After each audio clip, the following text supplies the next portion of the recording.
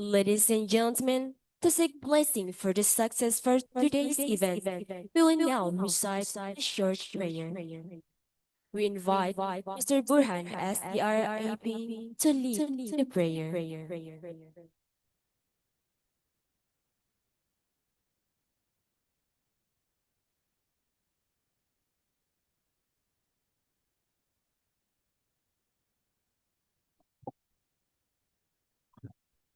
Astagfirullah.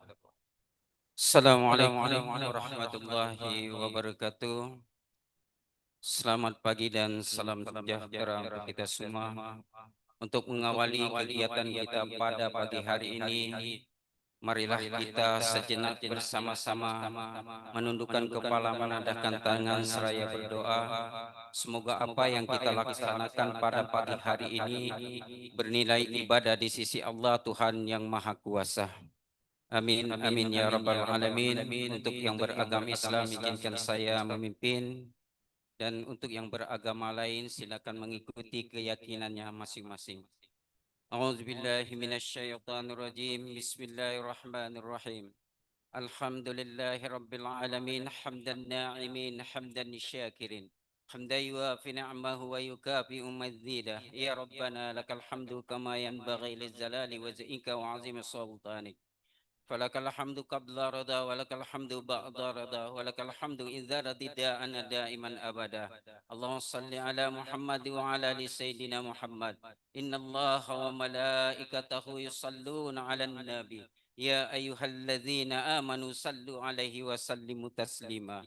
Allahumma ya Allah yang Maha Rahman dan Maha Rahim, pada hari ini kami masih diberikan nikmat kesehatan dan kesempatan sehingga kami dapat meringankan langkah untuk hadir di ruangan ini guna mengikuti konferensi internasional.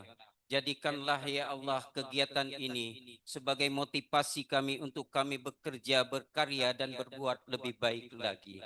Allahumma ya Allah, berikanlah kami kesehatan jasmani dan rohani di dalam kami mengikuti kegiatan ini dari awal hingga akhir nanti. Dan jadikanlah kegiatan ini ya Allah sebagai ladang pahala bagi kami untuk kami menuju kampung akhirat kelak. Allahumma ya Allah, berilah kami paham dan pengertian yang dalam, serta tambahkanlah ilmu pengetahuan kami di dalam kami mengikuti kegiatan ini, sehingga kegiatan ini ya Allah bermanfaat bagi diri kami pribadi, bermanfaat bagi lembaga kami, bermanfaat bagi jurusan kami, dan bermanfaat bagi orang-orang di sekitar kami. Ya Allah yang maha memberi petunjuk, tunjukilah kami ke jalan yang benar, jalan yang Engkau radai, bukan jalan orang-orang yang Engkau murkai. Tunjukilah kami bahwa yang benar adalah benar, dan berikanlah kekuatan kepada kami untuk kami melaksanakannya. Dan tunjukilah kami bahwa yang salah adalah salah, dan berikanlah kemampuan kami untuk kami menghindari serta menjauhinya. Ya Allah yang maha pengampun, ampunilah segala dosa-dosa kami, dosa kedua orang tua kami, dosa para guru-guru kami, para pemimpin-pemimpin kami. Jadikanlah kami ya Allah insan yang selalu akan taat akan perintah-Mu dan selalu menjauhi segala larangan-Mu, serta selalu mensyukuri nikmat yang telah Engkau berikan. Ya Allah, perkenankanlah doa kami ini. Rabbana zalamna anfusana wa illam taghfir lana wa tarhamna lanakunanna minal khasirin. Rabbana atina fid dunya hasanah wa fil akhirati hasanatan wa qina adzabannar wa adkhilnal jannata ma'al abrar ya 'azid ya ghaffar ya rabbal alamin. Wa sallallahu ala sayyidina Muhammadin nabiyil ummi wa ala alihi wa sahbihi ajmain. Da'wana biha subhanakallahumma wa tahiyatuna biha bisalam. Wa akhiru da'wana anil hamdulillahi rabbil alamin. Wassalamualaikum warahmatullahi wabarakatuh.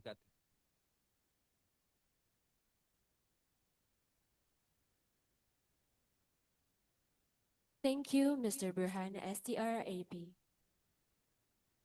Next, we are honored to invite Mr. Haji Maizi Farizal, SEMSI, the head of Business Administration Department, to come to the stage to deliver the welcoming remarks. To Mr. Haji Maizi Farizal, SEMSI, the time is yours.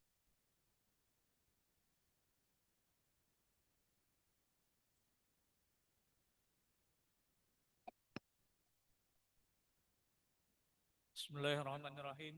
Assalamualaikum warahmatullahi wabarakatuh.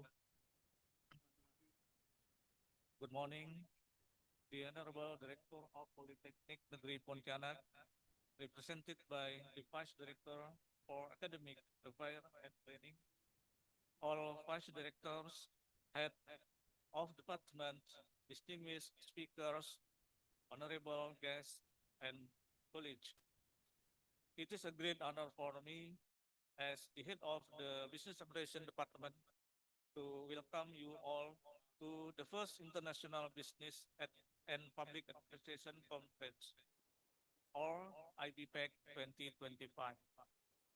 We are truly privileged to host this international hybrid conference, which brings together academic, researchers, and practitioners from various parts of the world. This gathering reflects our shared commitment to addressing some of the most pressing global issues of our time. The theme of this year's conference, Addressing Global Challenge, the role of business and public administration in combating poverty, inequality, and climate change, remind us that this problem cannot be solved by one sector alone. They require collaboration from many parties.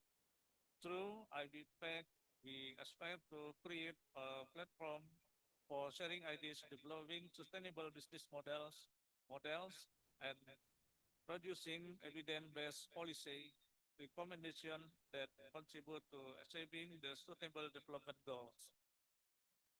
I would like to express my sincere appreciation to the Director of Polytechnic Negeri Pontianak, the Office of International Affairs, all keynotes and plenary speakers, presenters, and the organizing committee for their dedication and hard work in making this event possible. Let us hope that this conference becomes not only an opportunity for knowledge sharing, but also a foundation for long-term international collaboration and innovation. Together, let us make IBPAC 2025 a meaningful step toward building a more just, equitable, and sustainable world. Wassalamualaikum warahmatullahi wabarakatuh. Thank you.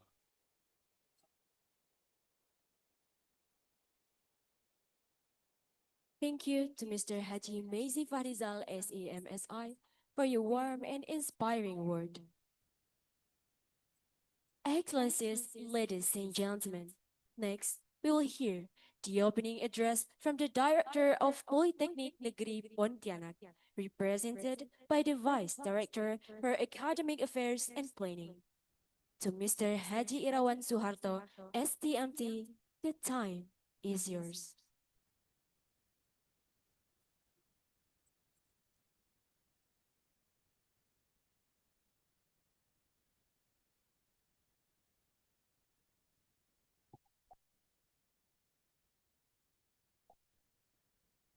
Bismillahirrahmanirrahim. Alhamdulillahirabbil alamin wa bihi nasta'inu ala umuri din. Allahumma shalli ala sayyidina Muhammad wa ala ali sayyidina Muhammad. Assalamualaikum warahmatullahi wabarakatuh. Peace be upon us all. Good morning. On behalf of Polytechnic Negeri Pontianak, I am delighted to welcome all distinguished keynote speakers, presenters, participants, and invited guests to the first International Business and Public Administration Conference, IBIPAC 2025. This inaugural conference marked a significant step in our collective effort to explore the intersection of business, governance, and sustainability in addressing some of the world's most pressing issues: poverty, inequality, and climate change. We are deeply honored to have prominent speakers and researchers joining us from Paris University and institutions to share their insights and research findings. Today, we are officially privileged to welcome Professor Rosana binti Abdurrahim from UNIMAS and Dr. Fadjilwati Muhyiddin from University of Technology Brunei as our keynote speakers, as well as Dr. Perdiko, Dr. Sri Sabahnita Elida, Dr. Charlina Sinta Purba, and Dr. Andes Julkipli as Embas from Polytechnic Negeri Pontianak, who are joining us to our plenary speakers. We are truly grateful for their contribution to this conference. IBIPAC served as a strategic forum to strengthen collaboration among academia, governments, industry, and society. The Pentahelic Partnership to develop innovative policies, responsible business practices, and resilient public administration system that contribute to inclusive and sustainable development. Polytechnic Negeri Pontianak remains committed to promoting vocational excellence that is globally connected and research-driven. Through this conference, we aim to foster knowledge exchange, encourage regional and international cooperation, and inspire new perspectives that will have shape better governance and business strategies for the future. I extend my heartfelt appreciation to organizing committee, keynote speakers, partner universities, and all contributors for their dedication and collaboration in making this conference possible. With sincere gratitude and Bismillahirrahmanirrahim, I officially open the first International Business and Public Administration Conference, IBIPAC 2025.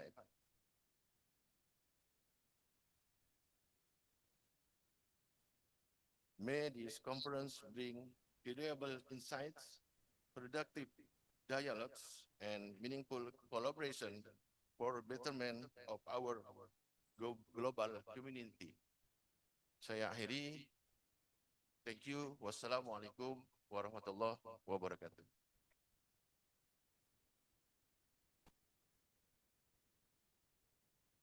Thank you, Mr. Vice Director, for your visionary message and strong support. To commemorate this important gathering, we will now proceed with a group photo session. We kindly invite all keynote speakers, official, and honored guests to come forward to the group photo session.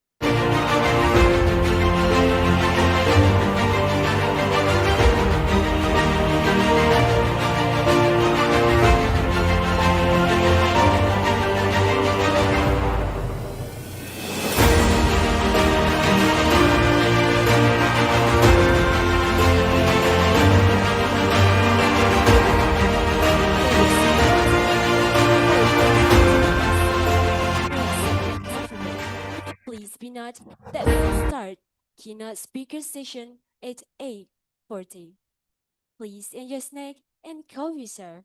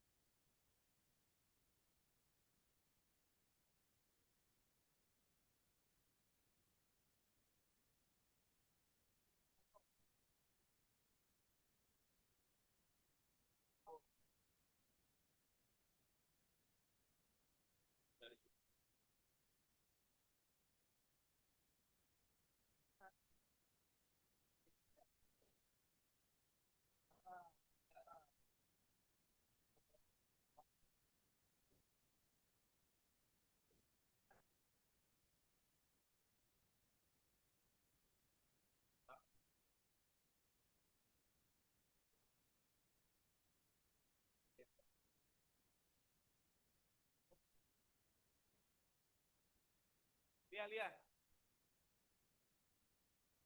Suruh pakai tuangan tertentu. Satu ya. Oh.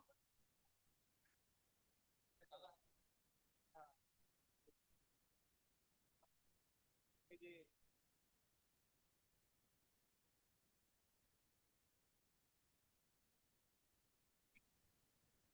Assalamualaikum.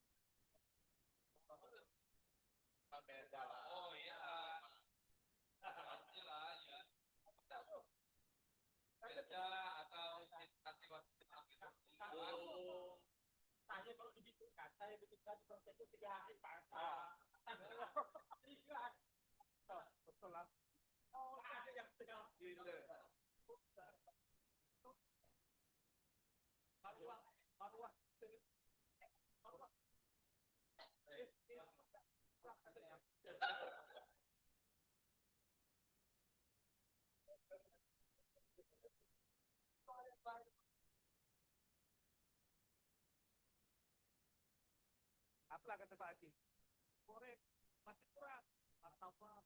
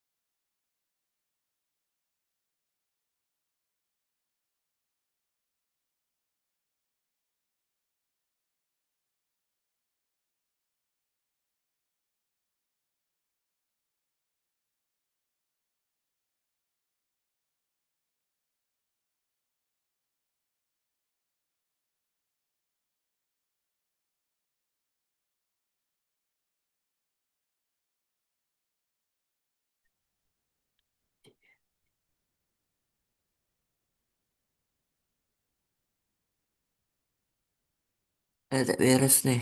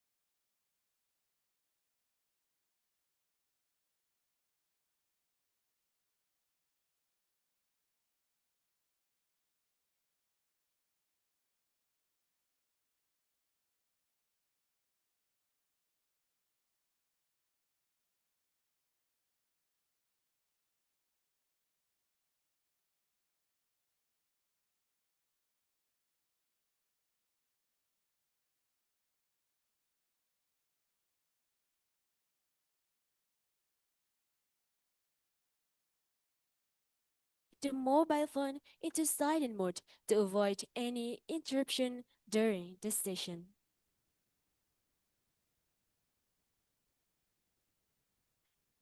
Ladies and gentlemen, we will begin the first keynote session that will be delivered by Dr. Fazliwati Mohidin.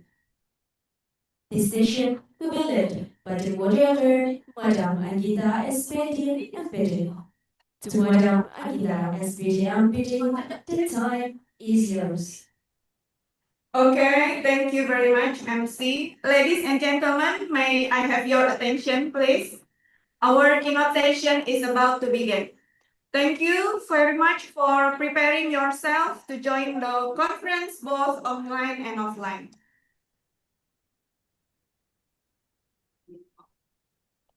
Bismillahirrahmanirrahim. Assalamualaikum warahmatullahi wabarakatuh.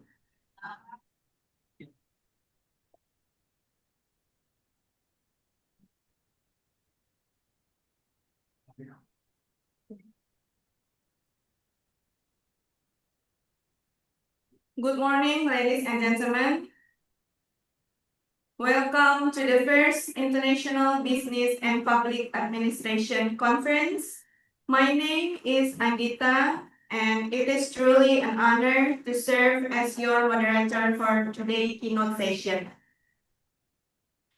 It is also such a pleasure to see all of you here today, students, lecturers, researchers, professionals, gather to share insights, exchange ideas, and explore new perspectives in the field of business and public administration. Also, on behalf of the organizing committee, I would like to express our warm welcome and sincere gratitude for your participation. Well, our first distinguished keynote speaker, Dr.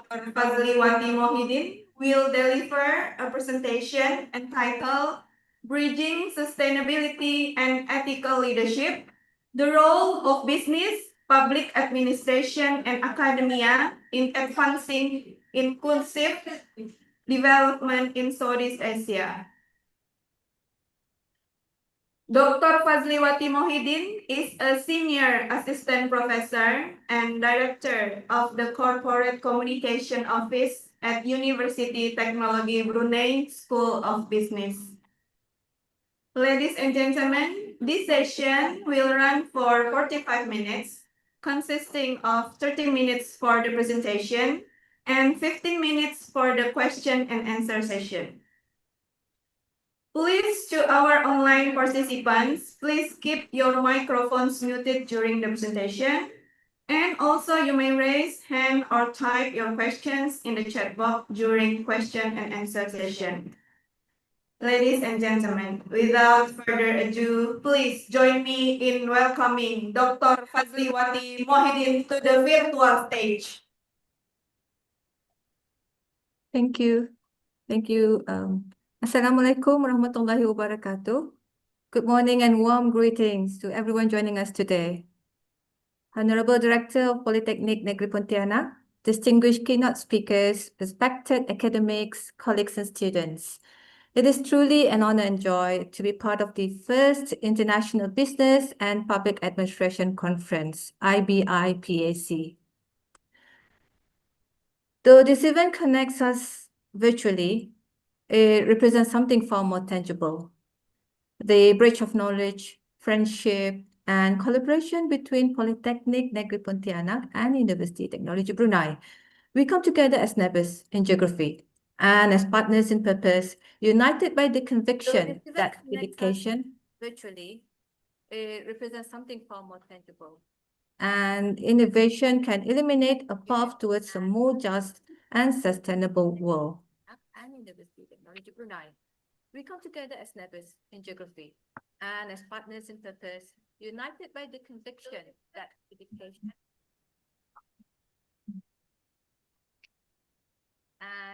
Ibu, can you wait for a second while we adjust the volume?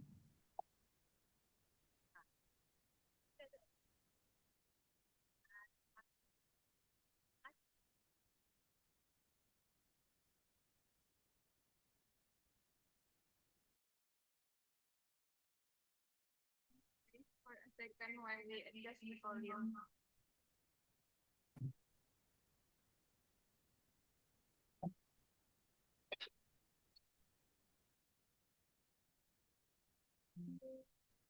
Okay, please, stage is yours now. Thank you. Okay, framing our shared challenges.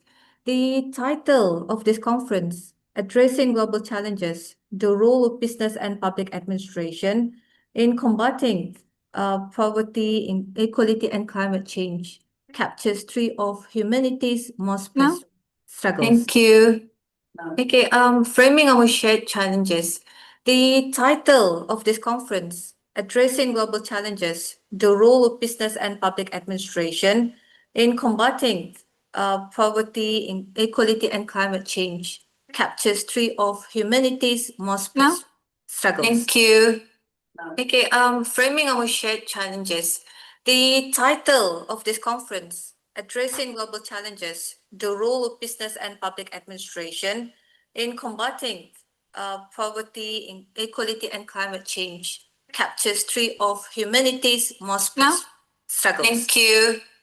Okay, framing our shared challenges.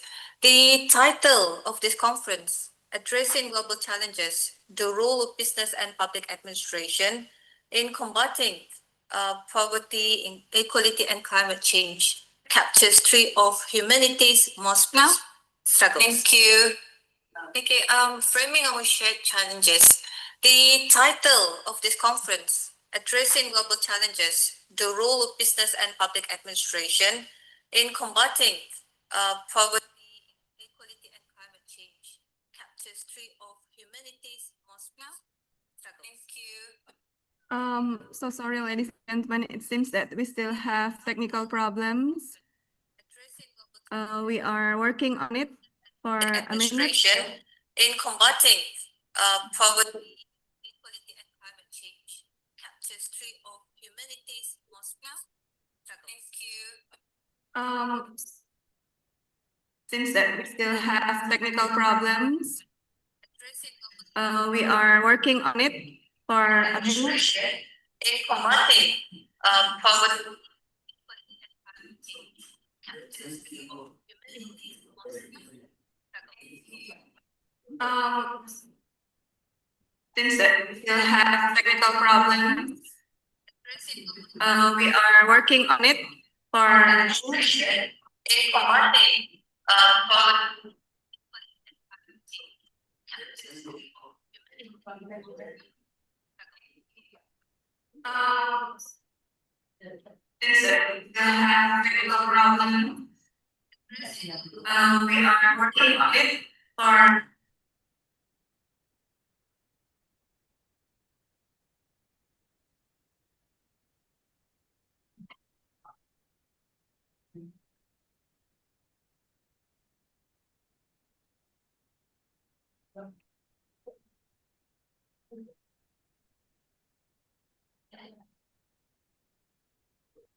Okay. I'm sorry, Dr. Fazliwati Mohidin, for the interruption. Shall we continue to your presentation? Okay, thank you very much. Okay, let me get it back. Okay, the title of this conference is Addressing Global Challenges, the Role of Business and Public Administration in Combating Poverty, Inequality, and Climate Change, captures three of humanity's most pressing struggles. There are not distant global issues, they are deeply local, shaping the lives of our communities here in Brunei and as well as Kalimantan, I believe. So poverty in many of its forms remains a challenge. Despite economic growth, it is not only about income, but also access to education, healthcare, and opportunities. Inequality persists when social mobility is uneven, when women and youth are excluded from decision-making, for example, and when resources are concentrated in the hands of a few. Climate change, perhaps the most complex crisis, is no longer a future threat. It is a lived reality. The floods, forest fires, and coastal erosions that we experience in Southeast Asia remind us that the nature's resilience is not infinite. share areas These here. are challenges that are interconnected, forming a triad that demands integrated solutions. And in that integration lies the crucial role of business and public administration, not as separate forces, but as partners in stewardship. The lessons that the region can learn.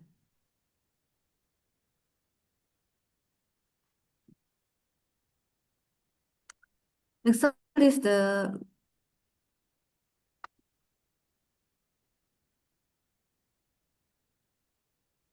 examples is from the UTB Smart Campus Initiative, which uses IoT. We are using IoT-based energy monitoring and green buildings design to reduce carbon footprints. An example also, Brunei's Temburong Solar Farm as a flagship renewable energy project supporting the nation's low carbon goals. And at UTB, we have the UTB Community Outreach Programs, in which we are promoting sustainable agriculture and aquaponic systems in rural areas. To understand how these roles unfold, let us look at our own region. In Pontianak and West Kalimantan, I understand that the community are adapting to ecological and economic pressures. Local enterprises are increasingly embracing the blue economy, balancing livelihood with conservation, especially in coastal and urban areas. Cooperative models empower small producers, particularly women, to manage micro businesses that are both profitable and sustainable. Similarly, in Darussalam, our development vision, Wawasan Brunei 2035, calls for a highly educated, dynamic, and sustainable nation. The government's Brunei climate change policy and circular economy roadmap reflects a firm commitment to a low-carbon future. These policies are not merely aspirational documents, they drive real action through green innovation, eco-industrial parks, and renewable energy initiatives. At Technology Brunei, research is being translated into tangible outcomes, such as biodegradable materials, energy efficiency technologies, and community engagement programs that blend science, business, and social responsibility. For instance, one UTB initiative helps local food product industries adopt sustainable packaging and waste management practices. Small step that, when multiplied, can have transformative effects. What we see in both regions, Pontianak's local wisdom and Brunei's policy-driven innovation, is the convergence of values, the belief that development must respect both people and planet.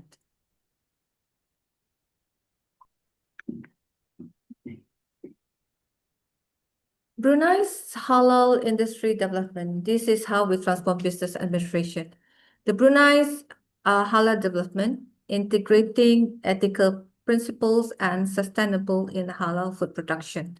Example is the UTB Entrepreneurship Incubator, fostering green startups and social enterprises aligning with ESG principles. Allow me to reflect more deeply into the role of business. Today, the global business landscape is shifting. It's no longer the focus on profit. For example, it's no longer on profit maximization to purpose maximization. Terms like ESG, which is environment, social governance, and sustainable value chains are becoming central to business education and practice. But the deeper question is this: how do we embed ethics and empathy in the heart of entrepreneurship? In Brunei, small and medium enterprises, SMEs, are embracing what we call maslahah-driven business. This is an approach that aligns with Islamic ethical principles of balance, fairness, and community well-being. It emphasizes that business success should not come at the expense of social and environmental harm. Similarly, I believe in parts of Indonesia, particularly Kalimantan, indigenous and rural entrepreneurs integrate local wisdom, that is the kearifan lokal, into enterprises from sustainable forest products to ecotourism. These models show that economic viability and ecological care can coexist, not as opposites, but as partners. The shift towards purposeful business is not a luxury for the wealthy nations. It is a necessity for developing ones. Because when we design businesses that create both income and inclusion, we lay the foundation of long-term partners. So the backbone of transformation is actually public administration. When business provides the creativity and drive, public administration ensures that the structure, fairness, and accountability that sustain transformation. Effective governance acts as the invisible infrastructure that allows innovation to flourish, setting standards, facilitating partnerships, and ensuring that the benefits of progress reach even the most vulnerable. In Brunei, public administration has been central in orchestrating sustainable transition. The government's Green Protocol, for example, this is an initiative that ensures that ministries themselves led by example, reducing paper use, managing energy consumption, and embedding sustainable in daily operations. Meanwhile, in Indonesia, the One Data Indonesia policy, for example, represent an important step towards transparent and evidence-based governance, enabling local governments, including those in Kalimantan, to make better informed citizen-centered decisions. The future of public administration lies in collaborative governance, where government, business, academia, and civil society work hand in hand. This approach is not about diminishing the role of government, but enhancing its inclusiveness.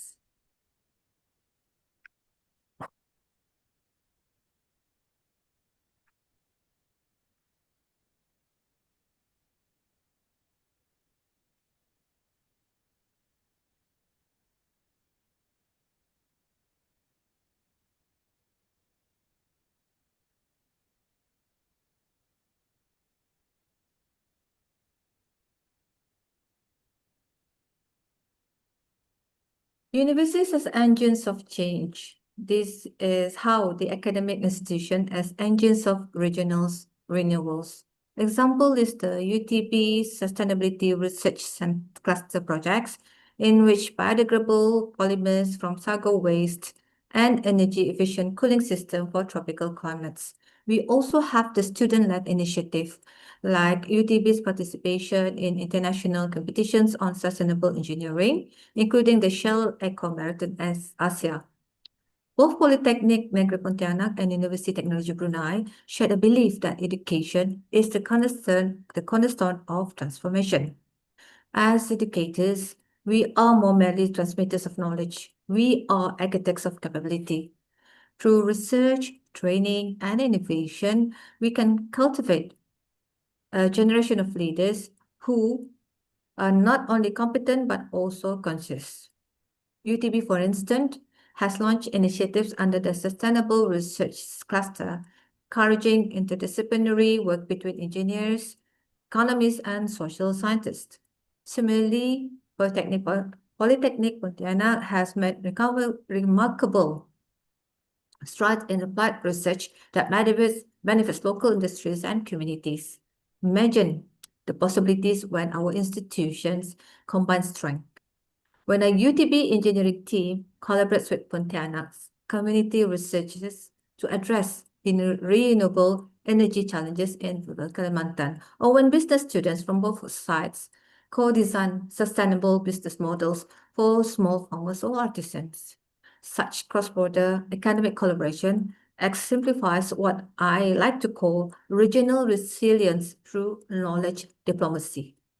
It transforms our classroom into laboratories of real-world change. Inshallah.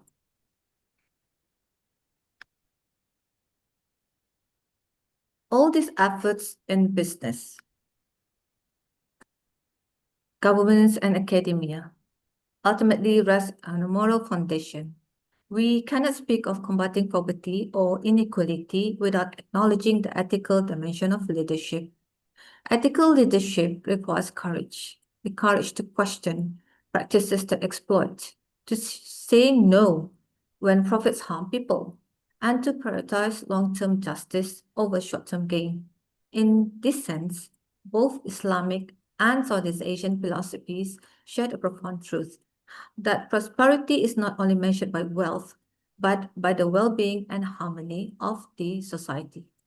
We must therefore nurture our young people of a mindset of amana, a sense of trust and responsibility. Let them see that leadership is not about power, but about service, not about control, but about care.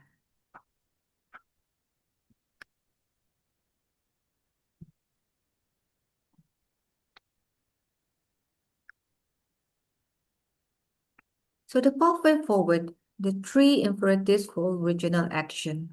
As we look ahead, allow me to propose three broad pathways for our shared journey. First, integrate sustainability across every discipline. Whether in business school or public administration programs, sustainability must no longer be separate course. It must be the lens through which every decision, every innovation, and every policy is viewed.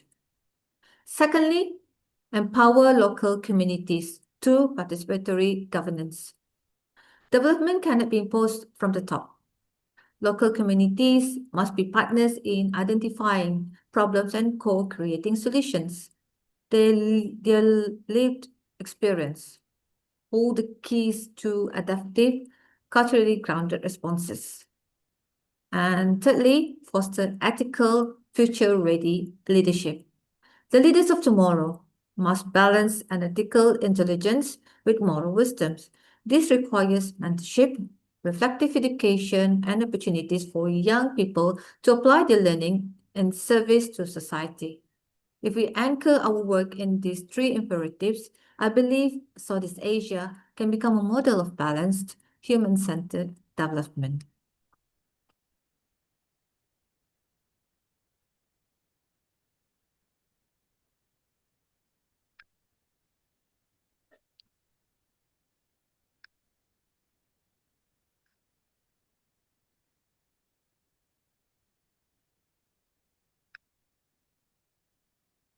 A shared vision, Brunei Pontianak Collaboration for Sustainability. Let me conclude by reflecting on the symbolic power of this very gathering. Pontianak, a city situated on the equator, where the sun is directly overhead twice a year, reminds us of balance and alignment. Brunei, a nation of peace and prudence, reminds us of stewardship and foresight. Together, they embody the two pillars of sustainability, balance and care. From the equatorial heart of Borneo to the coastal plains of Brunei, our destinies are intertwined, environmentally, culturally, and intellectually. The forests that breathe for our region, the rivers that sustain our livelihoods, and the people who carry forward our traditions all form part of the small ecosystem of life. IBIPAC 2025 is more than an academic conference. It is a promise to build together, research together, and grow together. If we can strengthen this Brunei Pontianak partnership, through student exchanges, joint research projects, and shared accessibility initiatives, we will not only contribute to our national visions, but also to the global mission of the United Nations Sustainable Development Goals.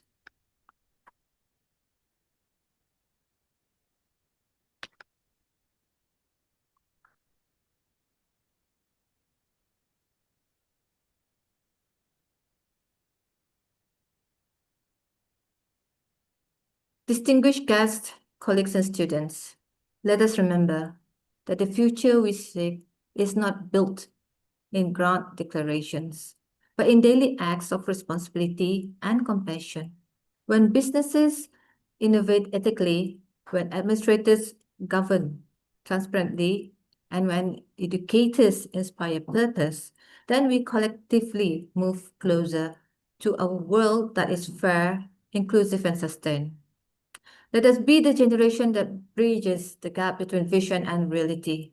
Let us be the educators, innovators, and leaders who make sustainability not just a policy but a culture.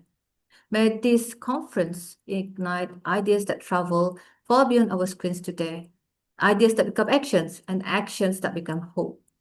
Terima kasih. Thank you. Wassalamualaikum warahmatullahi wabarakatuh. Thank you.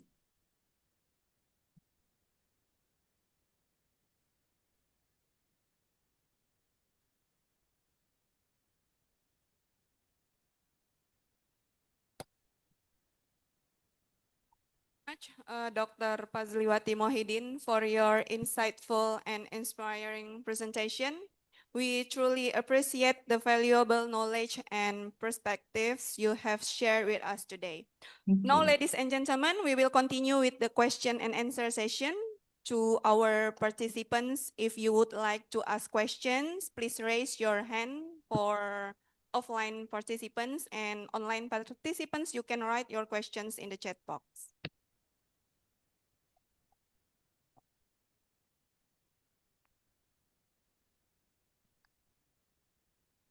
Okay, we have question from Ibu Lilis.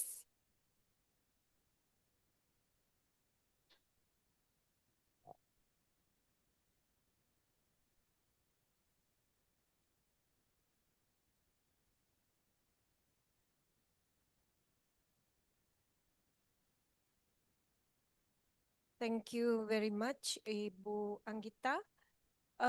Ibu Fazliwati, yeah, I'm so interested in your material, in presenting the material.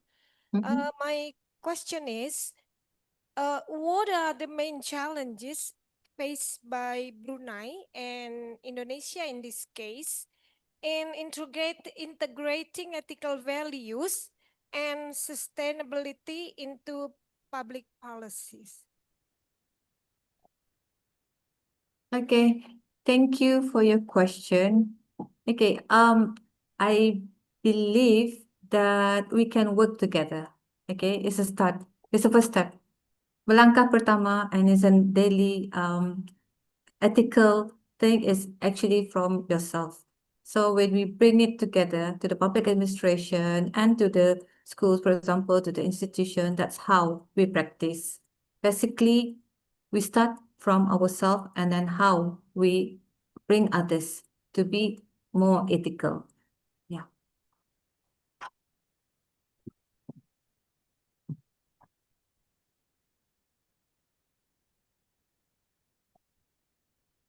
So the main challenge is in ethical Yeah. problem from those three perspectives that Brunei have. Is that Yes. right? Thank you. Thank you. Another questions from participants? Yeah, Ibu Tri, please, your questions. Okay, thank you very much, Ma'am Anggi. Um,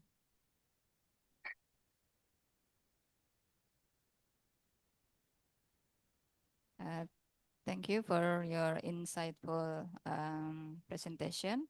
My question is, in the context of Brunei and Indonesia relation, how can universities such as University Technology Brunei and Pontianak State Polytechnic serve as knowledge bridges to support um, more ethical and sustainable policies? As you were mentioned about the maslahah, I would like to know more about that. Okay, thank you very much. Thank you for your question. This goes back to the practice of Islamic finance, in which we believe that when we do business, we also think about future sustainability. So it's already written. Okay, when we go back to our religion, how we can absorb, how can observe how the kepentingannya untuk menjaga uh, yeah, I believe in that. That's how.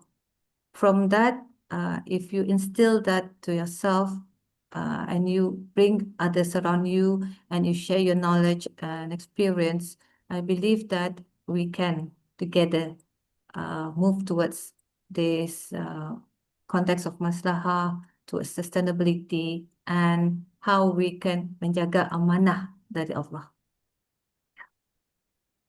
Thank you very much. Thank you. Okay, thank you, Ibu Tri, for the questions. Any other questions, ladies and gentlemen?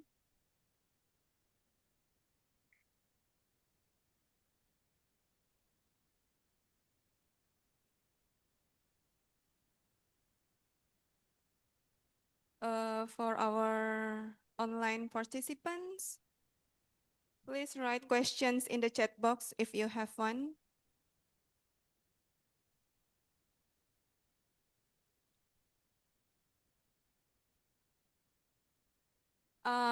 It can be both. Boleh bahasa Indonesia ya, Ibu. Bisa, Bisa, insyaallah. ya. Kan Melayu juga. Iya. Ya boleh, bahasa Inggris juga boleh, bahasa Boleh. Melayu boleh, bahasa lain I don't know. Anu. Silakan Bapak Ibu.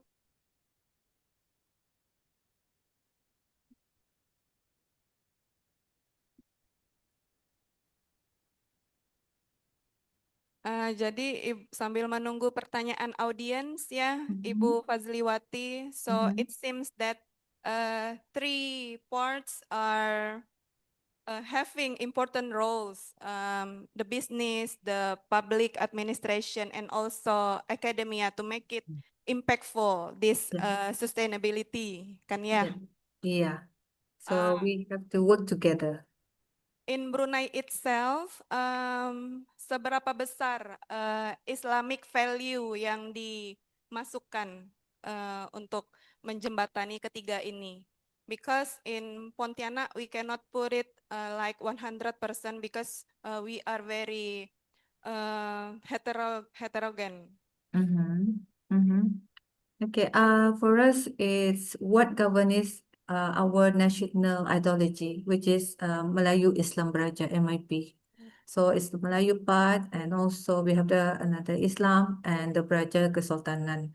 So all these three is govern the way we work on a daily basis. This is how we work. Yeah.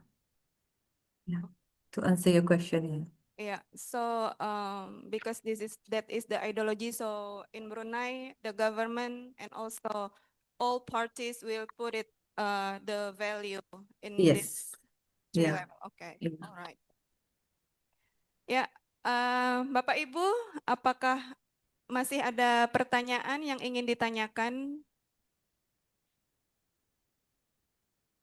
Because this is actually very interesting dibandingkan Brunei dengan Pontianak, because our local wisdom is actually different. It's not the concept of Islamic 100%, so ada perbedaannya. It's interesting. Yeah. Yeah. Maybe next time we can Exactly. collaborate more. Yes, that's the idea. We can collaborate more. Yeah.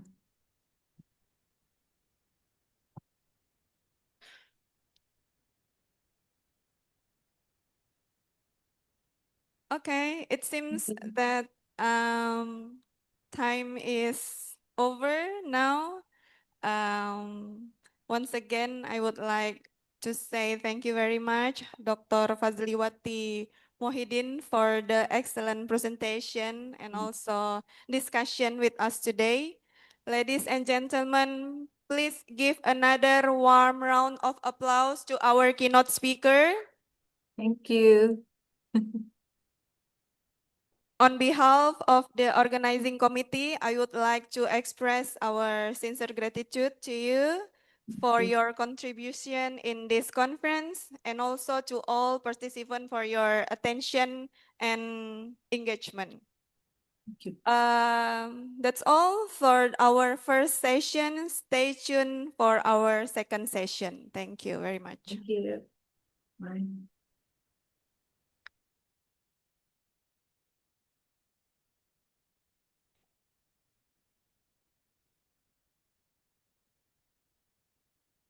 Go back to MC.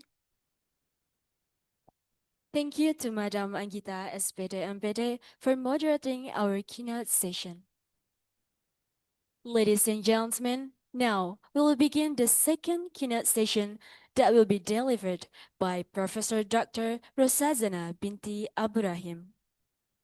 This session will be led by the moderator, Madam Angita SPD MPD. To Madam Angita SPD MPD, the time is yours.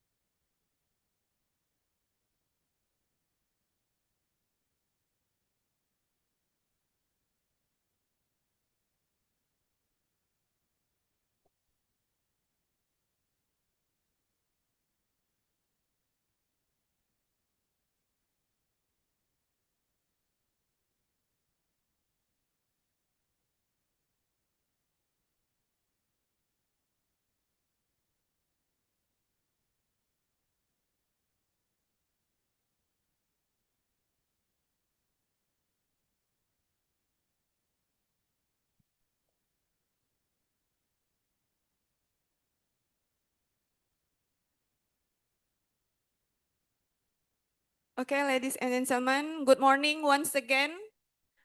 I hope everyone is still feeling energized and inspired after our previous session. It is my pleasure to welcome you back to the next part of the first International Business and Public Administration Conference. We truly appreciate your continued enthusiasm, both from those joining us here in person and our participants online. I'm Anggita, and I'm delighted to serve as your moderator for this second keynote session. This morning, we are privileged to hear from an esteemed academic and leader, Professor Dr. Rosazana Binti Abdul Rahim, who will share her insights on the topic bridging efficiency gaps to combat poverty and inequality in Indonesia, the role of zakat. First of all, allow me to briefly introduce our distinguished keynote speaker. Professor Rosa Zana binti Abdul Rahim is a professor of economics at University Malaysia Sarawak or UNIMAS. She holds a PhD in economics from the National University of Malaysia, a Master of Science from the University of Surrey, UK, and a bachelor's degree from the Northern University of Malaysia, or UUM. With nearly 3 decades of academic service, she has published almost 150 scholarly works and participated in more than 50 research projects. During her tenure as Dean of the Faculty of Economics and Business between 2020 and 2024, she led the faculty to achieve a 101 global ranking in business and economics under the Times Higher Education World University Rankings 2024.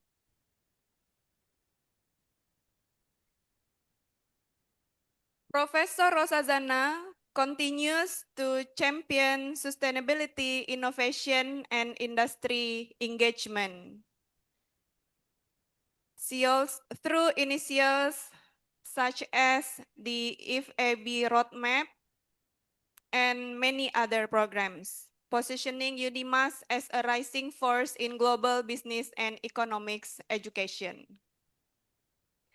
Okay, ladies and gentlemen, this session also ran for about 45 minutes, consisting 30 minutes for presentation and 15 minutes for the questions and answer session.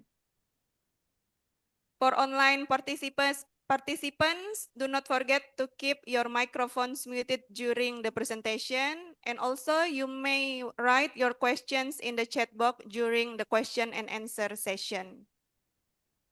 And now, without further delay, please join me in giving a warm welcome to Professor Dr. Rosazana binti Abdul Rahim.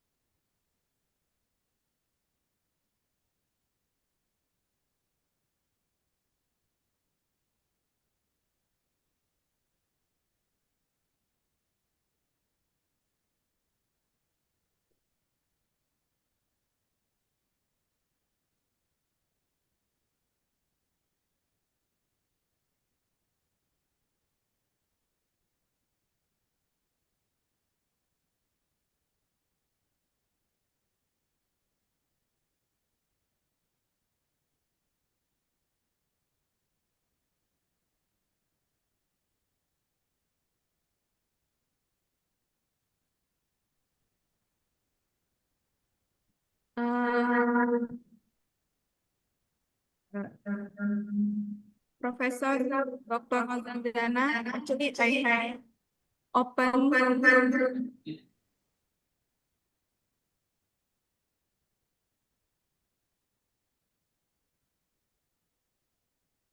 Yes, do you want me to start now? Yes. All right, okay.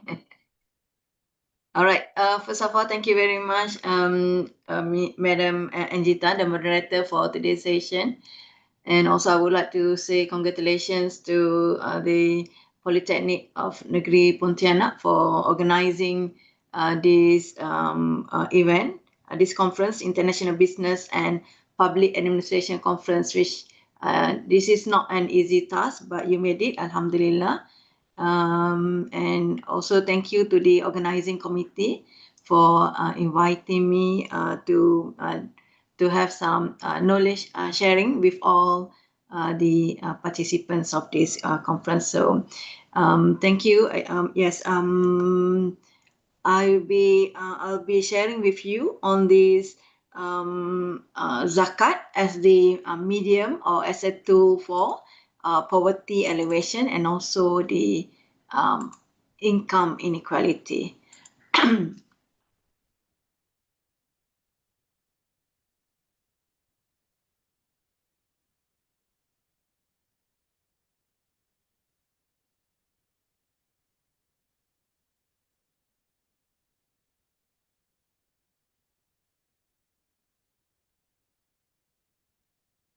Okay.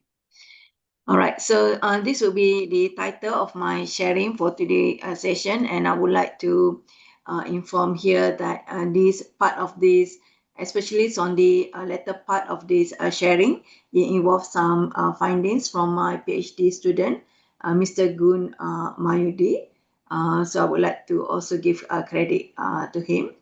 So basically, the sharing will consist of 4 parts. I will do some introduction and also some overview on the zakat management between Indonesia and Malaysia. Then the third part will be on the poverty and income inequality, also a comparison between Malaysia and Indonesia before I bring you to the evidence from West Kalimantan, Indonesia. But before we begin, I would like to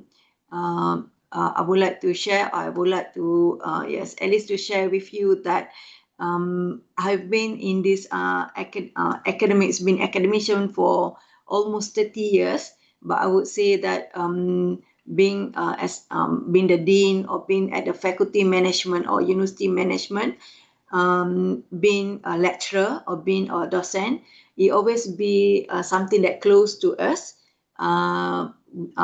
Something that close to us, which I would say are the students, whether they are undergraduate students or postgraduate students. I think that is something that always motivate me to be a good lecturer, to be a good docent.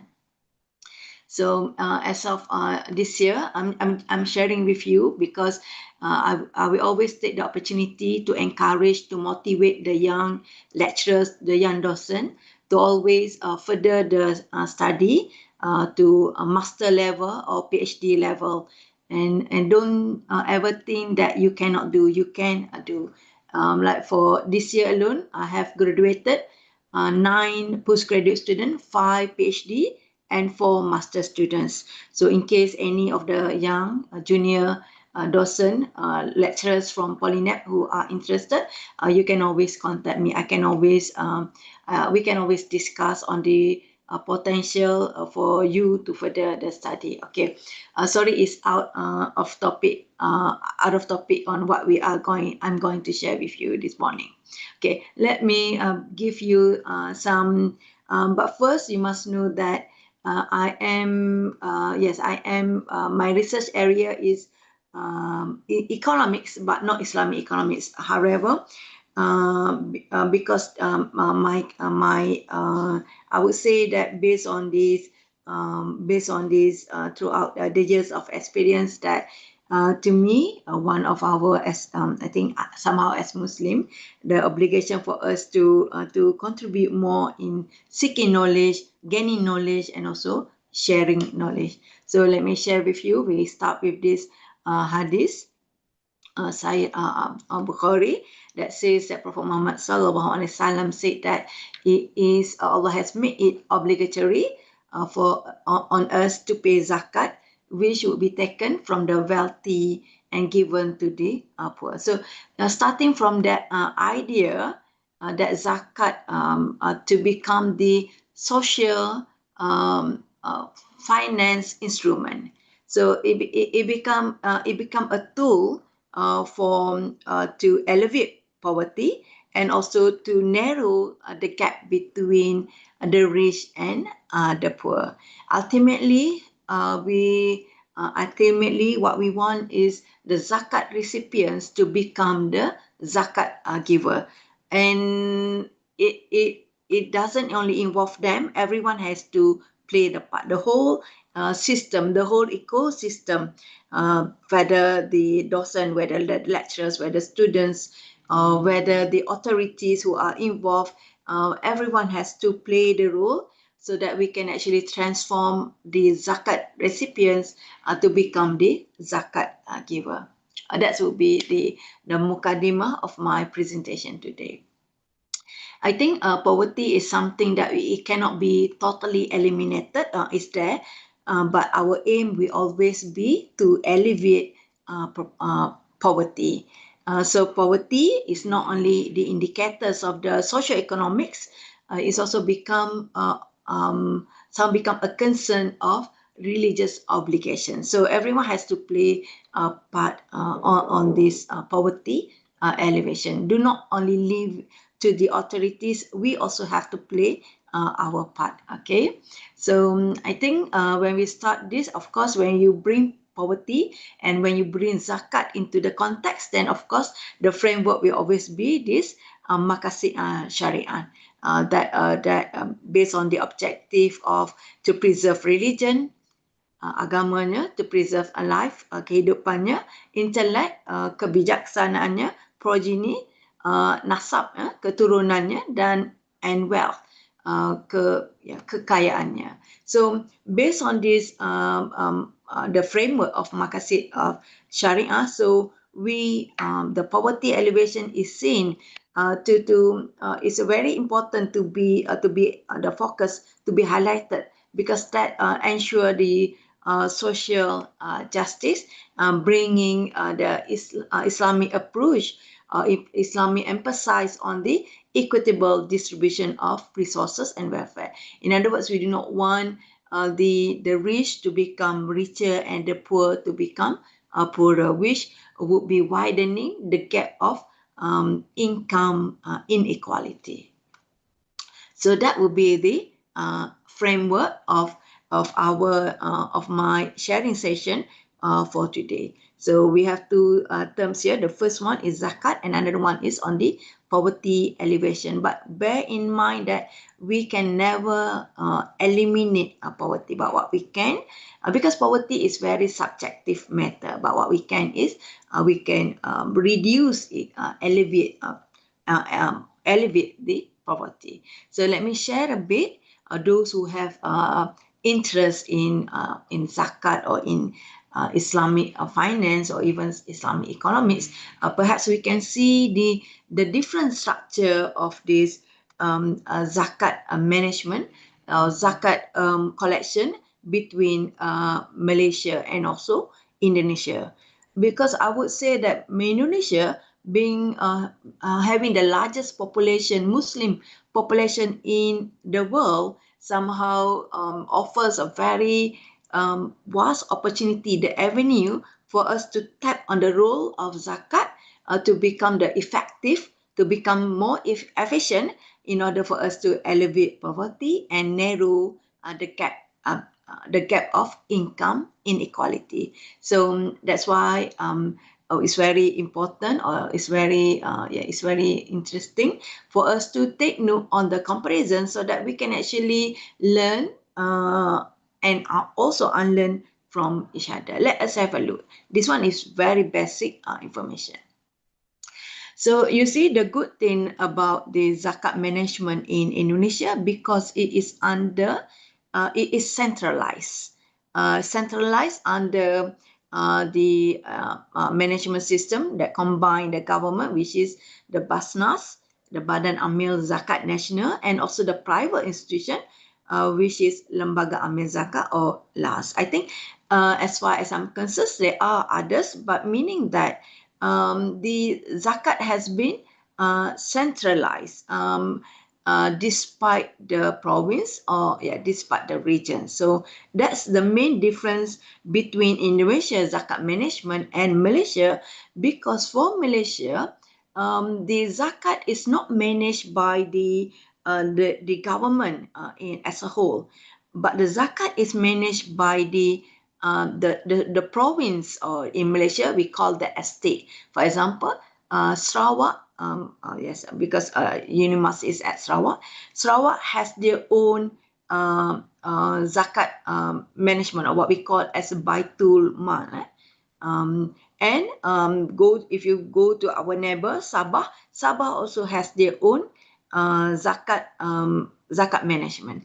And in other words, if Malaysia we have 13 or 14 states, including our wilayah persekutuan, the federal territory. Then we also have a different zakat management for every state. So it's different than Indonesia. So one state or one province, we handle their own zakat management. So the table is showing you a more clearer comparison here. So it's good if we can actually learn or bring into others, maybe perhaps like for example, we have the previous keynote speaker, Dr. Fazilawati from UTB Brunei. So it's good if we can actually have this kind of comparison study. Okay, let's have a look on this. So you see, the way that we manage zakat in Malaysia and Indonesia are totally different. Not only in terms of, but of course the Islamic law is still maintained, meaning that it's still based on the, all must be based on the Sharia, and all those recipient must be according to the Asnaf. However, the way that we manage is different. So for Malaysia, it will be the state based control. And it is under state government. So if we have a 13 state, that will be 13 Baitul Mal. Yeah. So that would be a very stark comparison between Malaysia and Indonesia. If we have a look on the other comparison, I think another main difference here is that the zakat collector or the amil, they are paid using this payroll systematic. There is a second difference. Another important difference here, if you can have a look, that zakat in Malaysia, it can be deducted based on the cut of the salary. Unlike Indonesia, it is based on if you go to the agency or to the amil, then only you will pay. But in Malaysia, it can be deducted, and it can be deducted from our salaries. Okay. All right. So this is the process that we have the zakat collection in Malaysia. So we have this amil, the zakat collector, but all these are not private, meaning that they must be officially appointed. It cannot be private. So those who are private or on their own, they are not considered as the registered or the legal zakat collector. So that will be the way that the zakat is collected in Malaysia. So only this Baitul Mal is authorized. So only one. But I cannot say that those who pay zakat outside the Baitul Mal is not accepted because it's just that for Malaysia, this is the legal, the registered one for zakat collected. Okay, next, if we go to Indonesia, so you are the public, meaning that the givers can freely choose where they want to pay the zakat. It can be to Basnas or appointed agents by LAS, or it can also be any independent zakat collectors. Yeah? Because zakat is being collected independently. So that's the difference between the zakat management. That is one. Also, zakat collection between Malaysia and Indonesia. And another one is on the zakat distribution. So for zakat distribution, it's only by this Baitul Mal, which is the authorized. It can also be channel. It can also be delegated, but it must be authorized by this Baitul Mal. However, if you see, for Indonesia, it's a bit decentralized, and it is under the purview of this Ministry of Religious Affairs. Okay. Um, but remember, the main route, the framework is the same, but the way that we manage zakat is different. Only on the zakat management, zakat distribution, and also zakat collection. So this would be the summary of the comparisons. Okay, so that would be the introductions, the overview of our overview of zakat management in Malaysia and also Indonesia. So in summary, we can say that Malaysia it is strongly controlled by the Baitul Mal for every state. Whereas for Indonesia, it's more on the empowerment of the mosque or empowerment to the independent appointed zakat collector. So it'll be good if we can actually, but of course, it must involve the authority. This would not be our level.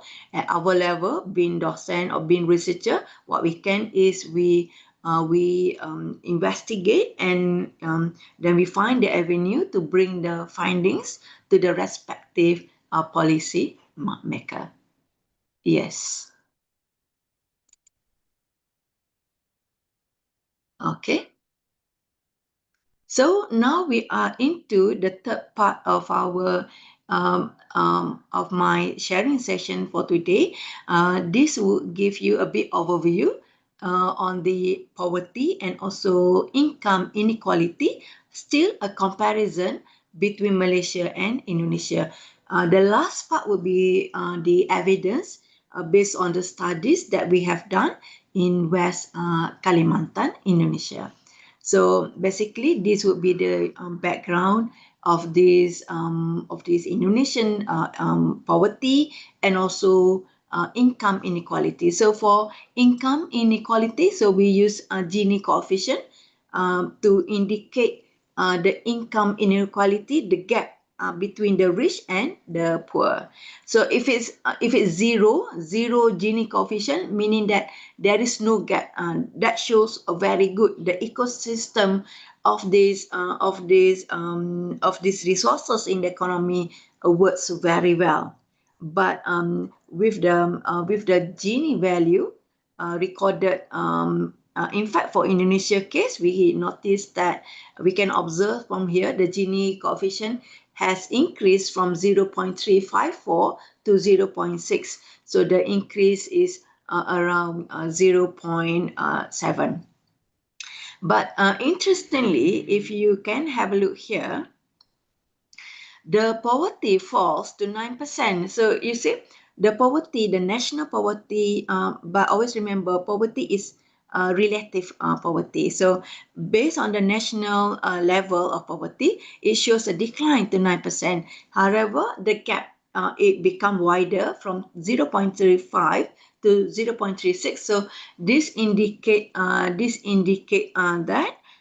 inequality of the income between the rich and the poor is at the increasing trend, meaning that that indicates that the rich group is recording a growth of income relative to the other income group. For Malaysia, I think for others country also, we divide the group of income into the T20, the top income, and M40, the middle income, and the last one would be B40, which would be the bottom income. So based on the statistics given, the poverty rate is at 9.9% of the population. This one recorded in March 2024, and also from the March 2023. This, apart from the increasing in private consumption, one of the factors is also because of the recovery process after we open up our economy due to the COVID-19 MCO. So this would be the pattern for Indonesia. So if you see, it also shows the same pattern with Malaysia, that shows that poverty declined to 6.2. However, this is national poverty level. However, the Gini is recorded 0.39. Now, if you observe clearly, then you can see that income inequality in Malaysia is wider than Indonesia. So Indonesia income inequality is recorded at 0.36 or 36%, whereas for Malaysia, it is recorded at 39%. So it shows higher inequality between the between the rich and the poor group in Malaysia. So that would be the background of the poverty and also the income inequality. So at least we take notes that the poverty has recorded decline, but now it become a concern because the inequality somehow has created the gap, or widened, has widened. And even though the figure is a bit, we say that the figure is a bit relatively low, but when it comes to income inequality, 36% is not insignificant, meaning that it is very significant indicator that shows that the wider gap between the groups. So it must it is actually alarming. It must ring a bell to the policymakers to address this concern. Okay, so let me share with you the last part of my sharing session on this zakat, the role of zakat in poverty alleviation, and also in addressing the income inequality. So this is based from the preliminary findings of my PhD student, Mr. Gun Mayudi. He is a docent with Universitas Muhammadiyah Pontianak.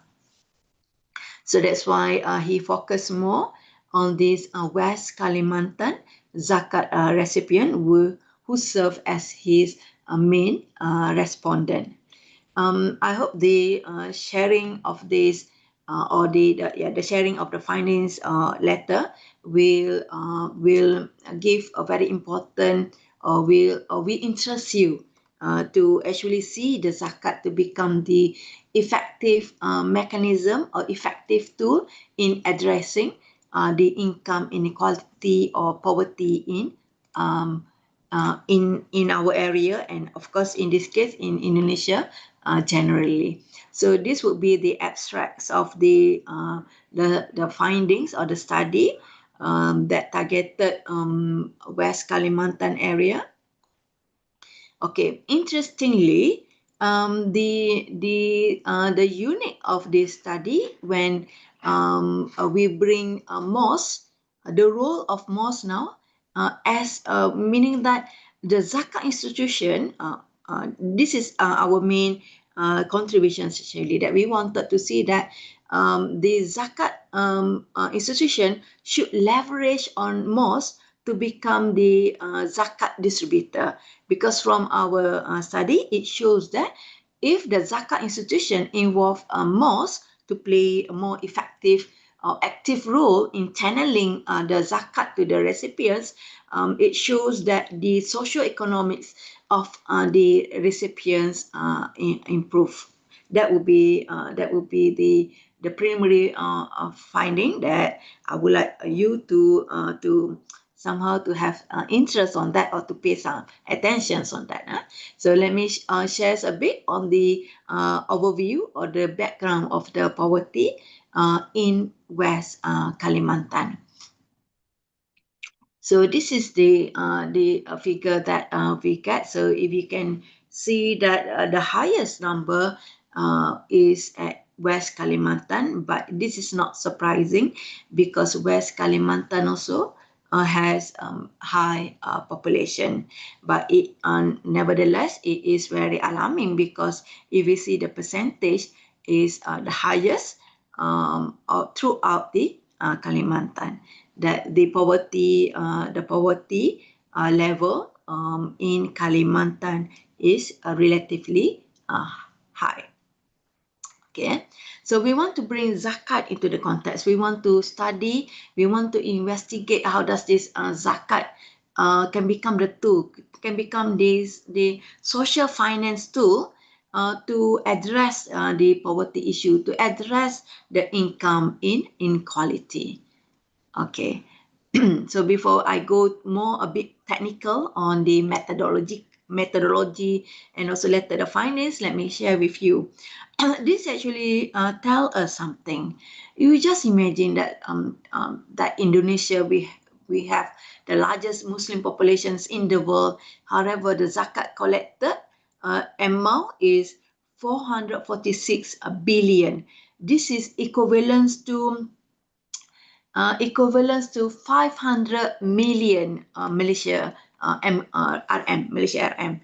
And remember, I mentioned earlier that zakat in Malaysia being collected according to the province, according to the state. I take one province, for example.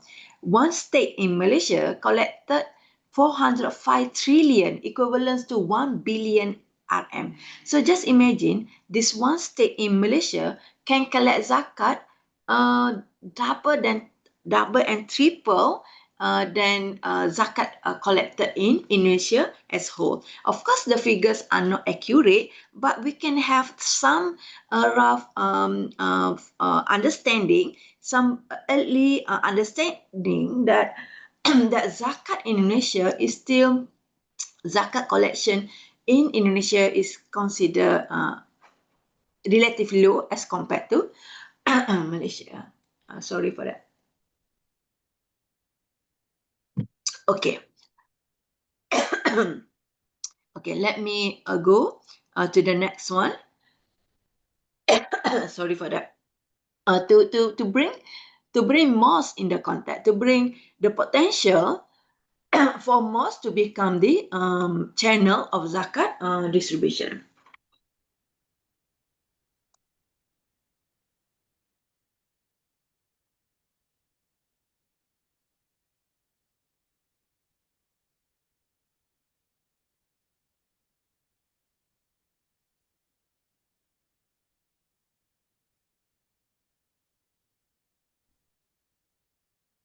Okay, I will unmute. All right, sorry for that again. Okay, it must be because of the aircon in this room. The aircon is also centralized, so I cannot control. Okay, anyway, so what I want to bring here, like what I have mentioned earlier, that we want to bring zakat into the context. And we are not talking about zakat institution, we are talking about the zakat institution must leverage, must bring more, so mosque should become more active to distribute zakat. And we are talking about zakat, productive zakat here. So let me share with you. This would be the objective of our the study. First, we want to create this MPI, because now we do not want to see the absolute poverty, but we want to see poverty according to the dimension. I will share the findings later. And the second one, we want to see the impacts between the zakat management, zakat empowerment, zakat distribution towards the social economics of the zakat recipient. And the last one is on to assess the role of mosque. This is the one that motivate us to come up with this research. So this would be the methodology that we use. So we use this technique to measure poverty, multidimensional, meaning that it's not based on the poverty line income, but it is based on the few categories of MPI. Later I will share with you. But basically, the dimensions of the poverty is measured based on education, health, and also living standard. And to assess, to investigate or to examine the relationship or the impacts of zakat on the socioeconomic indicators, so we use the PLS SAM method. Okay, so let me share the brief finding of this study. Okay. So it shows that from here, from our MPI, the multidimensional poverty, it shows that the largest deprivation meaning they are poor, largely they are poor in terms of education. So you see from here, based on the zakat recipients, based on the respondents, they are 32% is deprived. Okay. The highest would be in education, follows by standard of living, and the last one would be health. So it shows that the based on the multidimensional poverty, that the deprivation that they are poor, especially in education. So that would be very brief finding. The second brief finding, yes, we find that zakat empowerment improve socioeconomics. Zakat monitoring also affects the socioeconomic, but through the mosque.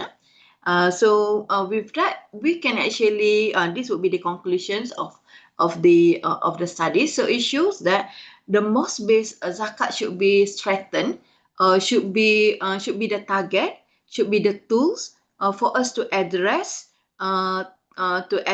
the poverty or to address the income inequality among the zakat recipient, because we are talking about zakat here. So our target must be those that receive the zakat. So the zakat institution should collaborate with the local mosque in order for us to be more effective in tackling the poverty and also the income inequality among the zakat recipient.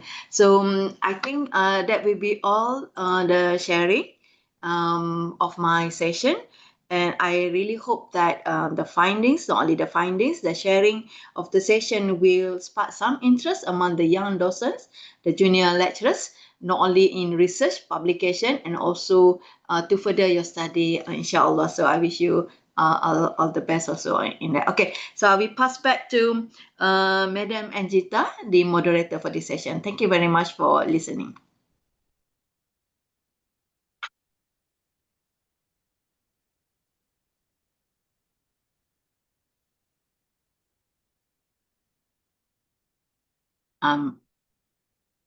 Yeah, thank you very much, Professor, for such a thoughtful and enlightening presentation. We deeply appreciate the insights you have shared on addressing poverty and inequality through zakat, and also how efficient collaboration among institutions can strengthen inclusive development. Also, some different thing between Malaysia and Indonesia zakat management.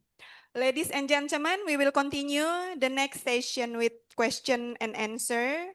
To all participants in here, if you have questions, please raise your hand. And also for our online participants, you can write your question in the chat box. Professor, it seems that we have already one question in the chat box. Are you? Okay. Yeah. So all right. Thank you very much, Anggi. Yeah. So there's a question here. Indonesian people like to see the impacts of zakat and socialize to the people who receive of zakat. So paying zakat through basnas is not suitable with this attitude. Okay. Also, there is a matter of trust from citizen to the government about how the zakat will be managed. Okay. So what is the main factor or step so Indonesia can start to trust their government? Okay. Yeah. And how to change the attitude of happiness to see the mustahik face when receiving our zakat, mashallah. Yeah. So that is the question, Professor, please. Okay. Oh, wow. Yeah. Thank you very much. I'm very glad because the sharing somehow sparked some interest. Not only sparked some interest, provoke your thoughts on the effectiveness of the zakat distribution. But first, before we address that question, let us go back to the first issue that I have highlighted. The issue that Indonesia zakat collection is still low. Then I think the participant who asked that question understand why. They said because of the trust. They do not trust. That's why they want to give directly to the zakat recipient so that they can see the mustahik face very happy. Rather than if they pay to Basnah, they cannot see. There is one. Another one, they somehow I do not know how. I do not know why also. Somehow they are lack of trust on the Basnas. Okay, when it comes to that, as researchers, we cannot do anything for that. But what we can is what I am doing. That somehow we do this kind of research and bring it to the of course of course we cannot it cannot be because it has to take the whole village to play the role, so everyone must play the role. Let me share with you example in Malaysia. Can you just imagine, I am the zakat giver. If I am the zakat giver, my zakat can be exempted from the tax. Meaning that if my tax is, just give example, meaning that if I have to pay tax RM, Malaysia ringgit 5,000, if I pay zakat 5,000, I don't have to pay tax anymore. That is one. Another one.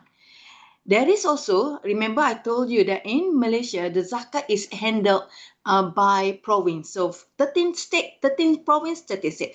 There is also practiced by the province, by the state, the Baitul of the state, say that you pay the zakat 1,000. So the state, example only, the state will give you 500 to give personally to the mustahik, like who asked that question, Ibu Era asked about the question that we want to see the mustahik face happy. So this Baitul Mal, if you paid 1,000 zakat to this Baitul Mal, they will give you 50%. Okay, you take this 500 RM Malaysia ringgit, then you distribute your zakat on your own, and that 500 goes to the Baitul Mal.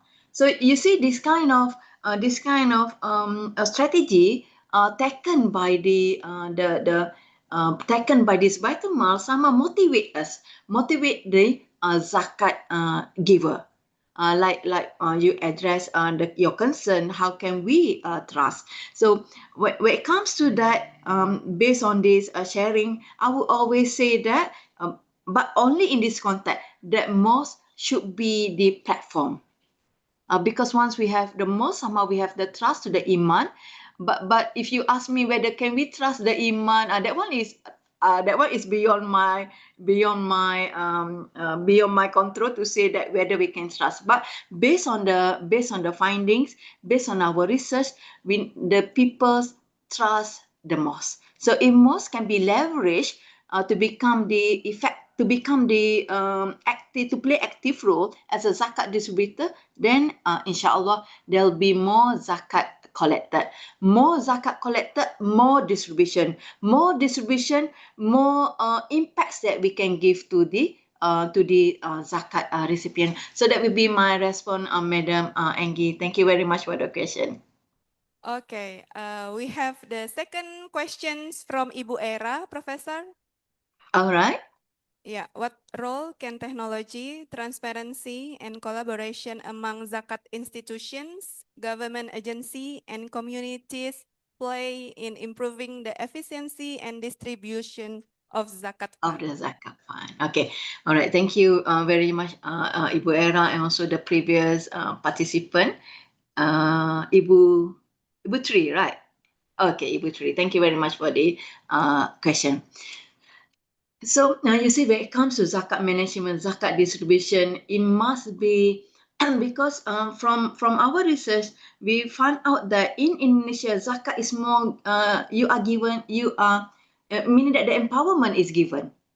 But once the empowerment is given, everyone, every amil or every zakat collector, whoever been appointed to become the amil, they have their own way. meaning that you have been appointed, then you can collect the zakat, then you can also receive the zakat. But it's up to you. However, in Malaysia, it is systematic, meaning that it's being totally controlled by the Baitul Mal of every state. So say that we have 13 states, we have 13 Baitul Mal. And the role of technology is very important because, for example, I am now in Sarawak. So we can actually pay, for example, we have two ways to pay zakat. The first one, the zakat is being deducted from our salaries. So every government employees in Sarawak, it will be automatically deducted. Meaning it must involve policymaker. If it's zakat institution alone, it cannot be. They cannot play the role. The thing with Indonesia, you have this zakat, the private zakat collector, which of course they collaborate with Basnas, but in terms of the effective mechanism of collaboration, that one remains unclear. We do not know. How do they make sure that the zakat, the private zakat collector really plays a role? Unlike for us, that everything meaning that there is a very strong involvement by the government.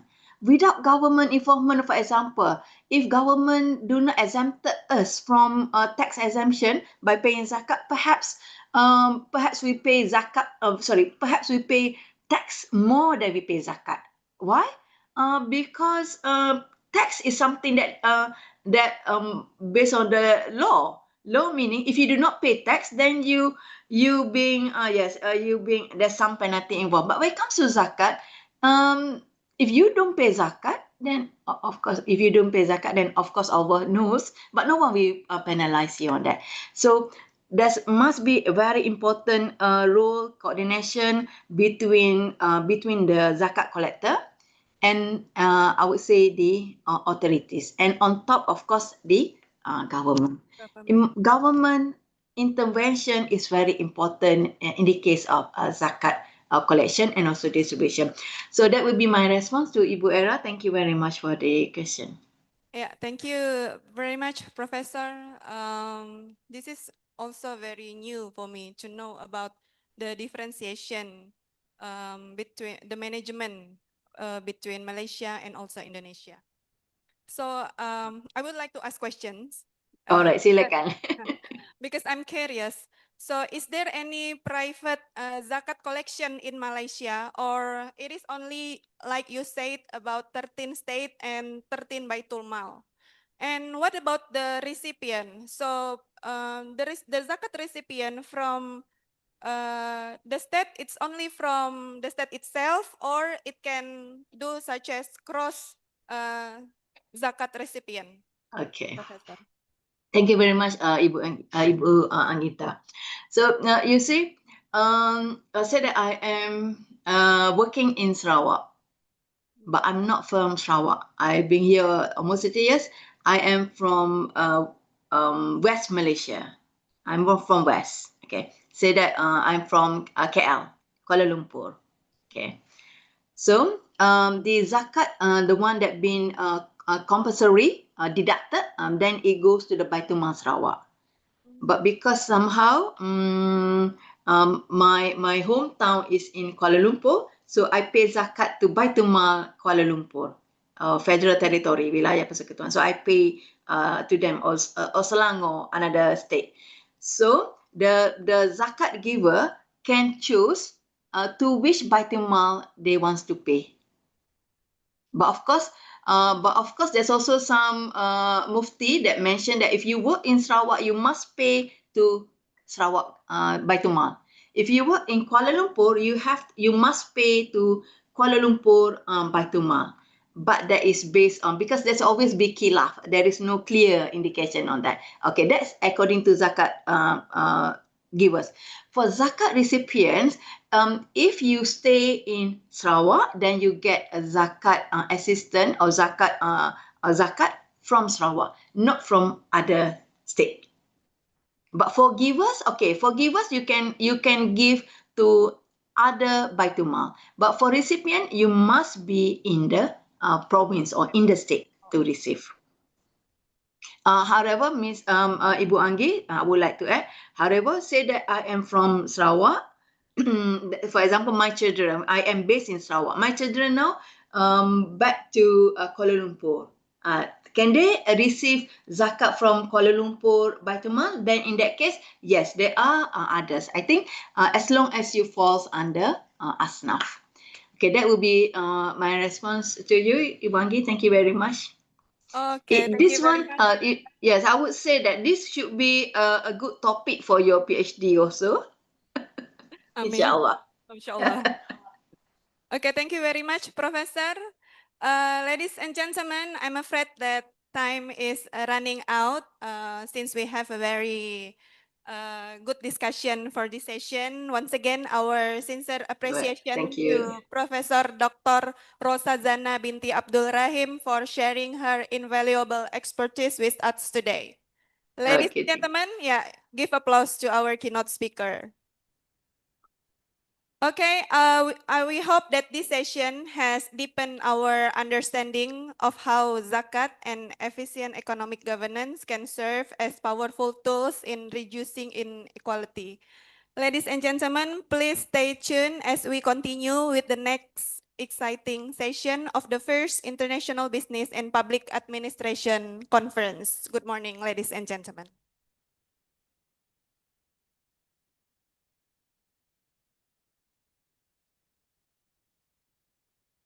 Thank you to Madam Angita for moderating our keynote speaker session. Ladies and gentlemen, now we will begin the third keynote session that will be delivered by Mr. James Cullen. This session will be led by the moderator, Mr. Fajar Aminullah. To Mr. Fajar Aminullah, the time is yours.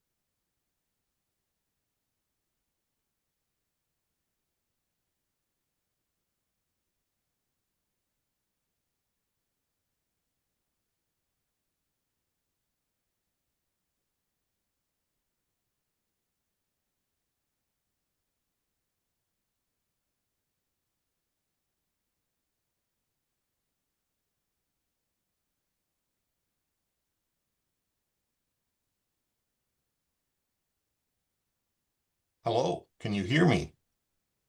Yes, loud and clearly, sir. Thank you. Excellent. Well, good evening on Wednesday night from Canada, and I hope all is well this fine Thursday morning in Indonesia.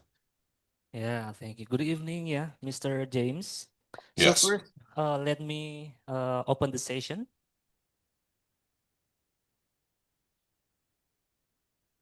Assalamualaikum warahmatullahi wabarakatuh. Good morning. Warm greetings to all our distinguished participants. My name is Fajar Amilwa, and it is my true privilege to be your moderator in this keynote sessions. So it is my great honor to introduce our distinguished keynote speaker, Mr. James Cullen. Mr. Cullen is an award-winning academic leader, currently serving as the Associate Dean in the Longo Faculty of Business at Humber Polytechnic in Toronto, Canada. With over 25 years of experience in post-secondary educations, Mr. Cullen is known for driving academic excellence and innovation in one of Canada's largest polytechnic institutions. His work focuses heavily on areas vital to our conference, including curriculum renewals, enrollment management, and crucially cultivating and maintaining strategic industry partnerships to enhance students' experiential learning.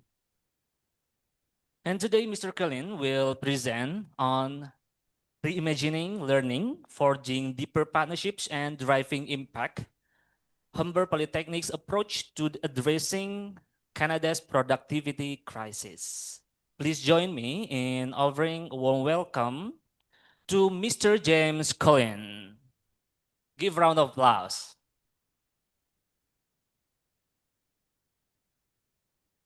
Mr. Colin, time is yours now. But before the presentation begins, let me inform how the presentation will be going on.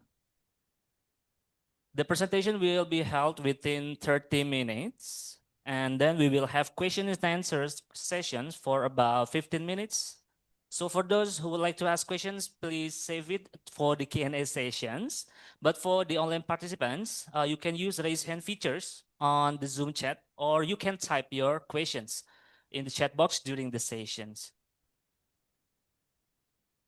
Okay, so Mr. James Collin, now the time is yours, please.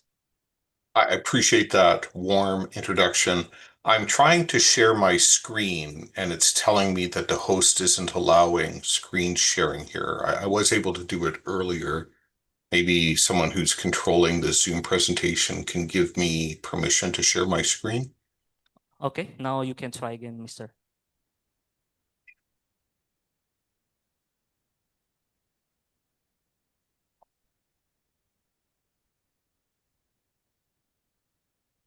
Okay, it looks like my screen is now been shared. Thank you very much, everyone. I'll just start my timer.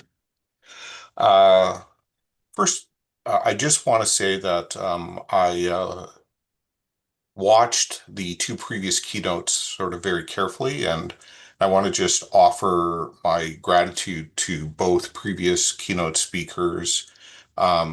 I am 12 time zones away, halfway around the earth, and so I don't often get an opportunity to learn about the compare and contrast between Indonesia and Malaysia and Indonesia and Brunei. And so I feel just a little bit better informed as a result of that. I just also want to state that the research and the research methodologies that were presented by my two keynote speakers was very rigorous and impressive, and I just honor the work that they're doing. As mentioned, my presentation, as you can see on the slide, is Reimagining Learning, Forging Deeper Partnerships, and Driving Impact. And this is the title of what we're doing at Humber Polytechnic in Toronto, Canada. And as mentioned, I'm an Associate Dean in the Longo Faculty of Business in Toronto. I'll put this slide on again at the end, but if anyone wants to sort of connect to me from halfway around the world, these are the sort of 4 social media platforms that I'm on, and it's fairly easy to find me. My last name is relatively unique. So as we know, the topic of this conference is addressing global challenges, the role of business and public administration in combating poverty, inequality, and climate change. From my perspective, as a Canadian sitting in Canada, in terms of looking inwards at our own country, the country of Canada, while we certainly have poverty in a global context, that's not really the case. But what we do have in common with so many other countries in the world is significant inequality between the people who have considerable resources and the people who don't. And like all other citizens of the world, climate change continues to be a very important issue that we as Canadians want to address, and we at Humber Polytechnic want to be able to address. Now, having said that, I'm going to offer, just got a little ahead of myself there. I'm going to offer a perspective that's somewhat inward looking on how Humber Polytechnic has had to pretty rapidly change our approach in light of various policy changes at the provincial level in the province of Ontario, where I live, and at the national level, the Canadian level. And both the national government and the provincial government are using various policy levers to force all academic institutions in Canada to focus on some pressing issues here in our country. And that will be the topic of my presentation. To contextualize how I see all of this, within Humber Polytechnic, I lead a portfolio of 14 different programs, a group of, and clustered into sort of three general areas, a set of business administration programs, a set of sport management programs, and a set of law programs, which in our context are called paralegal studies. At present, I have about 2,600 students and 95 faculty members that I have responsibility for. And as the moderator kindly noted, I'm responsible for curriculum, a number of things, but of relevance to today's topic, curriculum renewal and quality assurance. I just want to point out that this is the fifth time I've been honored to be able to speak to a conference in Indonesia. And it's been 10 years since I first spoke at a conference at UNIMA in Manado, Sulawesi. And periodically have been honored to be invited to speak at other conferences. I've done some work in China, Bhutan, Bangladesh, Zimbabwe, Guyana, and as I alluded to a moment ago, my work in Indonesia was centered on a project that Humber completed in partnership with 7 polytechnics in Indonesia, 3 in Manado and 4 in the Makassar area. That project has since come to a close, but I have some deep friendships, primarily anchored in Sulawesi.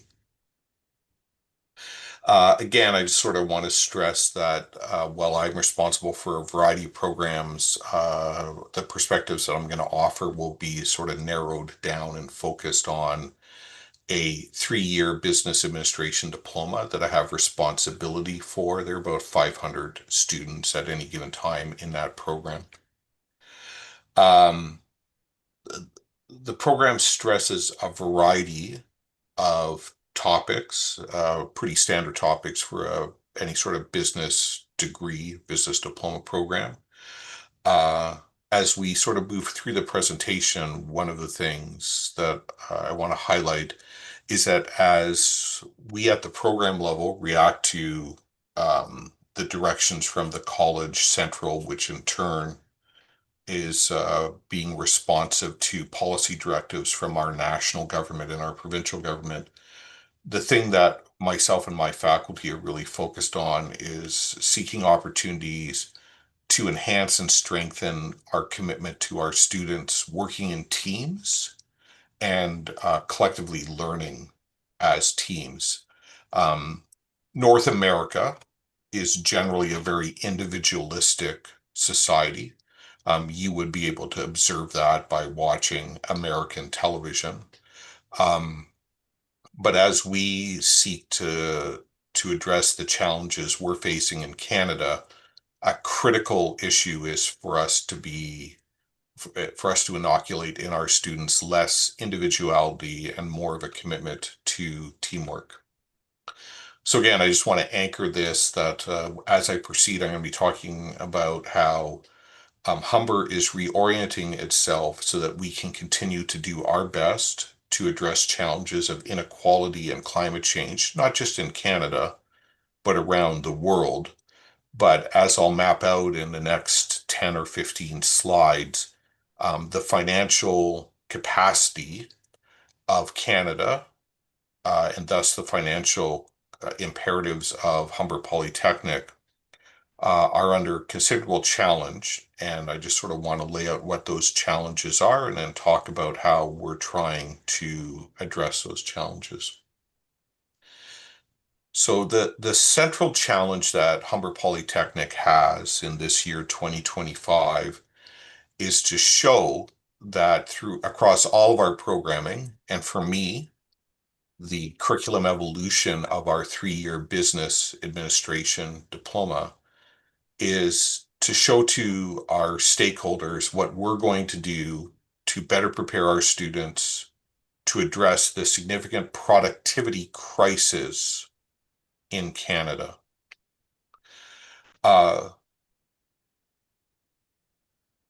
Canada, because we share a border only with one other country in essence, and that is the United States, and because the Canadian economy is so integrated with the American economy, the ability of Canadians to thrive and for Canadian businesses to thrive and for Canadian public policy and civil society organizations to thrive, we need to address a significant problem, which is Canada's overall productivity is on a decline relative to the United States. So our ability to pay for our society is under assault as businesses, in many cases, relocate from Canada to the United States.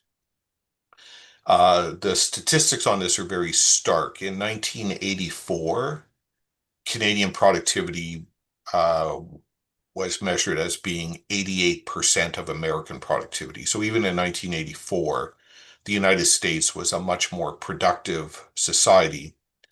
But between 1984 and essentially 2002, so a span of almost 40 years, what Canada saw was an over 15% decline, relatively speaking, with our productivity gap with the United States.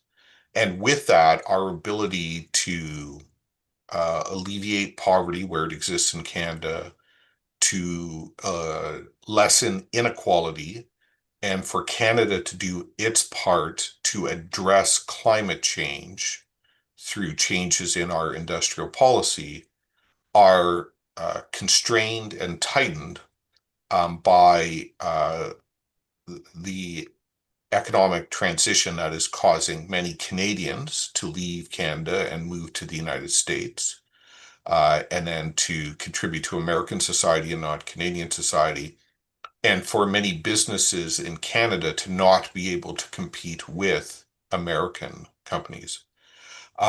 Throughout this presentation, I'm going to avoid any discussion of the sort of current political dynamics between Canada and the United States, in large measure because nothing that's happened in the last year between Canada and the United States fundamentally changes the underlying dynamics that Canada faces, and the next set of graphs and statistics will sort of bear that out. Put another way about the problem that Canada faces in competing with the United States is that labor productivity in the United States between 1981 and 2024, so a little over 40 years. And again, I'm not talking about the last year, I'm talking about a generation. American labor productivity, the amount of output per worker, increased by 127%. But Canada's grew by only 61%. That's extraordinarily stark. And in some graphs that I'm going to show, you'll see that this productivity gap between Canada and the United States began to increase after 2001. So again, it's been 25 years that Canada has seen a degrading productivity relative to our major trading partner and the dominant economic force in the Western Hemisphere. And for Humber College to do its best to serve the needs of Canada, and for Canada to do its best to alleviate poverty, to lessen inequality, and to do its part to address climate change, institutions like Humber Polytechnic need to change the way we train our students so that our students are better prepared to contribute in ways that over time will reverse the significant productivity gap between Canada and the United States. So this graph, again, visualizes the per capita gross domestic product as measured in US dollars between Canada and the United States between 1985 and the year 2003. The red line is the United States, the blue line is Canada. The first thing I'd observe is that Canada's GDP per person is much more erratic than the United States. And as you can see, since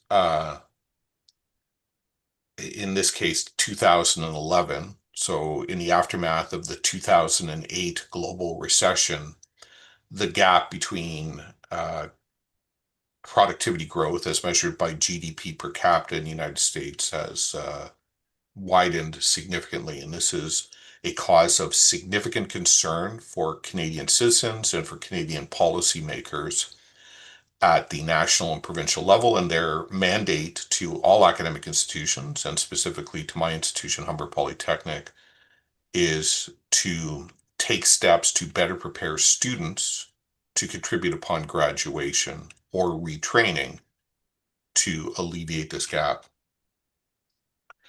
The median household income in current US dollars for Canada and the United States, as you can see, tracked pretty remarkably similarly all the way up to just before the COVID-19 pandemic. And then you'll see that while the United States, while certainly affected by COVID, moved through COVID with no material reduction in their median income, Canadian median incomes flatlined, meaning that relative to our competitors in the United States, Canadians just have less purchasing power. And because we are a services and consumer-driven economy, this has our national and provincial policymakers very concerned about the ability for Canada to sustain its social services, its healthcare, and all of the other elements of civil society that allow Canada to be a good global citizen. So Canada's direction to Humber and Humber's direction to operational administrators like me is, you must follow our new strategy and reorient your programs to better serve the needs of the country and by extension the world.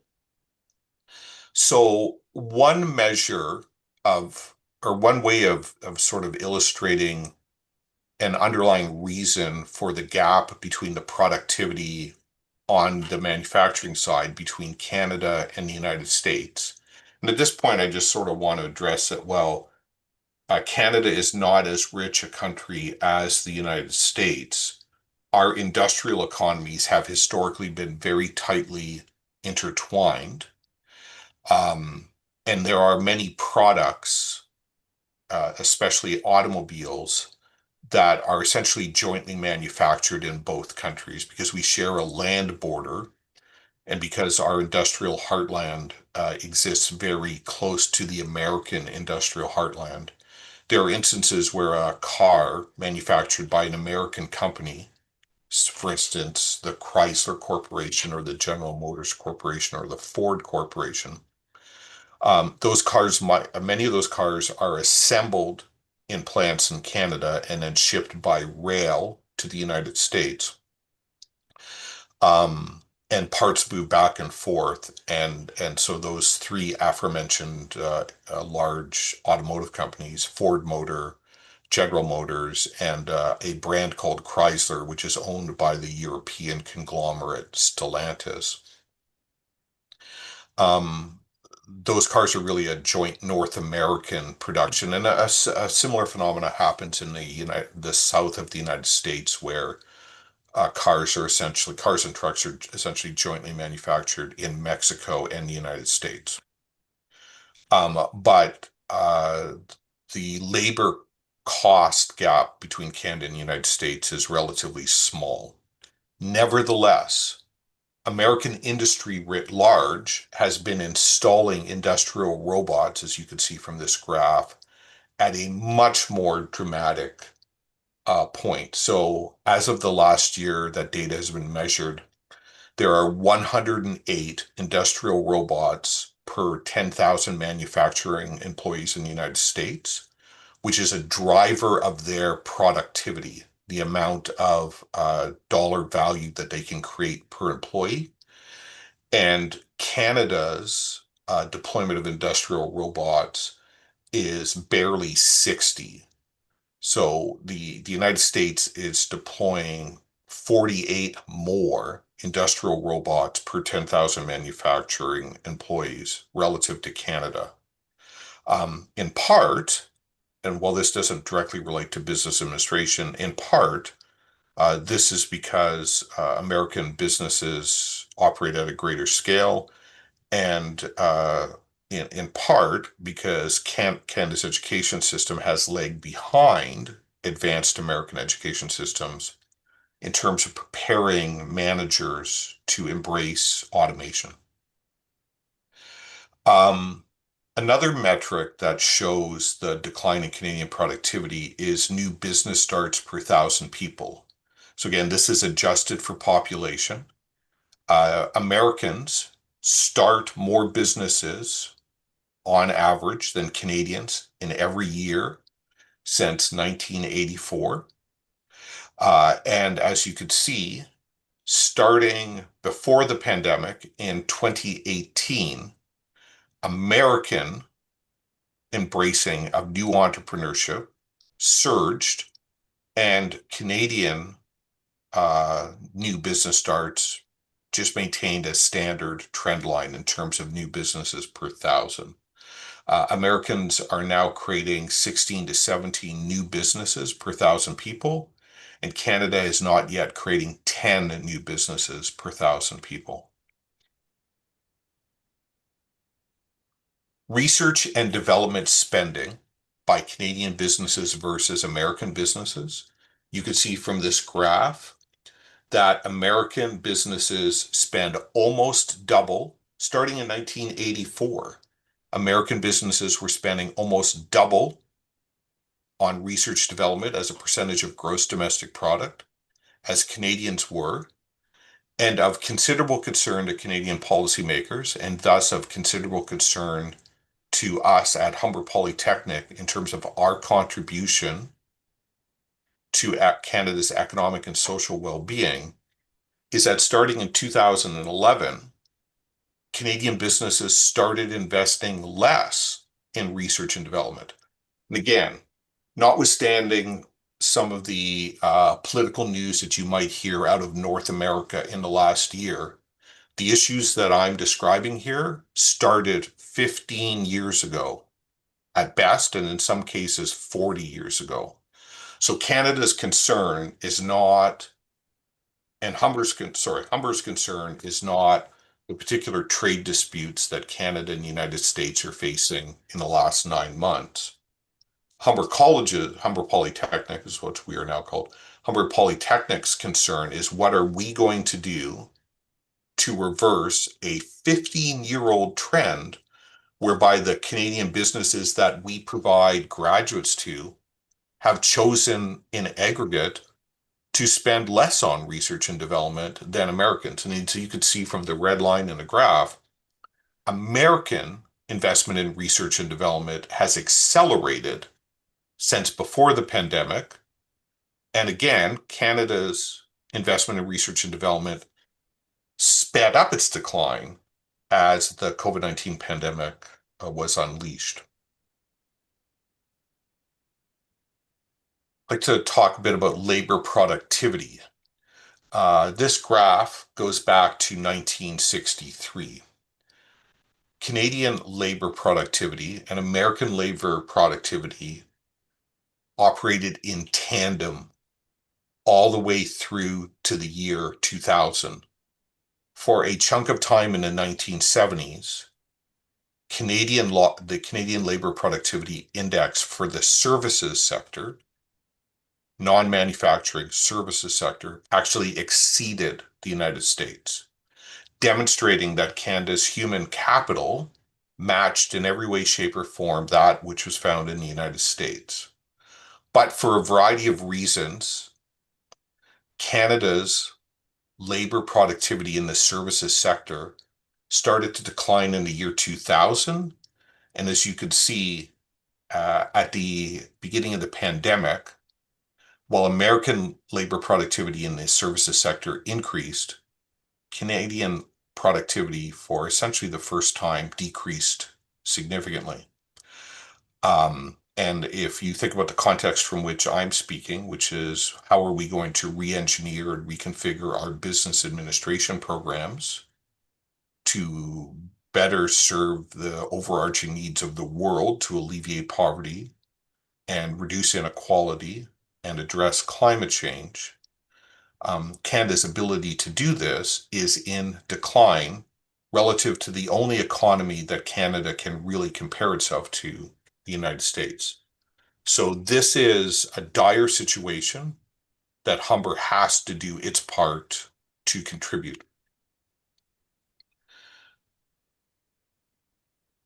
Leaving the graphs aside, Canada's productivity gap with the United States has led to a cumulative shortfall of over 14 trillion US dollars in lost potential output from 1980 to the year 2024.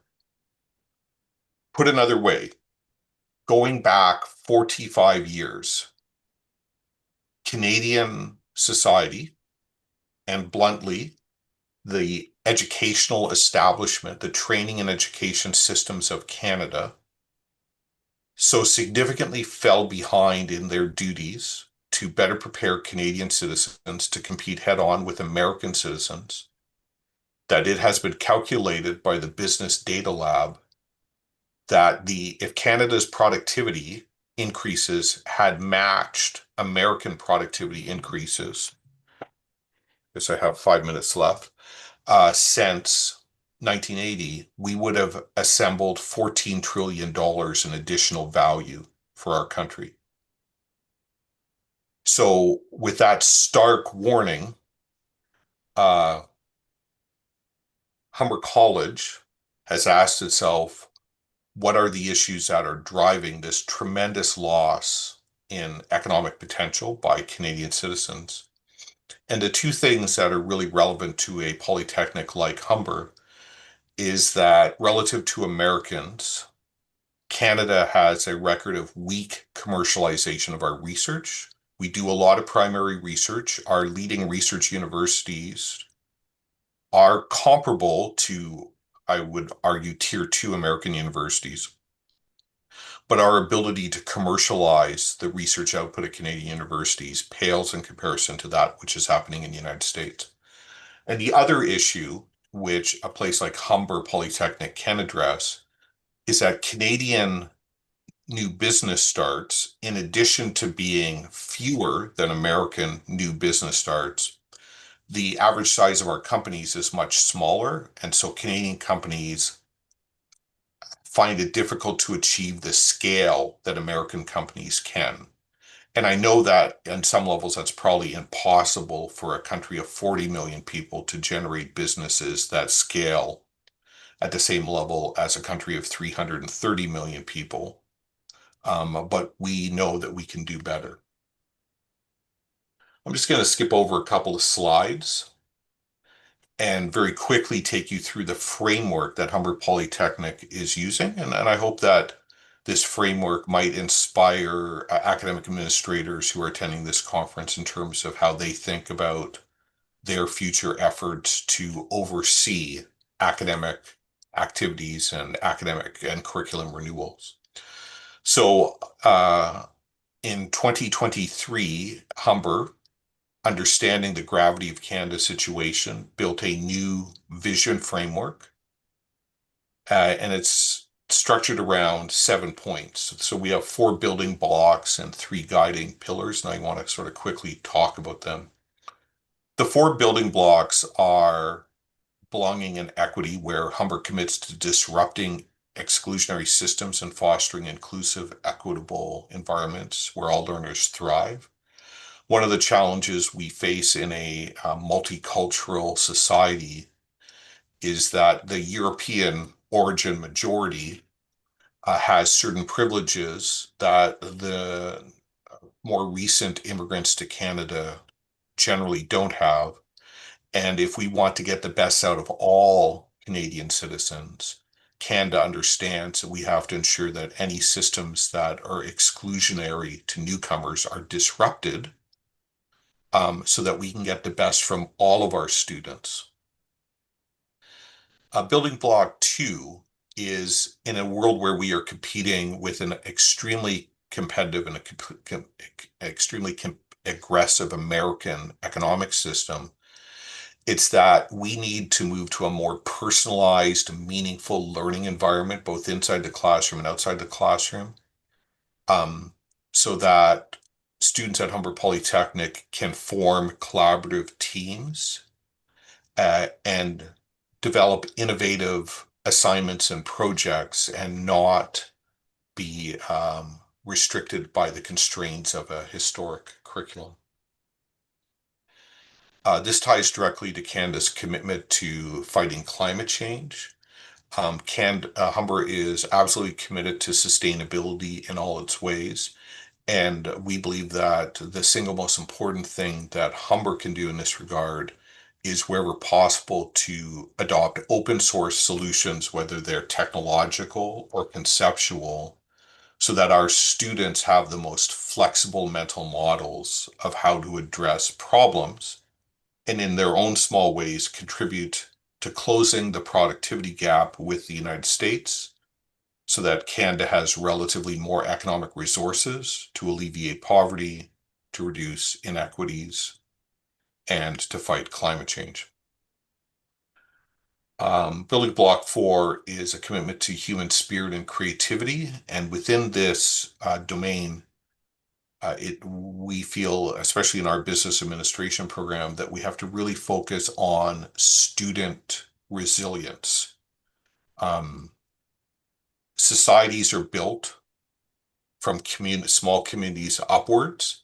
And if Canada is to be resilient in the face of some pretty depressing economic challenges, what Humber can do in that regard is to build ever more resilient students who will become ever more resilient employees and ever more resilient entrepreneurs.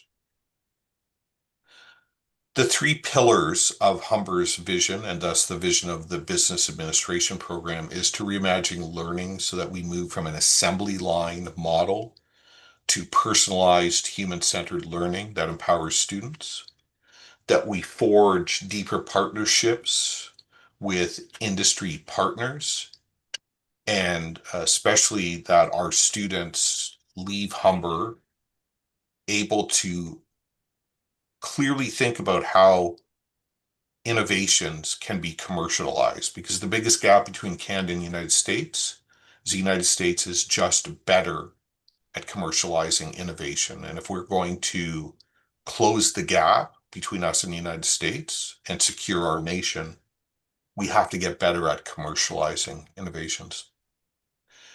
And then our 3rd pillar is to drive impact through bold actions that inspire change in society and education. Pillar 1, and I appreciate I'm about to run out of time. Pillar 1, as applied to our business administration programming, is to reimagine learning. And just 2 small tangible examples is that we changed up our curriculum recently so that all of our students need to take a course in personal finance, and I'll address that in a moment, and leadership. You can not have cohesive teams without leadership, and we found that there was a gap in our curriculum that our students weren't directly learning and developing principles and a philosophy of leadership. The element of personal finance is that as Canada moves to a more entrepreneurial, rapidly changing society, the social safety net that is provided by private actors in the form of pensions is decreasing. And so for many of our graduates, they'll never enter a job where there's any sort of benefits package. And so from the get-go, we know that our students need to graduate with a plan to manage their own personal finances, because if they don't manage their own personal finances, candidly, no one will. In terms of forging deeper partnerships, all of our programs at Humber Polytechnic have required work integrated learning field placements where our students work for some number of hours for a local business. The truth is that most students at Humber have part-time jobs. And so the further truth is that having students work in an internship for 2 weeks or 2 months, or depending on the program, doesn't have much of a contribution to the students' understanding of the working world. And so we're looking to restructure our work integrated learning away from working for another business or another public service, and instead encouraging students to take a more entrepreneurial tact and work with our Longo Center for Entrepreneurship on hackathons and other creative endeavors for students to develop their entrepreneurial skills so that they can be better at commercializing innovations on their graduation. And finally, should read pillar 3 as applied to the business administration diploma under the college polytechnic directive of driving impact. We've gone ahead and launched a pure online version of this 3-year business administration diploma because we have both students who simply have to work full time and want to get this credential at night over an extended period of time. And we have many what we call in-flight students who get sort of 3 semesters, 12 months into the program, and then must take a full-time job in order to move forward. And so we have reestablished our curriculum so that there's a version of each course purely online, so students can leave campus, never have to return to campus, and continue their studies. And with that, I know that I'm out of time. So I hope this has been helpful in offering a particular perspective from 12 time zones away and from the Northern Hemisphere about how business administration can contribute to combating poverty, inequality, and climate change. And again, if you want to connect with me after this conference, I'm pretty easy to find on social media. And with that, I'll stop. And I believe there's time for 1 or 2 questions.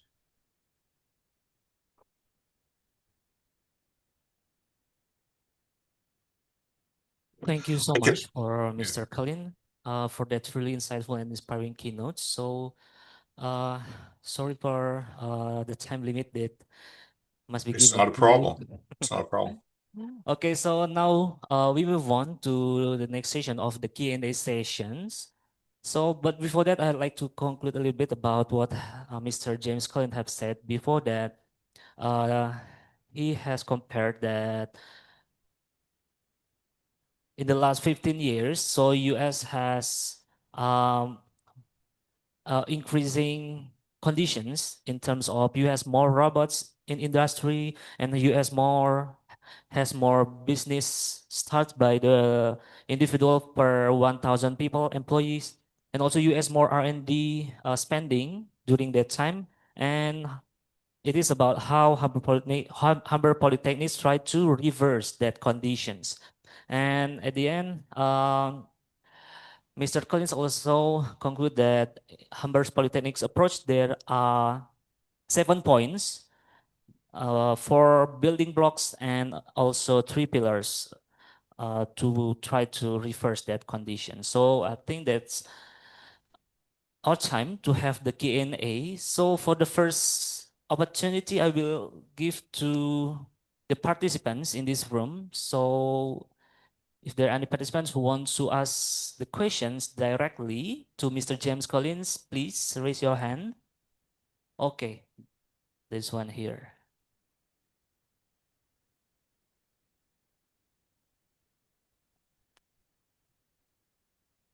Yes, please. Okay, thank you, Mr. James Collin, for the very insightful sharing session. My name is Randy from Polytechnic Negeri Pontianak. I would like to ask, my question is, what difference the deeper partnership Humber is building from existing industry university collaboration models?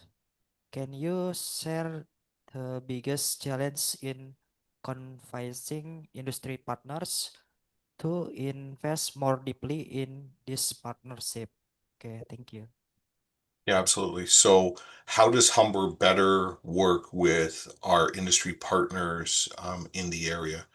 I will tell you candidly that in a different section of Humber Polytechnic, where we have a healthcare school, we have a large nursing school.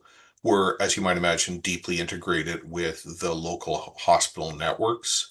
And similarly, in the industry, the actual manufacturing industry within a 100-kilometer radius of Humber College, Humber Polytechnic, we recently changed our name. Forgive me. Um,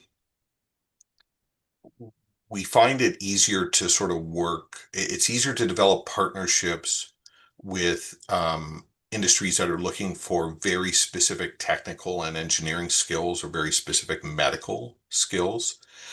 Business administration and public administration, which is, of course, the topic of this conference, is a bit more amorphous in terms of what does it mean to be a business administrator.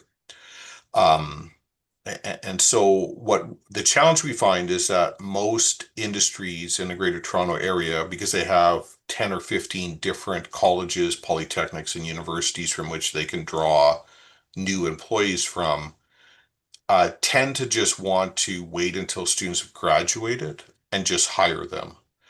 Um, which of course doesn't get at the challenge you've just described, sir, which is how do you get industry into the classroom working with business administration students as they're moving through their curriculum.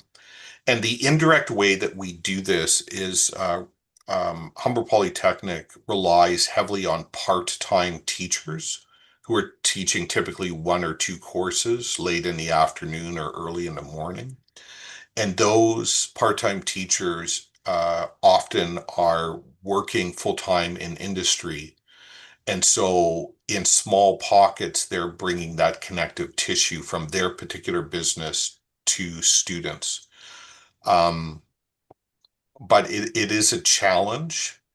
And part of the challenge is because of the way we've organized our curriculum, classes run for 14 weeks. Many industry partners are somewhat reluctant to partner with us because that's too short of a time frame to develop a meaningful connective tissue between a course and a business. So one of the challenges we're going to have in the future is how do we structure our curriculum so that if an industry partner is willing to come into the classroom, that they can engage in a project or set of activities that will span not 4 months, but 8 months or 12 months or 16 months? It's a good question. Thank you for that. Thank you for the question from our participants and also a great answer from Mr. James Collins. So I have another questions here from the participants. Yes. Please, Ibu Dr. Sri Sabanita.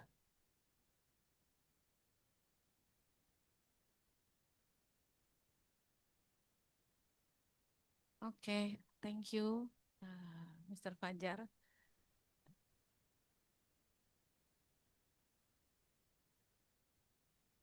Hello, James. How are you? I am very well. It is nice to speak with you. I'm Nita. Nice to meet you. Yes. Nice Yeah. to meet you. Give my best regard to John and others. Yeah. Oh, John. Yes, absolutely. Yeah, yeah. And Emily. Yes, I will. Thank you for that. Yeah. Years ago, I went to Toronto, a very nice place and very great experience I got over there.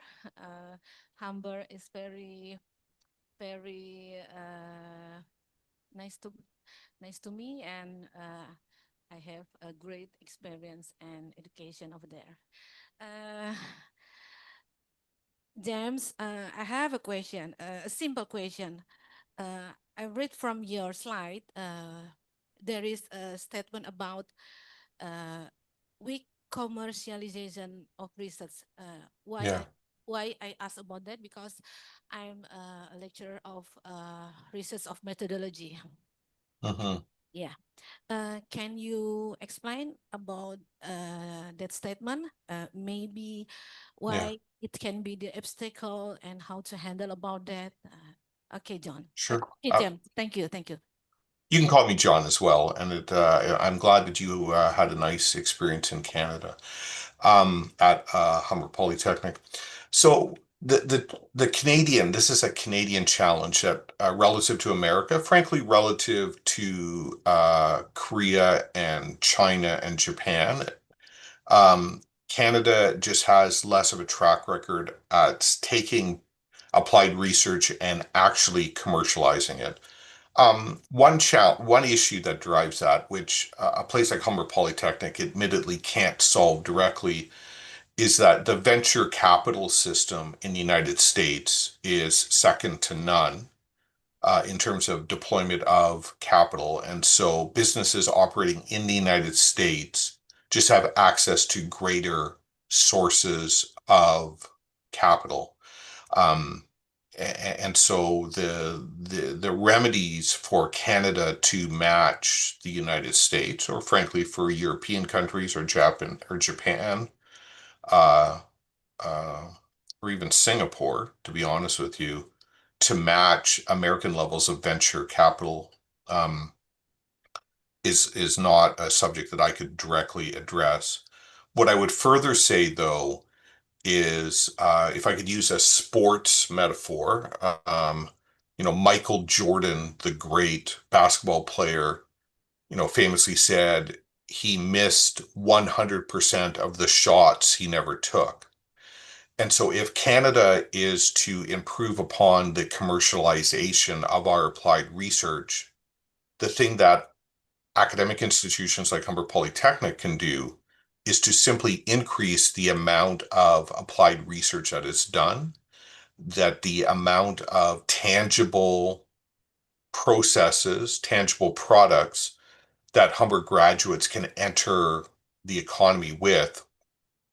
And the more applied research that is viable in the outside world that a place like Humber produces, the more opportunities, or the more likely it is that some of that applied research will result in commercialization.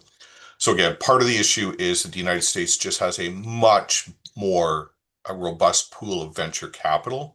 But another part of the process, or another part of the problem, is that on average, Americans just produce more research than Canadians do. And the one thing that Humber Polytechnic can do is contribute to creating more research, more applied research. Thank you for your question. Mr. Moderator, I suspect that I've run out of time, although I do see a question about ethics in the chat, and maybe I could just quickly address that before you move on to the next stage of the conference. Okay, If, yes, go if on. that's okay. Yeah.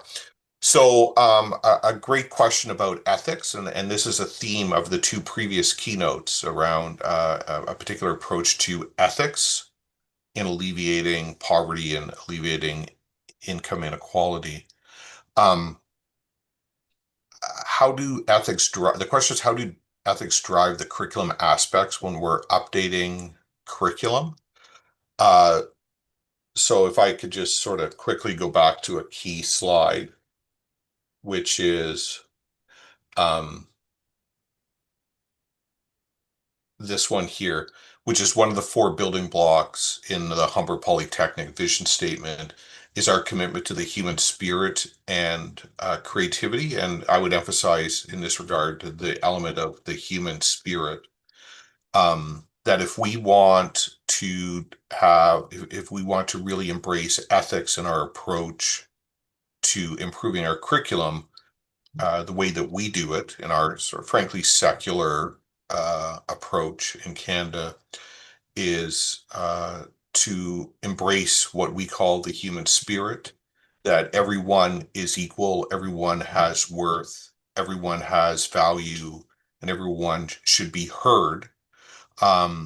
And so as we develop curriculum, not only are we taking directions from our industry partners, but we're also taking a deeply considered direction from our faculty who teach the courses and deliver the curriculum semester after semester after semester. And they have strong bonds of affection with their students and their graduates. And we need to honor the conclusions that they've drawn over many years of nurturing students. Appreciate the question, Lilith, and this has been just a wonderful opportunity to speak at this conference, and I pass it back to the moderator so that he can move on to the next stage.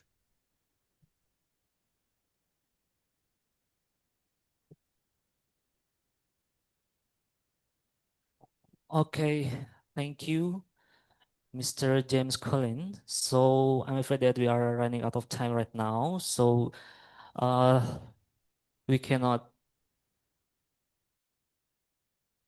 accommodate all the questions from the participants here, both in the room and also in the chat. So, Mr. Collins, to conclude these sessions, on behalf of the entire committee and all the participants of IBIPAC, we extend our sincerest gratitude for sharing your invaluable time and expertise today. So we thank you once again, and hopefully we will meet again for our next event in the future.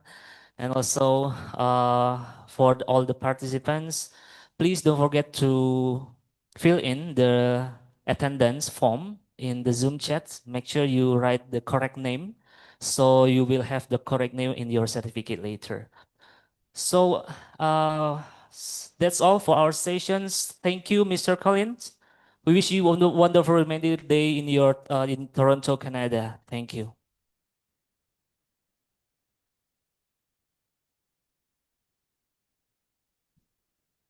So the audience, so that's conclude our keynote session 3. So my name is Fajar Aminullah.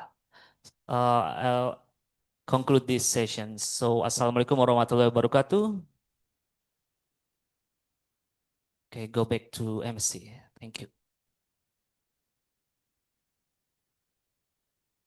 Thank you, Mr. Fajar Aminullah, for moderating our keynote speaker session.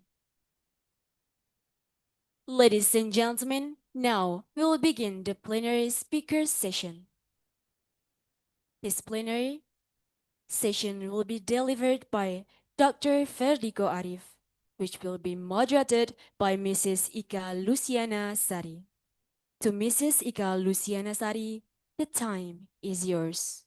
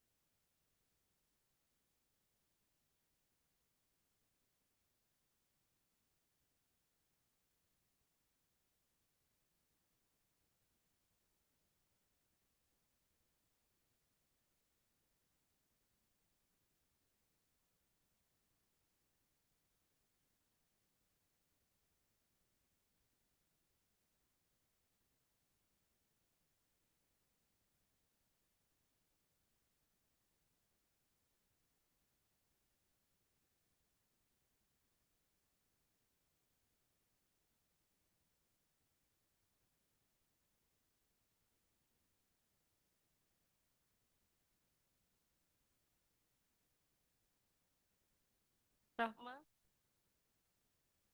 Thank you, Ms. Rahma, for giving me the opportunity to lead this session.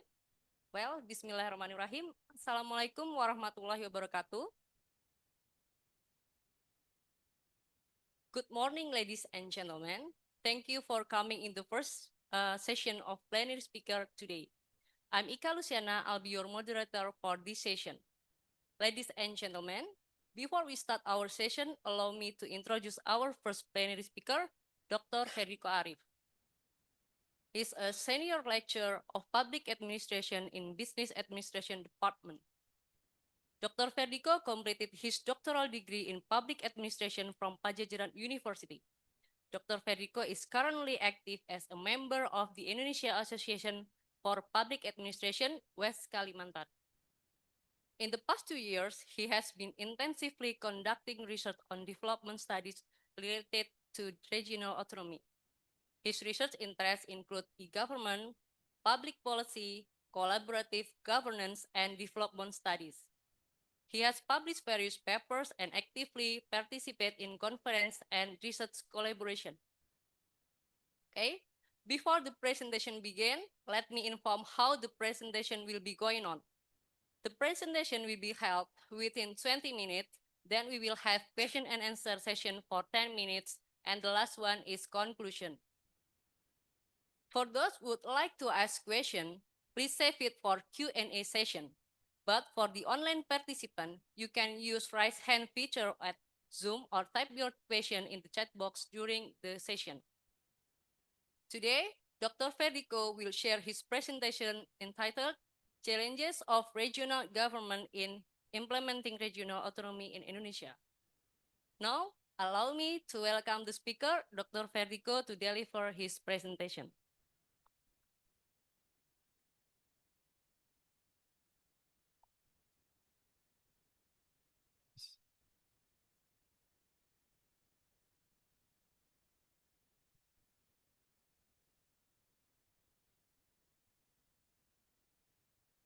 Oke, Assalamualaikum warahmatullahi wabarakatuh. Good morning, everyone. Good morning, scientists, and good morning to all students. Okay, my name is Federico Arif. I'm lecturer in public administration in Politeknik Negeri Pontianak. At this moment, I am going to talk about a regional autonomy. So I will present academic paper about challenge of regional government in implementing regional autonomy in Indonesia. Before we get into the details, let me ask, what do you think about regional autonomy? What do you think about regional autonomy?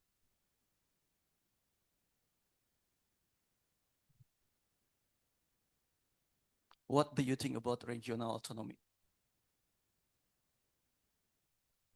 Free to manage? Anything else? Regional budget, budgeting regional. And then, what else? Authority, independently. Yes. Okay. In the line, regional autonomy is authority granted by the central government to regional government to manage regions independently. Okay. So I will explain what the challenge of regional government in Indonesia experience in implementing regional autonomy. What the challenge? So, after the 1998 reform, pasca reformasi 1998, okay, Indonesia had 12 new province. Indonesia punya 12 provinsi baru. Currently, Indonesia has around 38 province, sekitar 38 provinsi ada di Indonesia saat ini. So, the development new province to accelerate development, equalize development, and improve the welfare community. Okay. But the fact, what happened? By the data in Ministry of finance Republik Indonesia, around 78%, okay, 78% regional autonomy in Indonesia has filed. So ada sekitar 78% autonomi regional di Indonesia itu gagal. The second, the government of Republik Indonesia has created moratorium development new autonomous region, prevent state loss. Saat ini pemerintah Indonesia membuat otonomi moratorium untuk mencegah kerugian negara akibat otonomi daerah. The third, many scientific research development of new autonomous region is Indonesia has filed. Jadi banyak penelitian yang menyatakan bahwa otonomi di Indonesia itu gagal.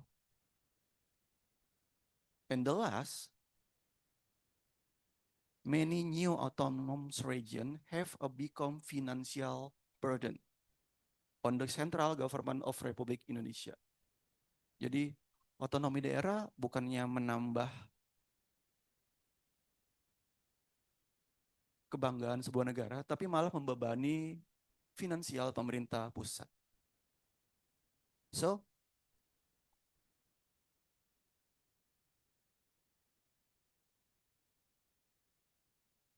to overcome the failure of regional autonomy and development of new autonomy, government Republik Indonesia has created 3 laws regional autonomy. Jadi, untuk mengatasi kegagalan otonomi tersebut, pemerintah Indonesia membuat 3 aturan tentang otonomi daerah. The first, Law number 2, 1999. The second, Law number 32, 2004, and the third, Law number 23, 2014. Indonesia have 3 law about region autonomy. Indonesia punya 3 aturan otonomi daerah. Tapi itu belum bisa mampu untuk membuat otonomi daerah tersebut menjadi lebih baik.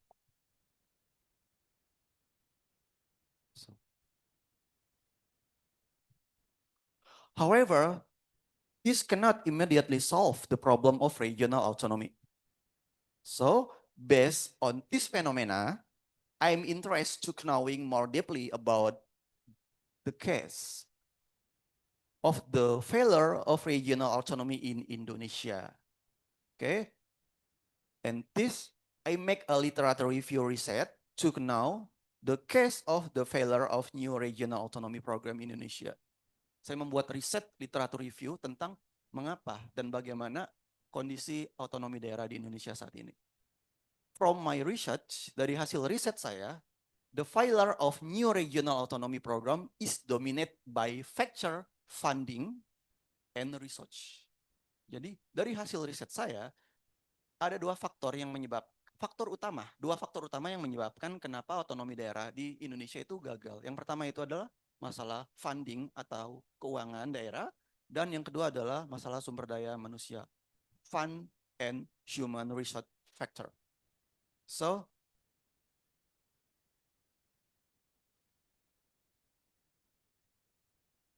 many factor failure.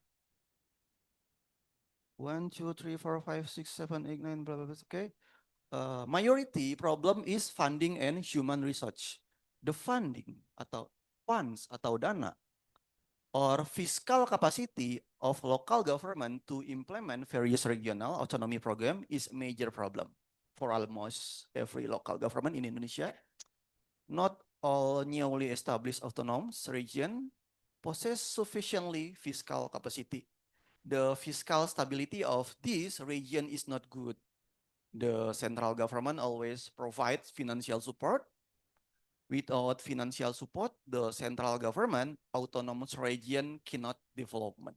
Jadi tanpa bantuan pemerintah pusat, pemerintah daerah tidak bisa membangun daerah mereka. And human resource also constitute one of the major challenges that hinder the development of new established autonomous region. So not all autonomous region possess the human resource to effectively implement the principle of regional autonomy. The limited competence of local government official carry out regional development and the community does not participate enough in development.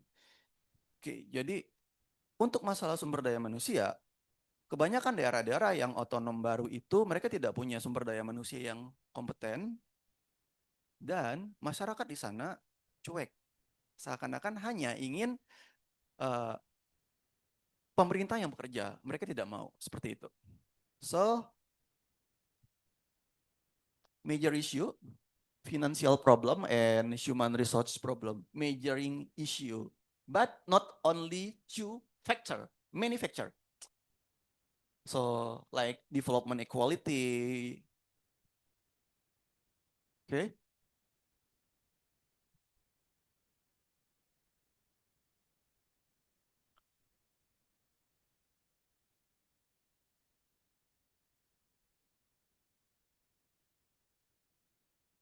Sorry, I need trouble in my slide. So, this many problem autonomy regional in Indonesia. Fund, human research, development equality, unstable, blah blah blah. Many problem.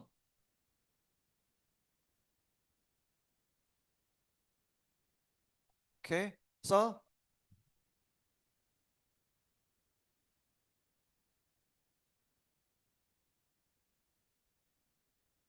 the establishment of new autonomous region is expected to accelerate regional development. However, numerous challenges persist due to the government tendency to focus development effort on specific areas rather than promoting equitable growth across region. So the uneven implementation of development program has hindered the realization of the equitable development in new established autonomous region. So the disparity in development between region has also become a major issue in new established autonomous area, leading to the emergence of social inequality and regional resistment. Moreover, many new established autonomous regions still lack a sustainable policy and long-term development planning, so as well as adequate infrastructure and facility to support implementation. Fiscal disparities among region and geographically challenging condition. So ya kita tahu Indonesia alam geografisnya sangat berbeda-beda antara satu daerah dengan daerah yang lain sehingga membuat pemerintah kesulitan untuk melakukan pembangunan secara pemerataan.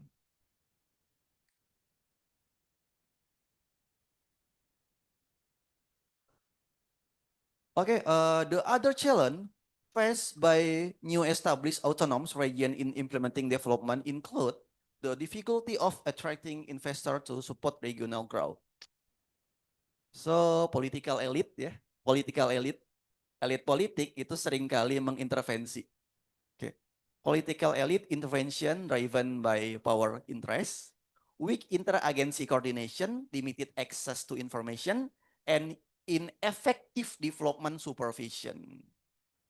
In the addition, not all region possess the strong natural resource potential. Jadi tidak semua daerah punya potensi sumber daya alam yang baik sehingga mereka kesulitan untuk nge-develop daerahnya masing-masing.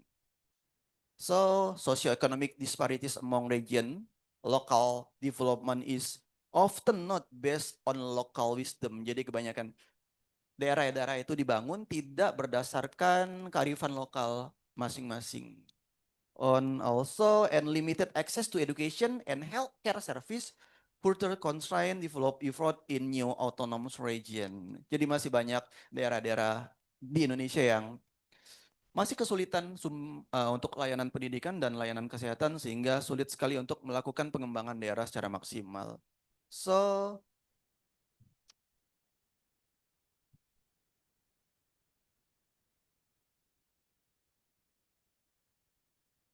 Recommendation for my research by paper is how to make regional autonomy better. I have two recommendation for government central. The first is develop well thought out regional expansion plan involving numerous domestic and international expert without political intervention. And the second, undertake regional expansion only when strong and stable financial resource are available for sustainable development. So, jadi ketika kita mau membangun sebuah daerah, pastikan kita benar-benar mampu. Dan jangan sampai ada intervensi politik. Kebanyakan di Indonesia saat ini, otonomi daerah itu dijadikan alat oleh sebagian elit politik untuk berebut kursi kekuasaan. For example, wah kita kalah pilkada di sini, ya udah kita buat otonomi baru yuk. Nanti ketika daerah otonominya ada, kita jadi bupati di sana, kita jadi gubernur di sana. Jadi itulah kenapa faktor otonomi daerah tersebut kebanyakan gagal. 78% menurut Kementerian Keuangan Republik Indonesia. So, thank you for your attention. I will pass it back to the moderator, Miss Ika. Thank you. Okay, thank you very much, Dr. Verdico, for an inspiring presentation. Now we will continue to the question and answer session. For those who would like to ask question, please raise your hand. And do we have question from the online participant? Okay. Okay. Okay, the first one is coming from maybe this one.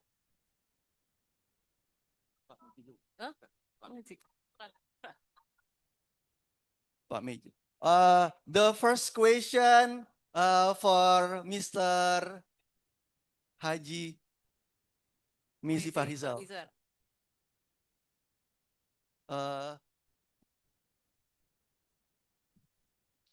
Question boleh bahasa Inggris, boleh bahasa Indonesia, Pak. Siap. Baik, terima kasih. Assalamualaikum warahmatullahi wabarakatuh. Waalaikumsalam warahmatullahi wabarakatuh.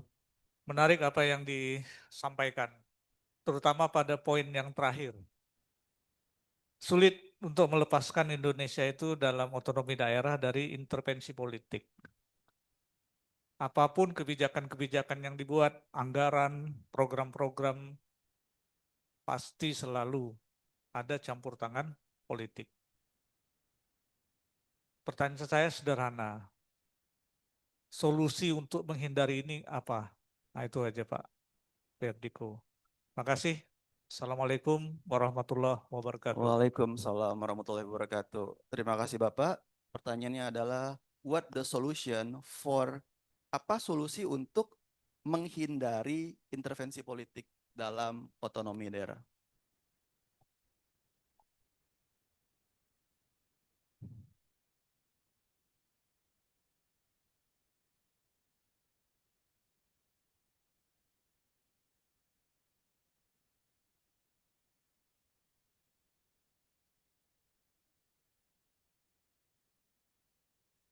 Okay, the next question, anything else?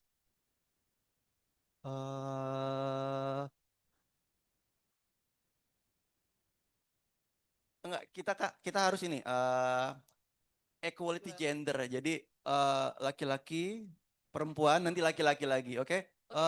Yunika, silakan. Ibu Yunika.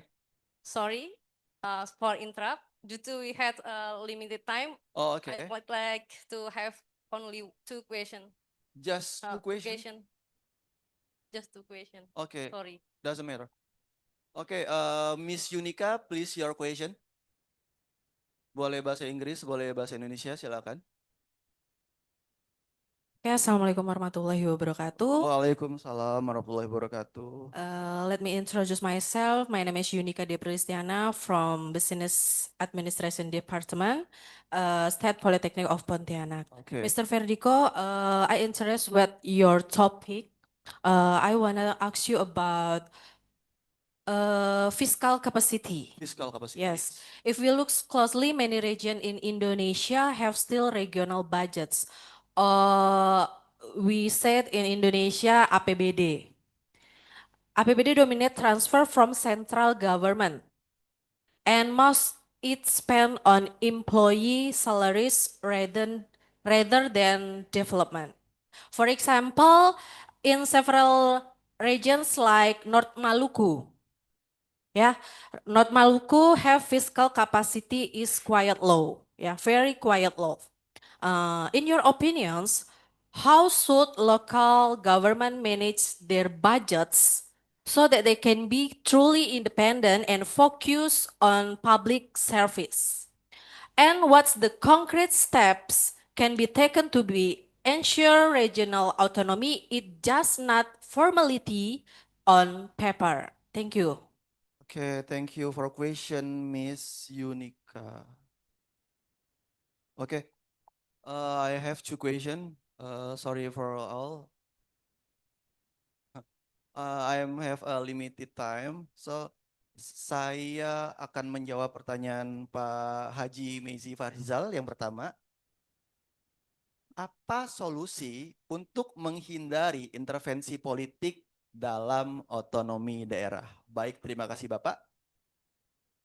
Menurut buku yang saya baca, buku Desentralisasi dan Otonomi Daerah dan buku Memakmurkan Otonomi, ada dua hal yang bisa meminimalisir intervensi politik dalam otonomi daerah. Untuk menghindari sama sekali itu tidak bisa menurut buku yang saya baca, tapi untuk meminimalisir itu ada dua cara. Yang pertama, otonomi daerah harus dibuat berdasarkan kehendak masyarakat lokal. Jadi pemerintah tidak boleh mengajukan otonomi daerah apabila sebagian masyarakat menolak hal tersebut. Itu yang pertama, Bapak. Kemudian yang kedua adalah segala kegiatan pemerintahan itu harus dilakukan secara transparansi sehingga publik bisa mengontrol segala macam aktivitas pemerintah sehingga kesempatan elit-elit politik untuk melakukan intervensi terhadap otonomi daerah itu semakin kecil. Begitu Bapak. Terima kasih. Okay. The second question is from Miss Yunika. Okay, so yeah. How to manage budgeting, low budgeting in development area like Maluku Utara. Yeah, it's trending now topic in Maluku Utara. The great woman governor. So how to manage budget low? One of the major challenging in regional autonomy is divergent interest between political elite and the public. Yes, how can these two divergent interests be reconciled? Given that needs on the public soul priority in democratic system, like right now, yes, efficiency budgeting, maximum potential research, something like that, and just governor must be active to central government for information about budgeting to support system on the autonomy region. So, jadi gubernur harus aktif untuk turun ke pemerintah pusat mencari informasi tentang apakah ada bantuan-bantuan yang bisa dipergunakan untuk membantu otonomi daerah membangun daerahnya, seperti itu. Like that for me. Anything else maybe? Oke, thank you. Terima kasih. Thank you for a clear explanation, Mr. Diko. Okay, ladies and gentlemen, we finally come to the end of this session. Before I close this session, I would like to give some conclusion for discussion. The problem of regional autonomy in the new autonomous region in Indonesia, especially in the western part of Indonesia, are dominated by funding and human resources. Disparity in development between regions is also a development problem in new autonomous regions, giving rise to social jealousy. Furthermore, many new autonomous regions lack sustainable policies, sustainable planning, or adequate facilities and infrastructure. We had excellent discussion about challenges of regional government in implementing regional autonomy in Indonesia. Finally, thank you very much for our distinguished speaker, Dr. Federico, for the insightful presentation today. For all the participants, please give applause to Mr. Rico. Okay, have a pleasant day and enjoy the rest of the conference. I return it to Ms. Rahma as Master of Ceremony. Wassalamualaikum warahmatullahi wabarakatuh. Thank you to Ms. Ika Luciana Zari for moderating our first plenary session.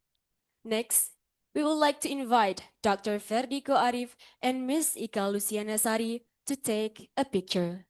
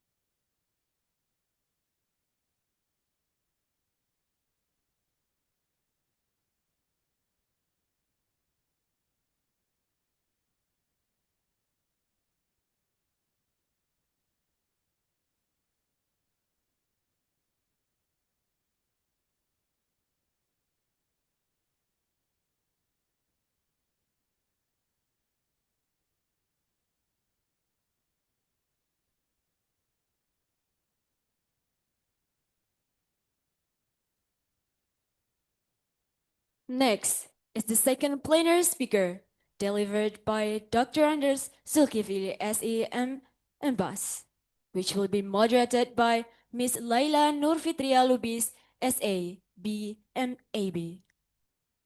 To Ms. Laila Nurfitria Lubis, SA, BMAB, please, the time is yours.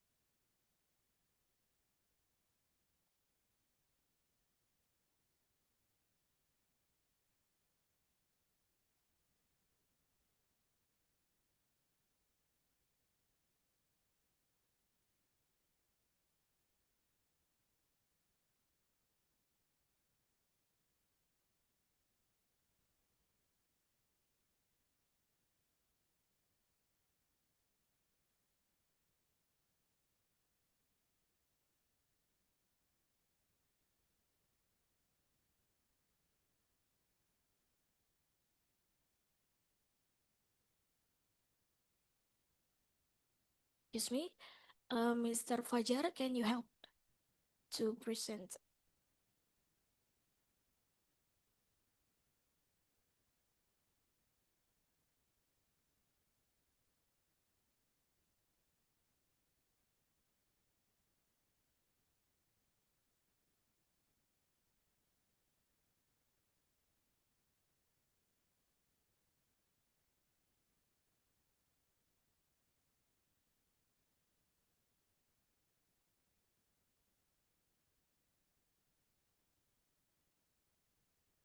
Okay, thank you, Ms. Rahma, for giving me the opportunity to lead this session. Assalamualaikum warahmatullahi wabarakatuh. Good morning, ladies and gentlemen. Thank you for coming in the second session today. My name is Laila Nupitra Hubis, and I'm moderator for this session. Okay, ladies and gentlemen, before we start our session, allow me to introduce our second plenary speaker, Mr. Zulkifli, Master of Business in International Tourism Management. He is a lecturer and also head of coordinator of tourism and recreation business management in business administration department. Mr. Zulkifli completed his Master of Business in International Tourism Management in Queensland University. Furthermore, his experience includes serving as the head of the West Kalimantan Tourism Awareness Community and holding key positions in the government of Pontianak City's Tourism and Culture Division. Before the presentation begins, let me inform how the presentation will be going on. The presentation will be held within 15 minutes because of running out of time. We will have question and answer session for 5 minutes, and the last one is conclusion. For those who like to ask questions, please have it for the Q&A session. But for the online participant, you can use raise your hand feature at Zoom and type your question in the chat box during the session. Okay, maybe we should start. Today, Mr. Zulkifli will share his presentation entitled Tourism Challenges and Sustainable Development Strategies in West Kalimantan, Indonesia. Now, allow me to welcome Mr. Zulkifli to deliver his presentation. Okay, we should wait. I'm sorry, we should wait for minutes.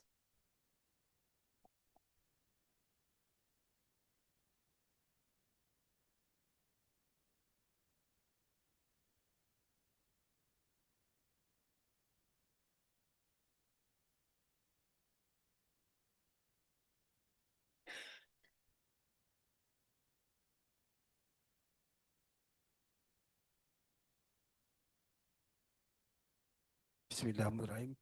Assalamualaikum warahmatullahi wabarakatuh.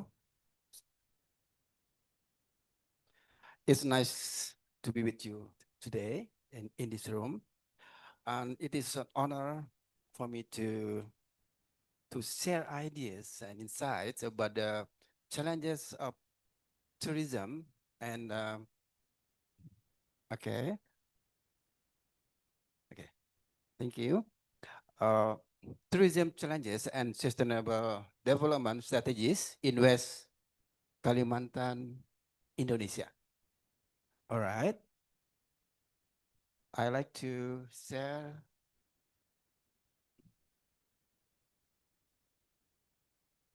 cannot. Sorry.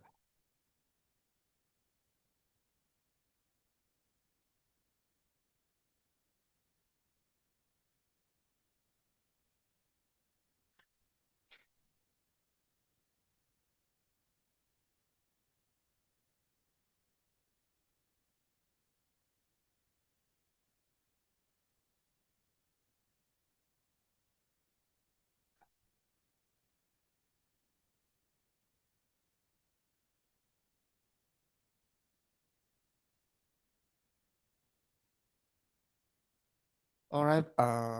Firstly, I would like to introduce myself by reading my curriculum vitae.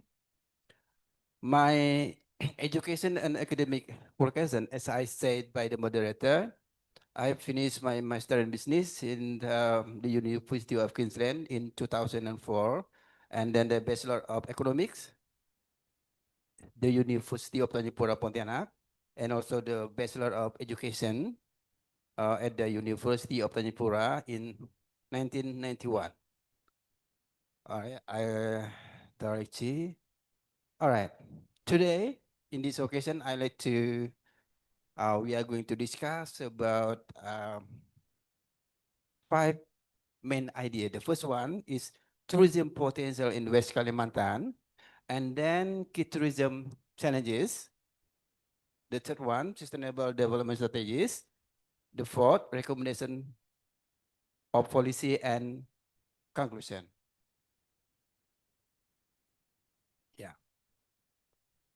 From the slide, we can see the location of West Kalimantan.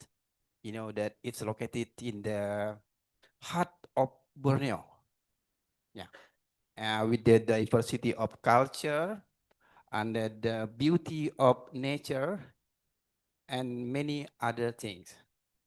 We know that West Kalimantan located near or adjacent with the neighborhood country, Malaysia and Brunei Darussalam. That's an advantage for us to develop our tourism sector. Okay, and in this presentation, we're going to discuss the key challenges in the tourism industry in West Kalimantan, um, aligned with the Global Sustainable Tourism Principle from the UNWTO and GSTC. The next one, yeah. Now we're going to talk about the tourism potential in West Kalimantan. I divided in three sectors. The first one is natural attraction. The second one, cultural attraction. And the last one, cross-border tourism. As we know, natural is something can be seen. That's tourism about our eyes. Yeah. For example, we can see maybe it's the best lake in Indonesia beside Danau Toba, Danau Sentarum National Park. It's um, big diversity, flora and fauna. I think it's the best lake, and there are many scientists and the researcher has come there.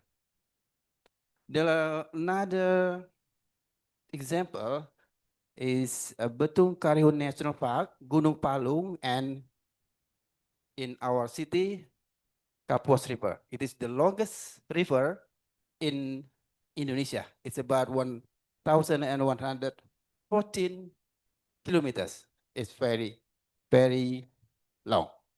And then every year, one of the ending in West Kalimantan, Tionghoa, or it's like Chinese, always celebrate the best event, I think, in West Kalimantan.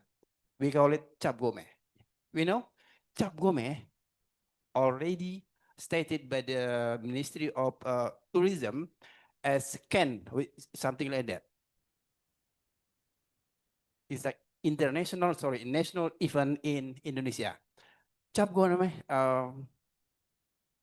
as we know, in Indonesia, many ethnic, like Tionghoa, but they celebrate their cultural event very good in Singkawang and Pontianak. It's a very, very attractive. The last one about the potential about the cross-border tourism. You know, we know that there are 4 checkpoints. There are Entikong in Sanggau Regency, Arak, Aruk in Sambas Regency, Badau in Kapuas, and Jagoi Babang in Bengkayang Regency, serve as a gateway international travelers to West Kalimantan. Yeah, this is only the example. Danau Sentarum. You can see from the picture, Danau Sentarum is one of the national park in Indonesia. During the late season, the area transformed into a network and only small river. But the challenge in developing the area, the attraction, we know that the accessibility is far away from the transportation. It's not easy to get there. The challenge was access and also the infrastructure and accommodation. It's hard to find accommodation in the destination. And then this is the cultural event, Cap Gome, the best event in West Kalimantan. We know in every year in this event, hotel in Pontianak always full. And sometime 1 year before the event, the guests already booked the hotel. Yeah. And sometimes it's not easy to find accommodation in this season, especially in Jalan Gajah Mada. It's full of um, tourists. They come from not only from Indonesia, but also from another country, Taiwan or China. This is the best event and also the big impact to the economic of West Kalimantan, especially for the tourism sector, that's accommodation, hotel, on restaurant, and also the entertainment business, right? Then the next one, yeah, we got the data from the um, statistical board of West Kalimantan. There are this is data that we got from according to entry point. For entry point is the border. The first one, Antikong, Aruk, Nagabadao, Jago Babang, and Spadio. Yeah, but most visitors come from Antikong. This data about the visitor or the tourist. Okay. Yeah. Okay. There are 4, 3, 4. Okay. The next one is about the key tourism challenges. This one about the challenges, especially in West Kalimantan. The first one we see it from the infrastructure limitation. It is the first sector, as we know, the road and West Kalimantan from the provincial city to the region or the regency is not easy. The first one is about the infrastructure. Okay, and then the human resource, especially in the workforce in tourism, not only for the business, but also in government sector. We see, we have 14 government regency and the city, but in the office, it's a lack of the worker graduate from the tourism school. It's one the problem about the human resource. But luckily now we have a new program study dealing with tourism, and we hope that in a few years we have graduate our student, they can work in the government sector. Also, they need the graduate from the government. And then the third one, tourism challenges that we face, although with the government or the society itself, is cross-border tourism and regulation. We know that tourist guide by now, I think they have do the wrong thing. They come to West Kalimantan. In fact, they cannot be tourist guide here.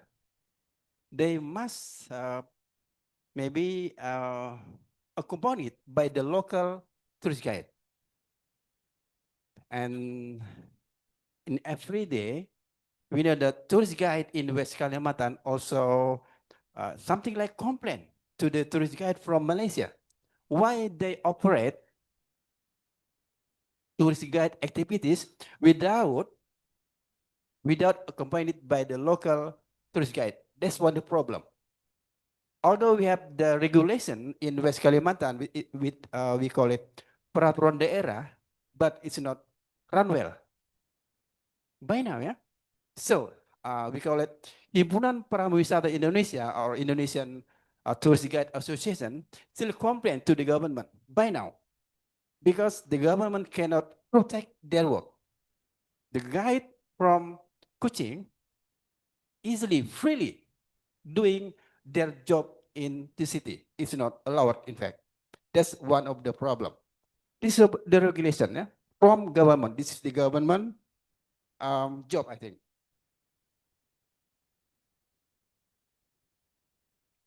And then the fourth one, environmental concern, deforestation and land conservation, and then also the waste management is very poor still.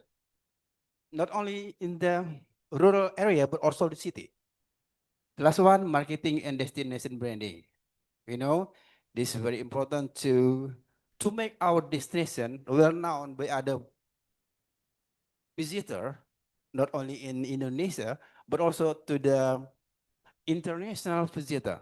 If they cannot see or they not know where the place and what advantages they will come here, of course there will be no more visitor will come to West Kalimantan.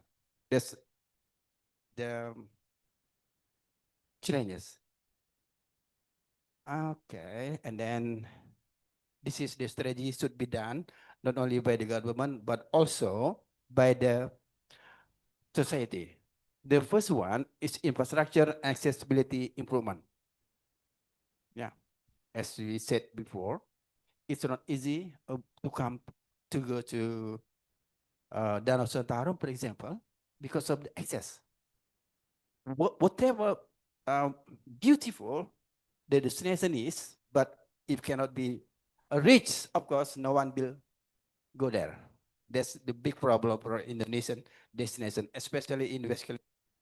And then the human resource development. Yeah, still work about the workforce. Many of the, not only many, I think much, many worker in tourism sector still not have a good potential.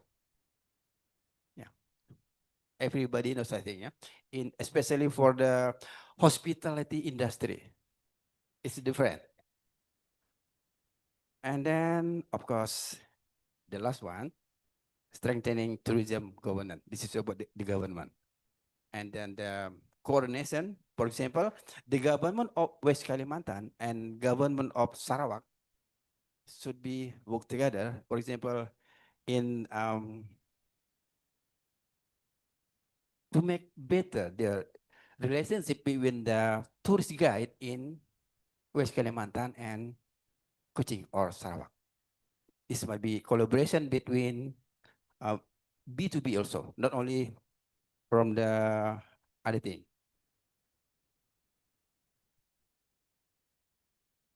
Okay.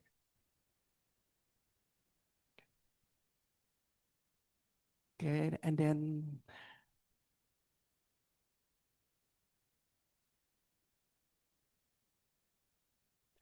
the fourth one, cross-border cooperation. Yesterday, and the 12th of November, there is an event about the cross-border cooperation between Malaysia and Indonesia. It is held in Pontianak. You know, there do like something tabletop, and then the promotion of the destination and other things. Yesterday, 12th of November, in University of Tanjung Pura. Last 1 day ago, yesterday. Of course, and the fourth one is environmental sustainability, about eco certification. It's, I think there is still no company or tourism industry in West Kalimantan have certificate from JSTC. I think there is no one of the tourist industry in West Kalimantan. And then also about the branding strategies. Yeah. We know that tourism branding in Indonesia is wonderful Indonesia and West Kalimantan, rimba dan budaya. But in fact, this image, this branding is not well known by other people, especially for the foreign tourists. Okay. So, what should we do? Okay. Yeah. The first thing I think the government has to do first, than to hope to the community, the government must doing first. The first one is integrate tourism into regional development planning. We know that tourism is not a priority in the, especially in West Kalimantan. It is maybe a 10 priority. Tourism, something like something, nothing. Priority is still about the health, infrastructure, and education. There's still three priority in government, not tourism. Tourism may be 10 or 10. And then about the policy recommendation about the investment, about the infrastructure and eco innovation. The third one, strengthen the role of local communities like Pok Darwis.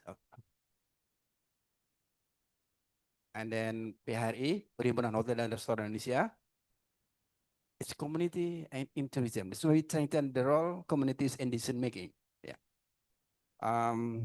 About the policy also, develop regional cooperation with Sarawak and Borneo ecotourism network. You know that in Sarawak they have special board, Sarawak Tourism Board. The board is very professional, but not in West Kalimantan. In fact, to cooperate between government and other stakeholder in West Kalimantan should be make it is called Badan Promosi Pariwisata Provinsi. But now there is no Badan Promosi.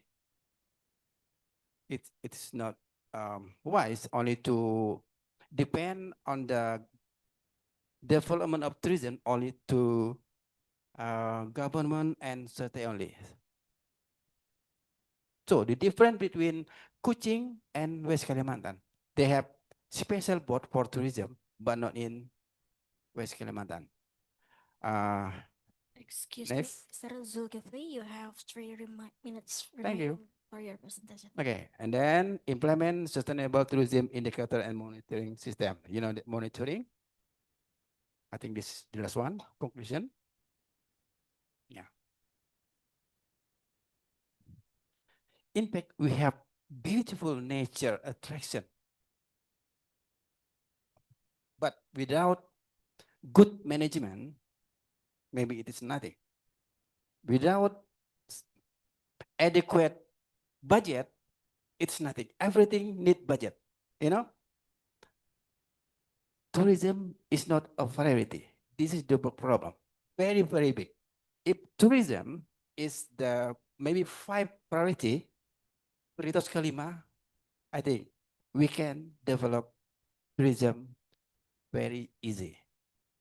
You know, Bali, Jogja, tourism is priority in development. I think that's all. Thank you. Yeah. Okay, thank you very much, Mr. Zulkifli, for such comprehensive and insightful and dynamic presentation within the allocated time. Okay, now we will continue to the question and answer session because the limited of the time. So I will choose one of questions, maybe in the offline participants. Okay, please, doctor. Okay, please state your name and affiliation. Oke, Assalamualaikum warahmatullahi wabarakatuh. Okay, I am Herianto from the PUR study program Polytechnic Negeri Pontianak. According to Mr. Zulkifli, why does tourism in West Kalimantan still lags behind destination in Kuching, even though the two regions are geographically similar? Furthermore, thank you.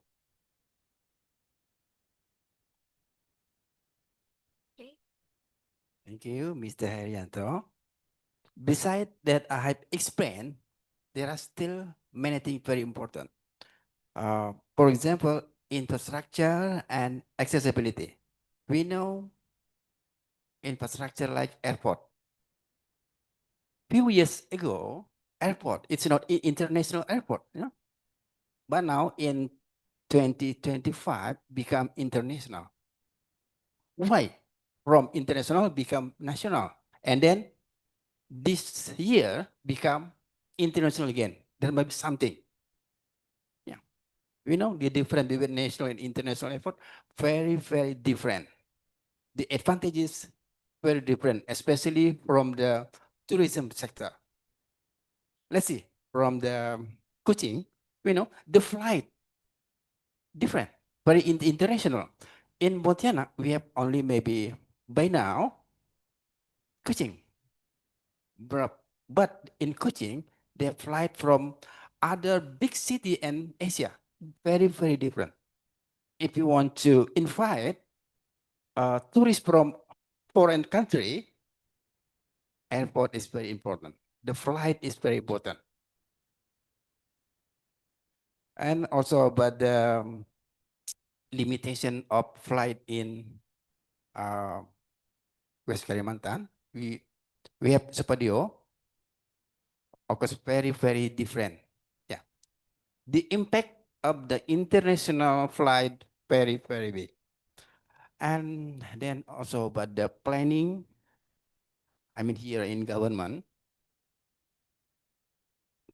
Kuching, or it is Sarawak, maybe Kuching is the capital city. The government, you know, they allocate big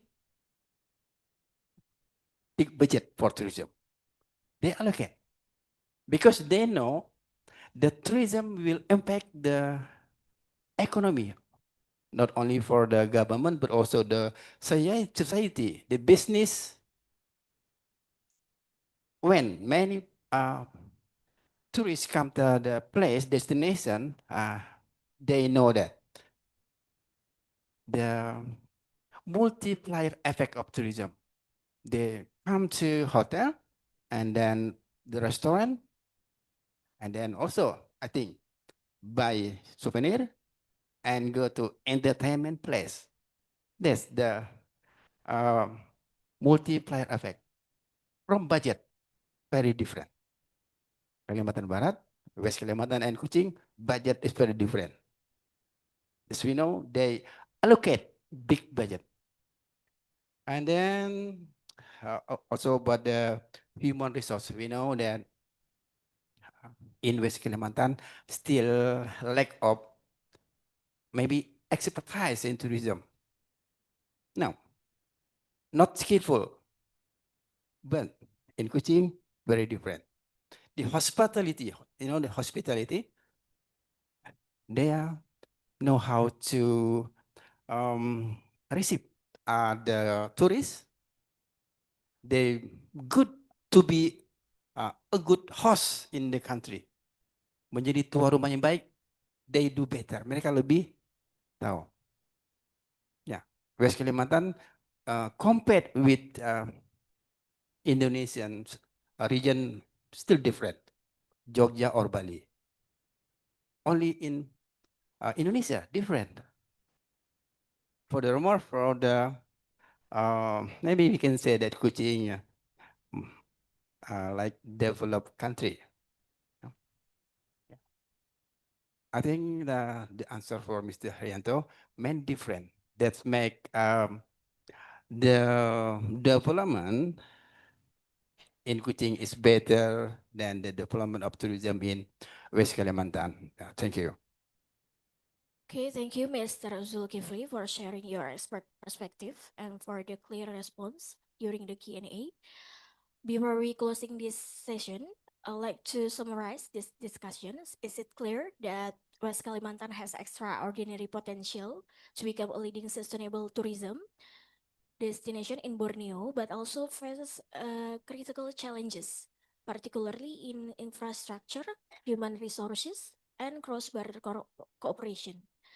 Okay, please join me in giving one final round of applause to Mr. Zulkifli. Ladies and gentlemen, we finally come to the end of this session. Enjoy the next session. Wassalamualaikum warahmatullahi wabarakatuh. I hand the session back to the Ms. Rama.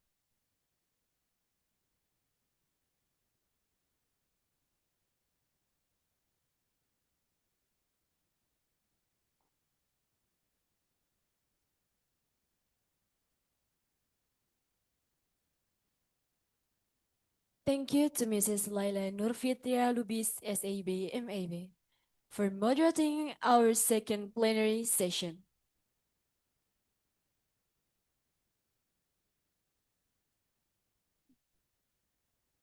Ladies and gentlemen, before we continue to the next session, let's have a break for prayer and lunch. Please note that we will start our fourth plenary session at 1. Okay, next, we would like to invite Dr. Andres Zulkifli and Mr. Laila Nurfitria Lubis to take a picture.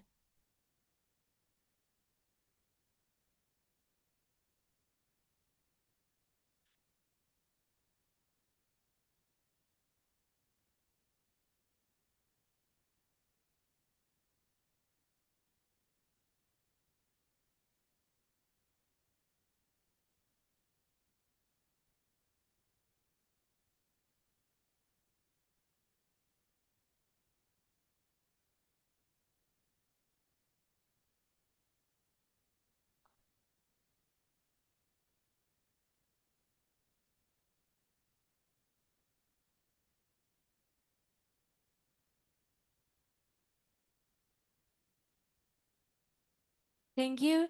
See you and please enjoy your lunch, guys.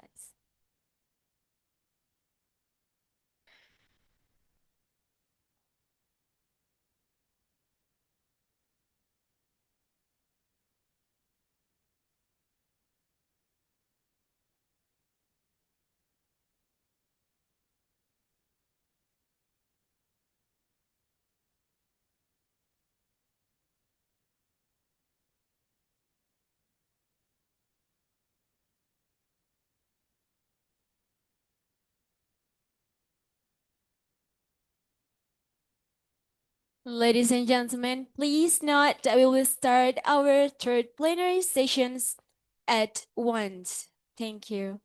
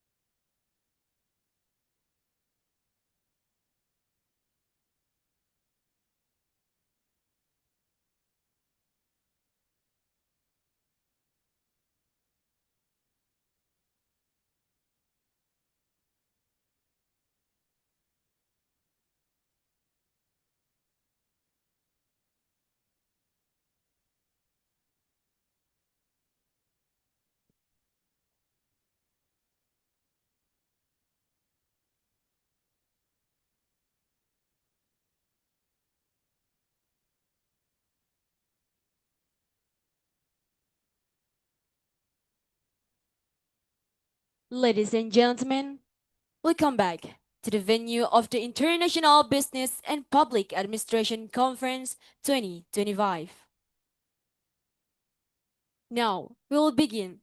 We will continue our agenda. The third plenary speaker will be delivered by Dr. Sri Syabanita Elida SEMM, which will be moderated by Ms. Lydia Sri Mulyani SMMM. To Miss Lydia Sri Mulyani SMMM, please, the time is yours.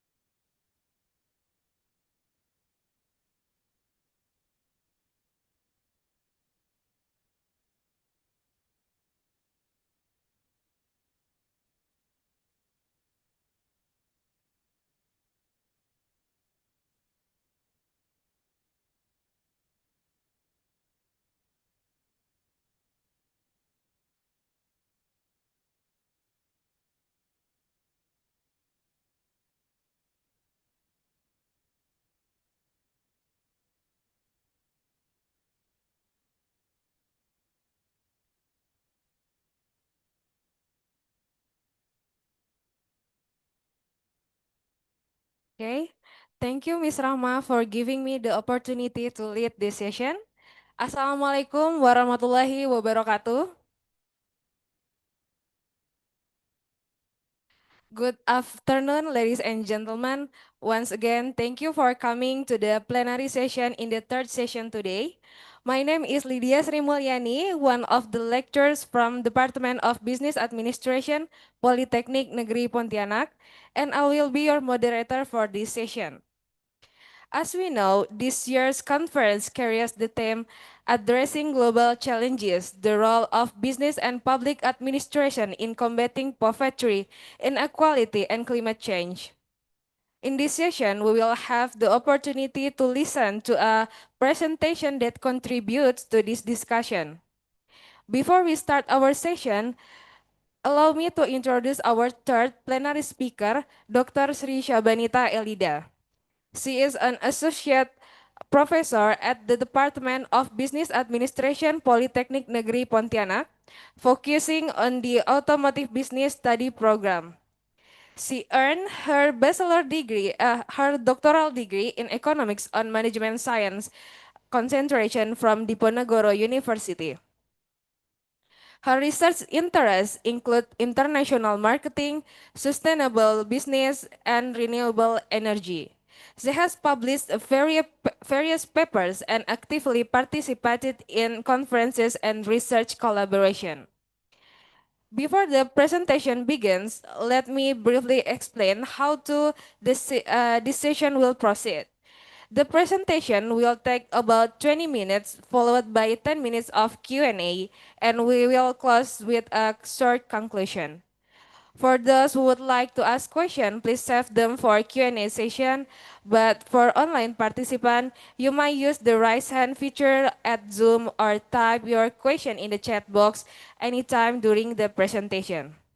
Today, Dr. Sri Syabanita Elida will share her presentation entitled Consumer Need for Uniqueness, Environmental Knowledge, Attitude, Electric Vehicle Purchase Intention. Without further ado, I would like to invite Dr. Sri Syabanita to begin the presentation.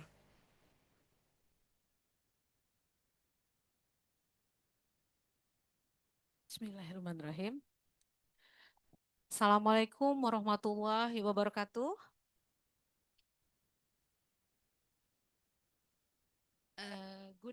Good afternoon, ladies and gentlemen. Thank you for the opportunity that has been given to me. I am Sri Shabani Tailida, one of the plenary speakers in this first International Business and Public Administration Conference, addressing global challenges, the role of business and public administration in combating poverty, inequality, and climate change.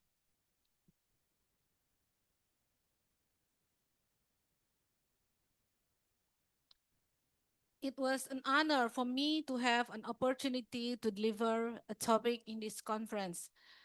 Massive thank you to the organizer of this conference who arranged the event perfectly. Here, I would like to present a topic entitled Consumer Need for Uniqueness, Environmental Knowledge, Attitude, and Electric Vehicle Purchase Intention. There are three members of our teams.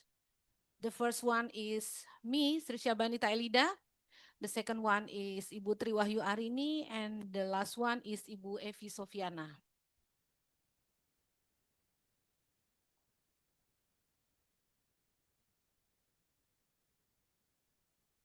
The first thing that I would like to talk is about the background of this research. Currently, especially the Indonesian government is actively implementing a spectacular program to implement electric vehicles. The Indonesian government strongly hopes that the sale and production of conventional vehicles will cease in the near future. Electric vehicles are gradually experiencing rapid development due to rapid technological advances and support that governments worldwide for environmentally friendly vehicles. This phenomenon shows that electric vehicles are increasingly being discussed and debated by the public due to their advantages and benefits. Based on information above, the title of this presentation, Environmental Knowledge, Attitude, and Electric Vehicle Purchase Intention.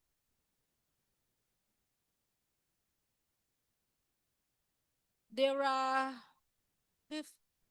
five research purposes in this research. First, testing consumer need for uniqueness on attitude. Two, testing environmental knowledge on attitude. Three, testing consumer need for uniqueness on electric vehicle purchase intention. Four, testing environmental knowledge on electric vehicle purchase intention. Five, testing attitude on electric vehicle purchase intention. And there are four research benefits in this research. First, consumer need for uniqueness in increasing attitude. Two, environmental knowledge in increasing attitude. Three, consumer need for uniqueness in increasing electric vehicle purchase intention. Four, environmental knowledge in increasing electric vehicle purchase intention.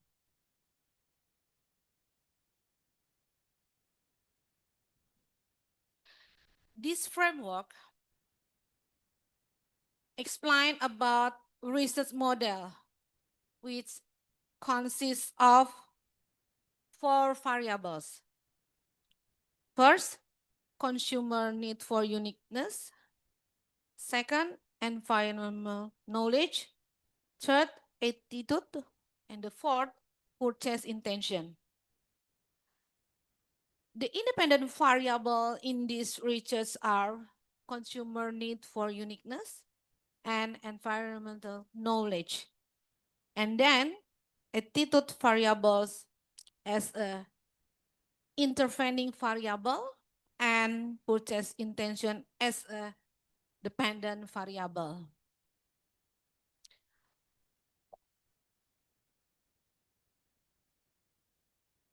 based on research model framework, there are 5 hypotheses. They are hypothesis 1, consumer needs for uniqueness has a positive and significant effect on attitude. Hypothesis 2, environmental knowledge has a positive and significant effect on attitude. Hypothesis 3, consumer need for uniqueness has a positive and significant effect on purchase intention. Hypothesis 4, environmental knowledge has a positive and significant effect on purchase intention.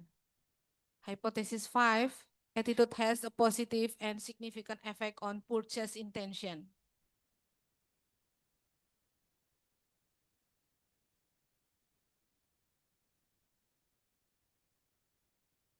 Now, we are going to talk about the research method. The form of this research is quantitative method. And then, the population of this research is the entire Indonesian population. And the sample, the total of 126 samples were selected, which the samples criteria were those who knew the existence of electric vehicles, those who act as decision makers, and those who own four-wheel vehicles in Indonesia.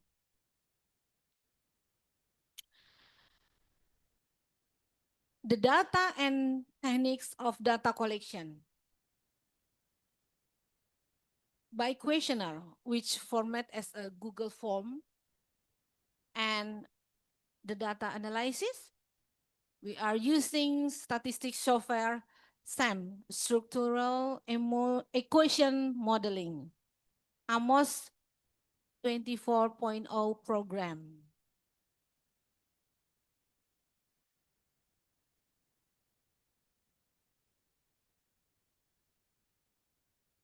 There are 4 variables in our research, so I will explain the definition of operational variable one by one. The first definition of operational variable on consumer need for uniqueness. Consumer need for uniqueness, meanings of consumer need to consume brands with distinctive or unique characteristic. Source, adapted and developed by Tian and Bearden, 2002. Measurement, the consumer need for uniqueness variable was measured by using 4 indicators, which adapt and developed by Nike and Kim, 2006, and Tian and Bearden, 2002. And about the indicator, there are 4 indicators. First, paying attention on unusual or unique brands. 2, choosing the unique brands or creative. 3, expression of individuality. 4, the importance of distinctive or unique foreign brands. And then the definition of operational variable on environmental knowledge. Environmental knowledge, meaning is basic knowledge which owned by a person about everything that can be done and attempt to help protecting the environment by facilitating their attitude, commitment to purchasing green products, by Lee, 2011. And the measurement? Environmental knowledge variable were measured by using 4 indicators adapted and developed by Lee, 2011, Kumurer, Veronica, 2000X, Adil Effendi, 2015. And there are 5 indicators over there about environmental knowledge. First, knowledge. 2, information.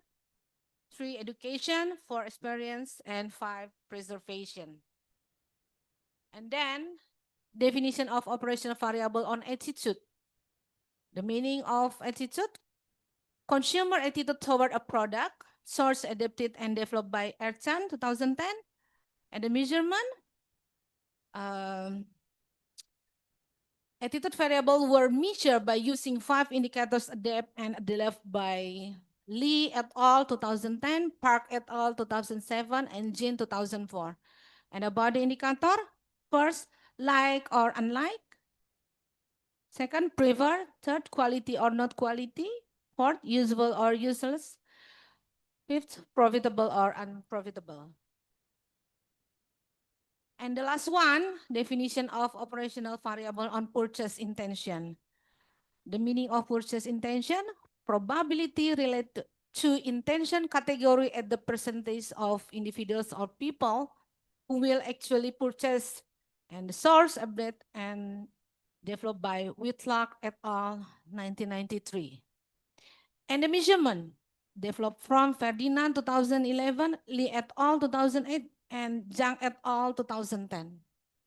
The indicator, one, intensity of information searching, one, to buy immediately, two, one, to choose, three, will recommend it, four, buying even the price is expensive. And this is the picture of the analysis of full model structural equation modeling. There are 4 variables. Yeah. And this is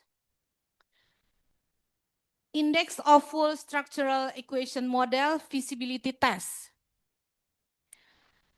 The table showed that the chi-square, significance probability, and AGFI didn't meet the recommended goodness of fit index or GFI. Cut-off value were generally accepted. This marginal measurement depended on the sample size used. Meanwhile, the RMC, Chemin/DE have met the TLL and CFI goodness of fit criteria. The RMC value was the best measurement of model suitability because it didn't depend on the number of samples used in the model. The RMC value obtained was 0.071, which was still higher than the criterion, less than and equal to 0.08. So the model was suitable to use. Yeah.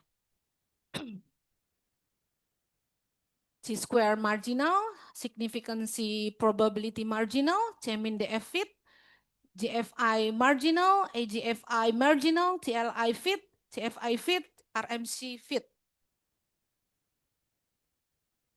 And then hypothesis testing. Yeah.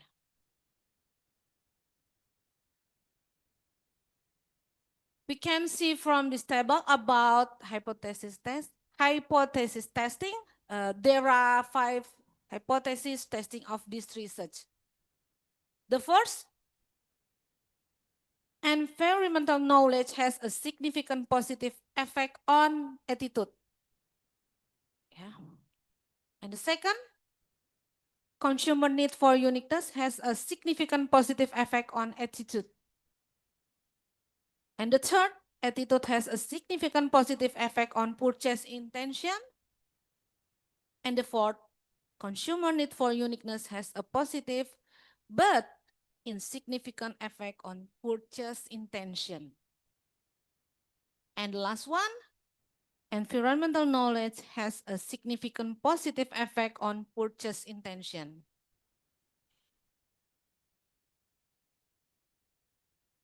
We can see from the probability. Yeah? And the conclusion of hypothesis. Hypothesis 1, environmental knowledge has a significant positive effect on attitude, and the result is accepted. Hypothesis 2, consumer need for uniqueness has a significant positive effect on attitude, and the result is accepted. Hypothesis 3, attitude has a significant positive effect on purchase intention. The result is accepted. Hypothesis 4, consumer need for uniqueness has a positive but insignificant effect on purchase intention, and the result is reject. And the last hypothesis, hypothesis 5, environmental knowledge has a significant positive effect on purchase intention, and the result is accepted.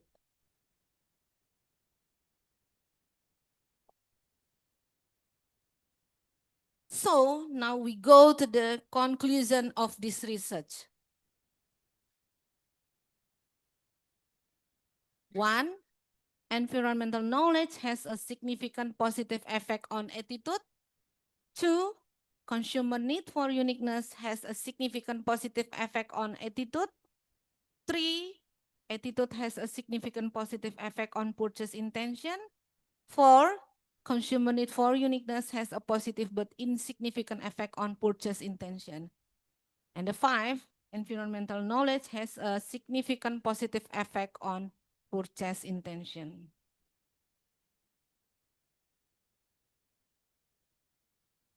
And the last part is suggestion. There are 2 suggestions. The first, the limitation of this research was the absence of a domicile or place of respondent characteristic. And the second, the limitation of the research was the respondent data obtained in terms of provincial areas still not widely distributed. It is hoped that future researchers will be able to obtain respondents from all provinces in Indonesia.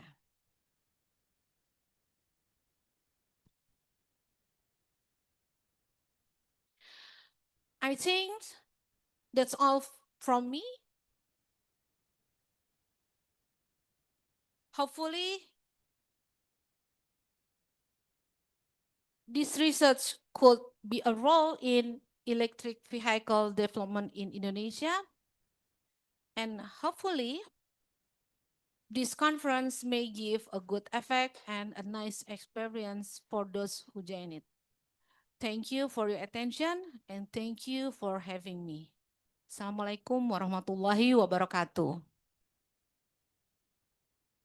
All right. Thank you very much, Dr. Sri Syabanita, for your informative and engaging presentation. Now, we will move to the question and answer session, and I'd like to have 1 or 2 questions from the participant. For those here in the room, please feel free to raise your hand. And then for the joining online, you might type your question in the chat box. Okay, maybe we will ask first question from our left side.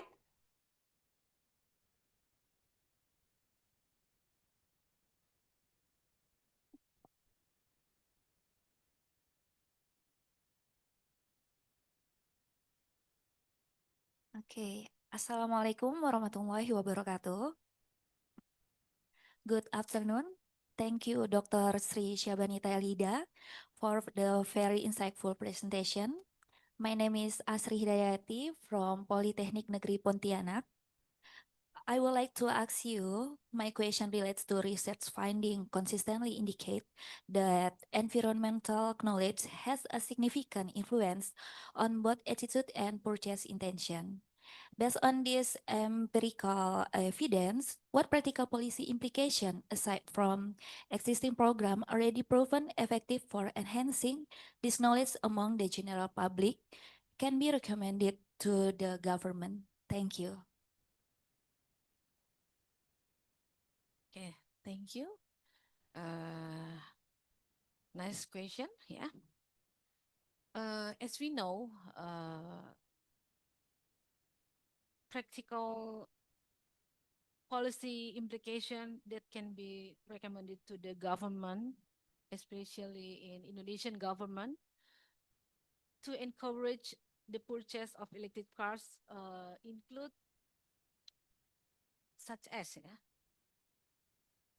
tax incentive. Tax incentive.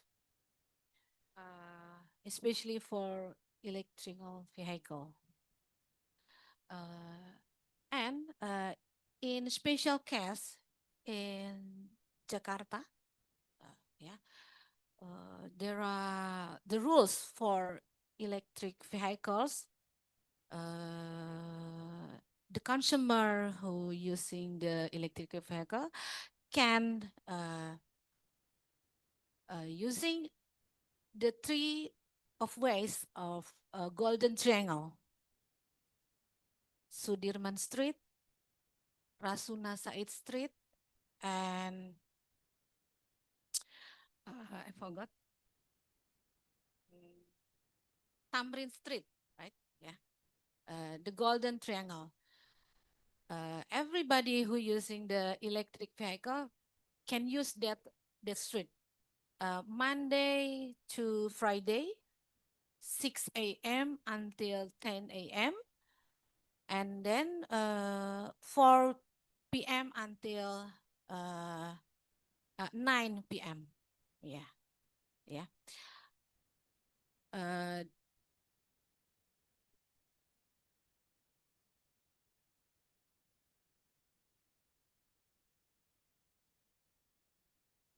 for the odd even regulation, yeah, motorized vehicle plates can entering that golden triangle. Thank you. Is it clear, Mr. Astri? Okay. Because of the limited of time, we only need just one question. So thank you for the enthusiasm for the Q&A session. Okay, ladies and gentlemen, we finally come to the end of this session. Based on the research finding, we can conclude that environmental knowledge and consumer need for uniqueness both play important roles in shaping attitudes toward electric vehicle adoption. The results shows that while attitude strongly influences purchase intention, environmental knowledge also directly increases consumer willingness to buy electric cars. Interestingly, the need for uniqueness show a positive but not significant effect on purchase intention, suggesting that environmental awareness may be stronger driver than self-image in encouraging people to choose electric vehicle. Those insights contributes to understanding how consumer behavior and environmental education can support Indonesia transition towards sustainable mobility, aligning perfectly with our conference theme, addressing global challenges. All right, thank you very much, Dr. Sri Syabanita, and to all the participants. That officially concludes our third plenary session. Have a pleasant day and enjoy the rest of conference. Wassalamualaikum warahmatullahi wabarakatuh. I return it to MC.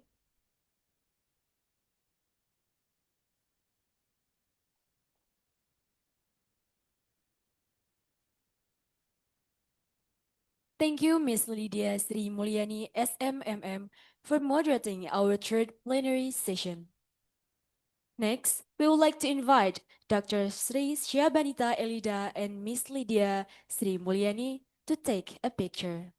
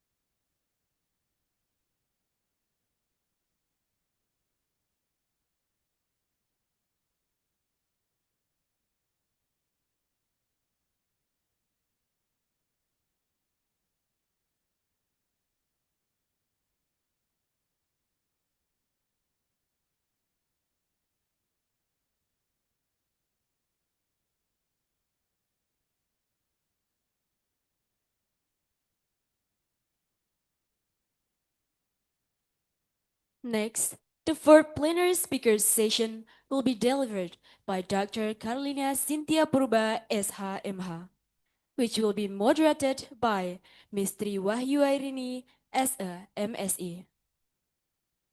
To Ma'am Tri Wahyu Airini SE MSE, the time is yours.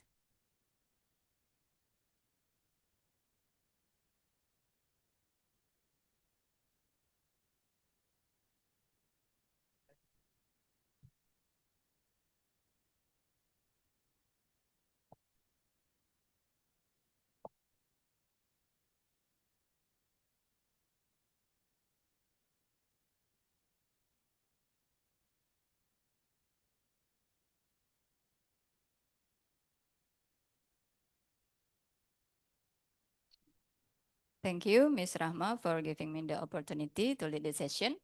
Assalamualaikum warahmatullahi wabarakatuh. Good afternoon, ladies and gentlemen. Thank you again for coming to the last plenary session today. My name is Triwayu Arini, and I will be your moderator for this session. Today, Dr. Carlina will share her presentation entitled Border Management Agency Capacity Restructuring in West Kalimantan Province. Before we start our session, please allow me to introduce our last but not least plenary speaker, Dr. Carlina Purba, Bachelor of Law, Master of Law. Dr. Carlina is a lecturer of Public Administration in Business Administration Department. She completed her Bachelor of Law from Lampung University, Master of Law from Diponegoro University, and doctoral degree of Law from Diponegoro University. She interested in research on law, especially about border issue in West Kalimantan Province, Sarawak, and also some routine community service agendas with local government and society. Before Dr. Kalina present, I will inform you about the presentation. The presentation will be held for about 15 minutes. Then we will have a Q&A session for 5 until 10 minutes, and then conclusion. For those who want to ask a question, you can raise your hand. But because this is the last session and we have a very limited of time, we will only have one question. Yeah. Okay. Now, allow me to welcome the speaker, Dr. Carlina, to deliver her presentation. Dr. Carlina, the time is yours. Thank you, Ma'am Tri Wahyu Airini, for the time. Good afternoon, ladies and gentlemen. Are you sleepy? So do I. I'm sleepy. But for this afternoon, let me share you about a little bit from my experience in my research. So a few years lately, I often research in border, but now I will share you with the title Border Management Agency Capacity Reconstructing. Yeah. How I say it's reconstructing? Why not constructing? Why reconstructing? Yeah, because it's been there. The management, it's been there. It's been done from 2010 in border, but if we see until now, 2025, there's no significant development. So I'm still interested in the research about border. That's why I choose the title. Usually in plenary session, people or the speaker will talk about challenges here. Like Mr. Jujul just now talk about challenges, and the speaker before also challenges. But if only talk about the challenges, I think we could not find the answer. That's why I will not talk only about the challenges, but I'm trying to give a real or concrete idea that restructuring border management agency is urgent to do. So next slide, please. I'm sorry because I don't bring my laptop. So as we know that from all border in Indonesia, most of districts is in Kalimantan. There are 5 districts.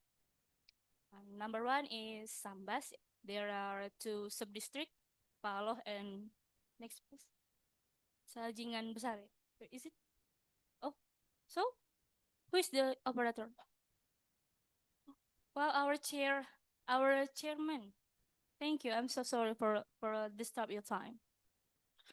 And then Bengkayang, and then Sanggau, Sintang, and Kapuas Hulu. I have gone for almost all of them. I have gone there. And really, all of them have the same and similar problems. Most of them have similar problems. Not exception. So almost them have similar problems. Next, please. The first problems is security and violence violations of law. Smuggling and transnational crime. Forbidden drugs often cross from pathway. Even though not only cross from pathway, sometimes it can get caught in border, in official border, and usually in our country said PLBN. Not only from pathway, but sometimes it get caught from official border. So beside of that, there's also human trafficking. So law enforcement is still really minimum or low, really weak. How I say it's human trafficking? Many people didn't realize when they are going to Malaysia from pathway, really they are going enter to a hell, because when they are gone there, they don't know really what job are they are going to do, but they just believe to somebody who called Chukong. They believe to him, but they don't know really what job they are going to do. That's why no wonder that many Indonesian worker who works in Malaysia, then they get violence. They cannot go back to Indonesia. They cannot contact with their family because they go also from illegal way. So there's no wonder why, because of that. Because Indonesian people wants to do that. And I have met many women. They are so happy when they want to go to Malaysia, because I have met some of them in airport. They are from Manado. They came here to go to Malaysia, but they don't know what job they are going to do. But they are just happy. But maybe they did not cannot back to their home or their city, because I have lost contact with some of them. So in fact, I faced some women in Indonesia become worker in Malaysia, but I have lost contact with them. So there's indication they work illegal, and I lost contact with them. Maybe I don't know what happened with them. And then the next problem is socioeconomic inequality and independence. Because of limited access, not just like us, we get out from our home, we see pharmacy, we see hospital, we see some schools, we see markets. We can go, we can get anything that we want. We can shop from online, but not like that in border. They have limited access. And most of society in border have orientation to neighboring country. They prefer to shop in Malaysia. They prefer to get the schools in Malaysia. They prefer to get anything from Malaysia, not from Indonesia. Because of what? Because limited of access. And most of society in border have traditional economic. If in a few years ago, just like barter, and not just like us, we can do anything easily with technology, but they don't get it. And the next is infrastructure and regional development. I have gone the far away that I have gone in Purung Kencana, only 30 hours from Lubuan to village, I can get to Malaysia with motorcycle. And they're really, really quiet. There's nothing there. You want to ask about the electricity? Not just like us, we have really very good light here, but not like that in there. In the mid of the night, it will turn off. No air conditioner, just like we enjoy right now. But everything that they want to get, they will go to Malaysia. Only 30 minutes to go there. So there is no stuff from Indonesian made in the village. Everything Malaysia made. So they shop in Malaysia, they go to school in Malaysia from that pathway. Because only 30 minutes with motorcycle. But if they go to city, it will need really far and then high cost. So they really isolate.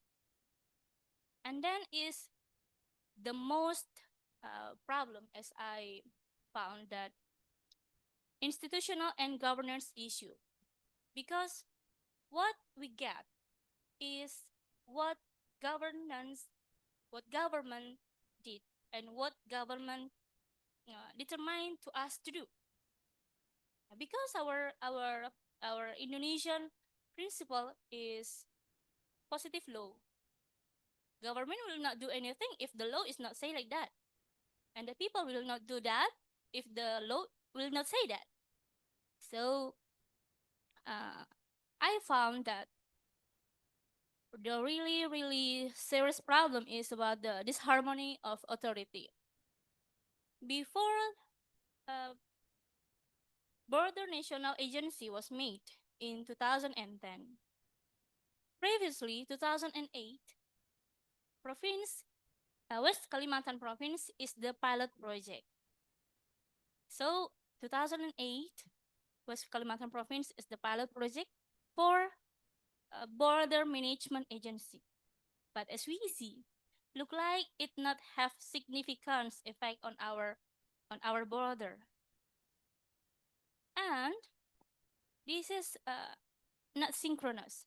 That's why even border management agency in regional was made, just like if you know Bayangkara Hospital near of there.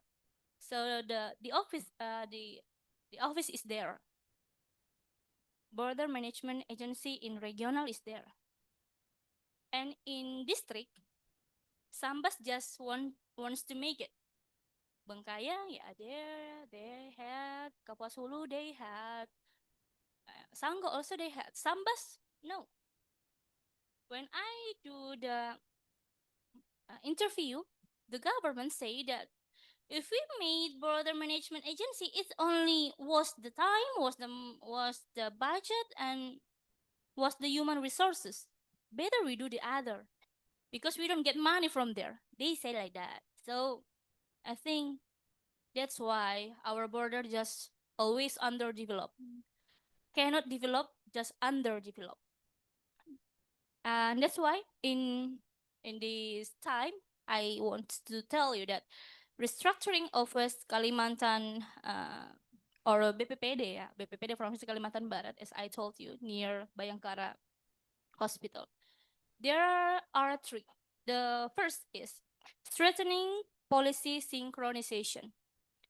Why? Because in territory state law state that local government include border agency management, they can make policy for this regional. But and then after local government law in 2014 stated what ones do in local or border, it have to be central government made. So local government cannot make anything. Local government only do the policy, but to make the policy, to determine the policy is central government. How about that? So what's the meaning of autonomy as Mr. Federico told just now? Where is he? So what's the meaning of local government, of autonomy? I think it's still big question. And then number two, encouraging accelerated development and prosperity. Right now, society in border is really underdeveloped. When they want to go to school, they need 1 day to find their school. And they have to go with all of their friends. If not, yeah, maybe they will get lost because that's not easy to get to school. So the school, yeah, the building is there, but the people, we don't know where. And the teacher also, there's nowhere. And the last is strengthening non-military security and sovereignty. Why?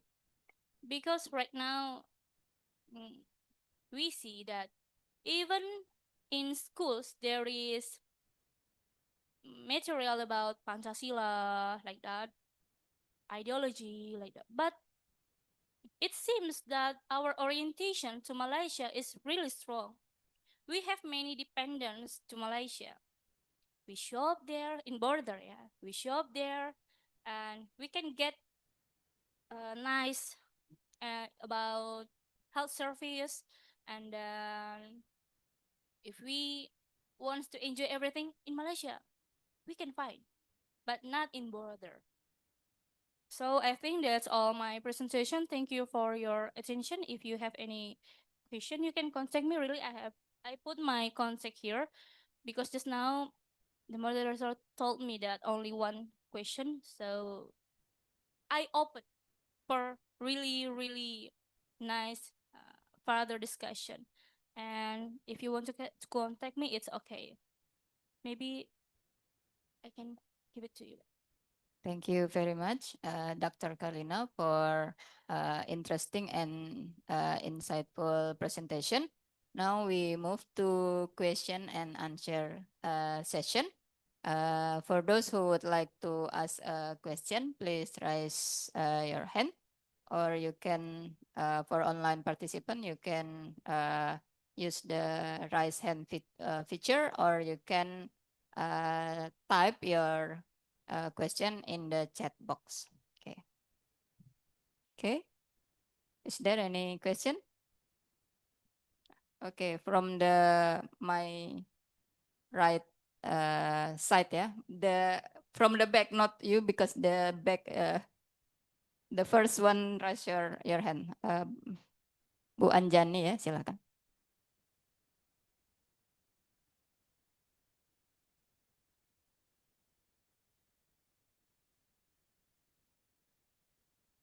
Assalamualaikum warahmatullahi wabarakatuh. Thank you for the opportunity. My name is Anjani. I want to question. Before I question, I want to make sure about the topic. The topic about BPPD, Badan Pengelola Perbatasan Daerah. Okay. I want to question about how government restructuring the BPPD so BPPD can effective in carrying out its duties. Thank you, Ma'am Anjani, for your question. Ma'am or Miss, yeah? Okay. Or Miss, so that younger. Thank you for the question. Yeah, it's that's why, as I told you just now, the first one that government had to do is in president rule, local agency, this local agency was not mentioned. While the one is mentioned is only governor. How governor will see what happened in border? He will only ask his staff to go to border. I had seen that. When we made an event in border, governor did not come. And when he came, it will be a new problem. Why? Because the people will try to make a good way, try to fix the road, try to service, to make a good service. While in really, not like that.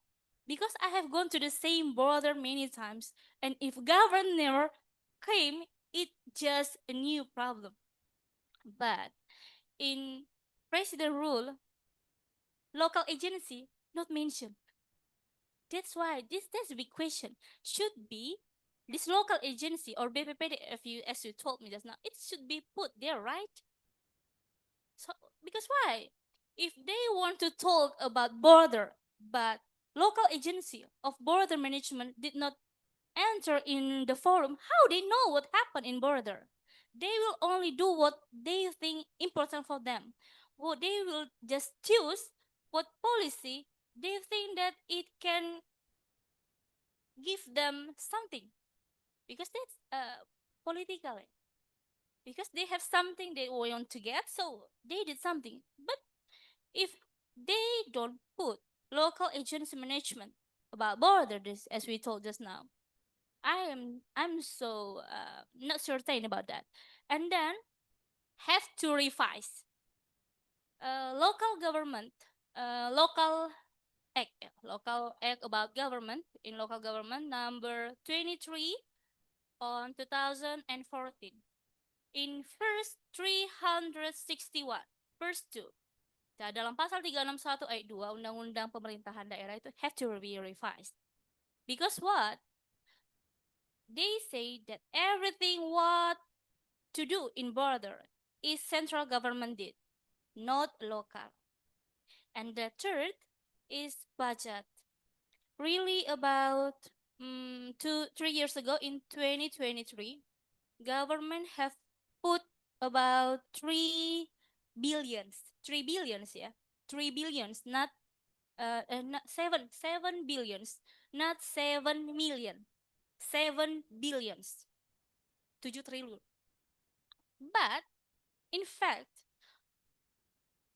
for Kalimantan Barat border, it's only around 900 million. And then can be done only about 200 million. So from 7 billions become 900 million, become only around 300. So I think that's why there are a lot of corruption in this country. So I think that's all to answer your question. Thank you. Okay, thank you, Dr. Karlina, for the clear explanation. I hope the answer satisfy the question, yeah. Okay, ladies and gentlemen, finally we come to the end of the session. Before I close the session, I would like to summarize the presentation and the discussion from Dr. Karlina. So the restructuring of the West Kalimantan BPBD will include the strengthening the policy synchronization, encouraging accelerated development and prosperity, and the last strengthening non-military security and sovereignty.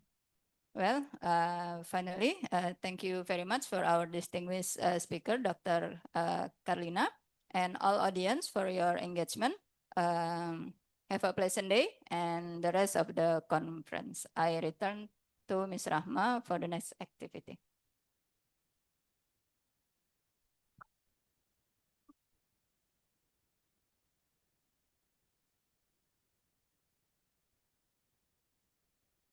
Thank you to Ms. Tri Wahyuarini as a MSE for the moderating for the plenary session. Next, we would like to invite Dr. Carolina Cynthia Purba and Ma'am Tri Wahyuarini to take a picture.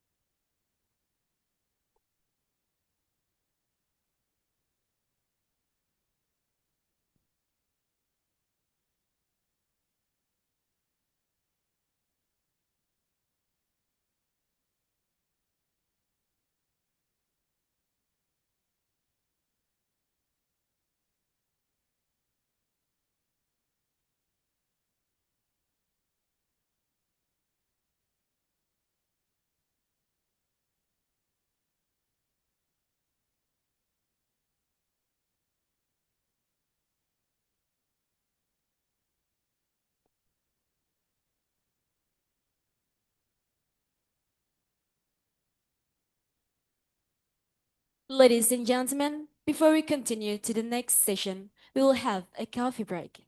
Please note that we will continue our next agenda parallel session.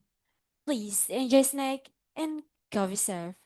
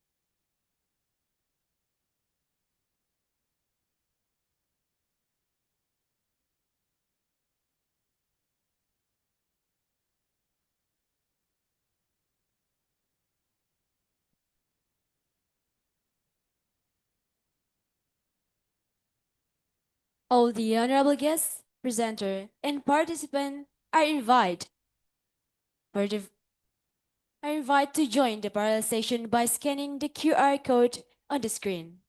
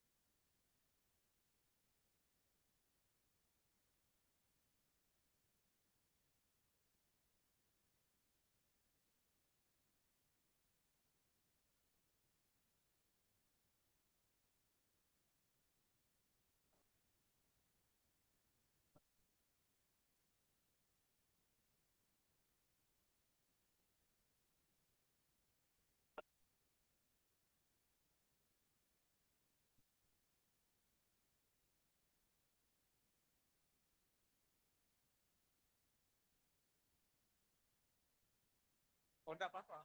Pak. Bapak Ibu, kita foto bersama dulu di depan.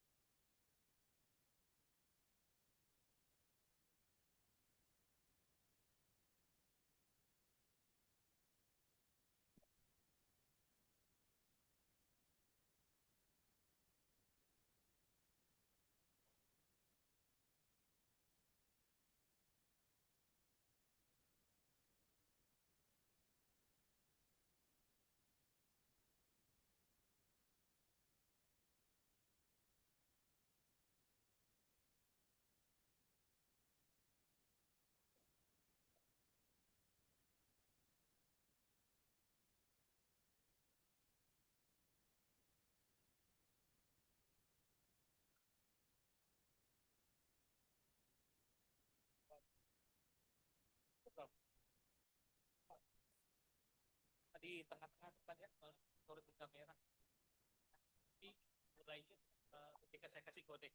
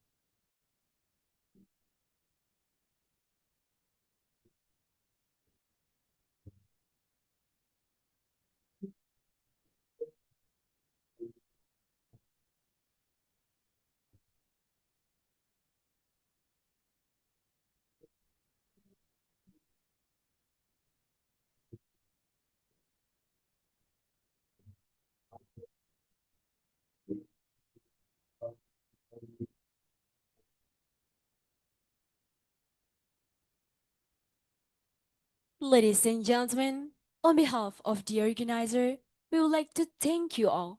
Thank you so much for devoting your time to contribute to the success of this conference. Finally, from the deepest of my heart, I'm Rahman Nur Savitri to apologize for my mistake in guiding this event. I would like to, I would like to thank you for your kind attention. See you on IBIPAC 2026. Wassalamualaikum warahmatullahi wabarakatuh.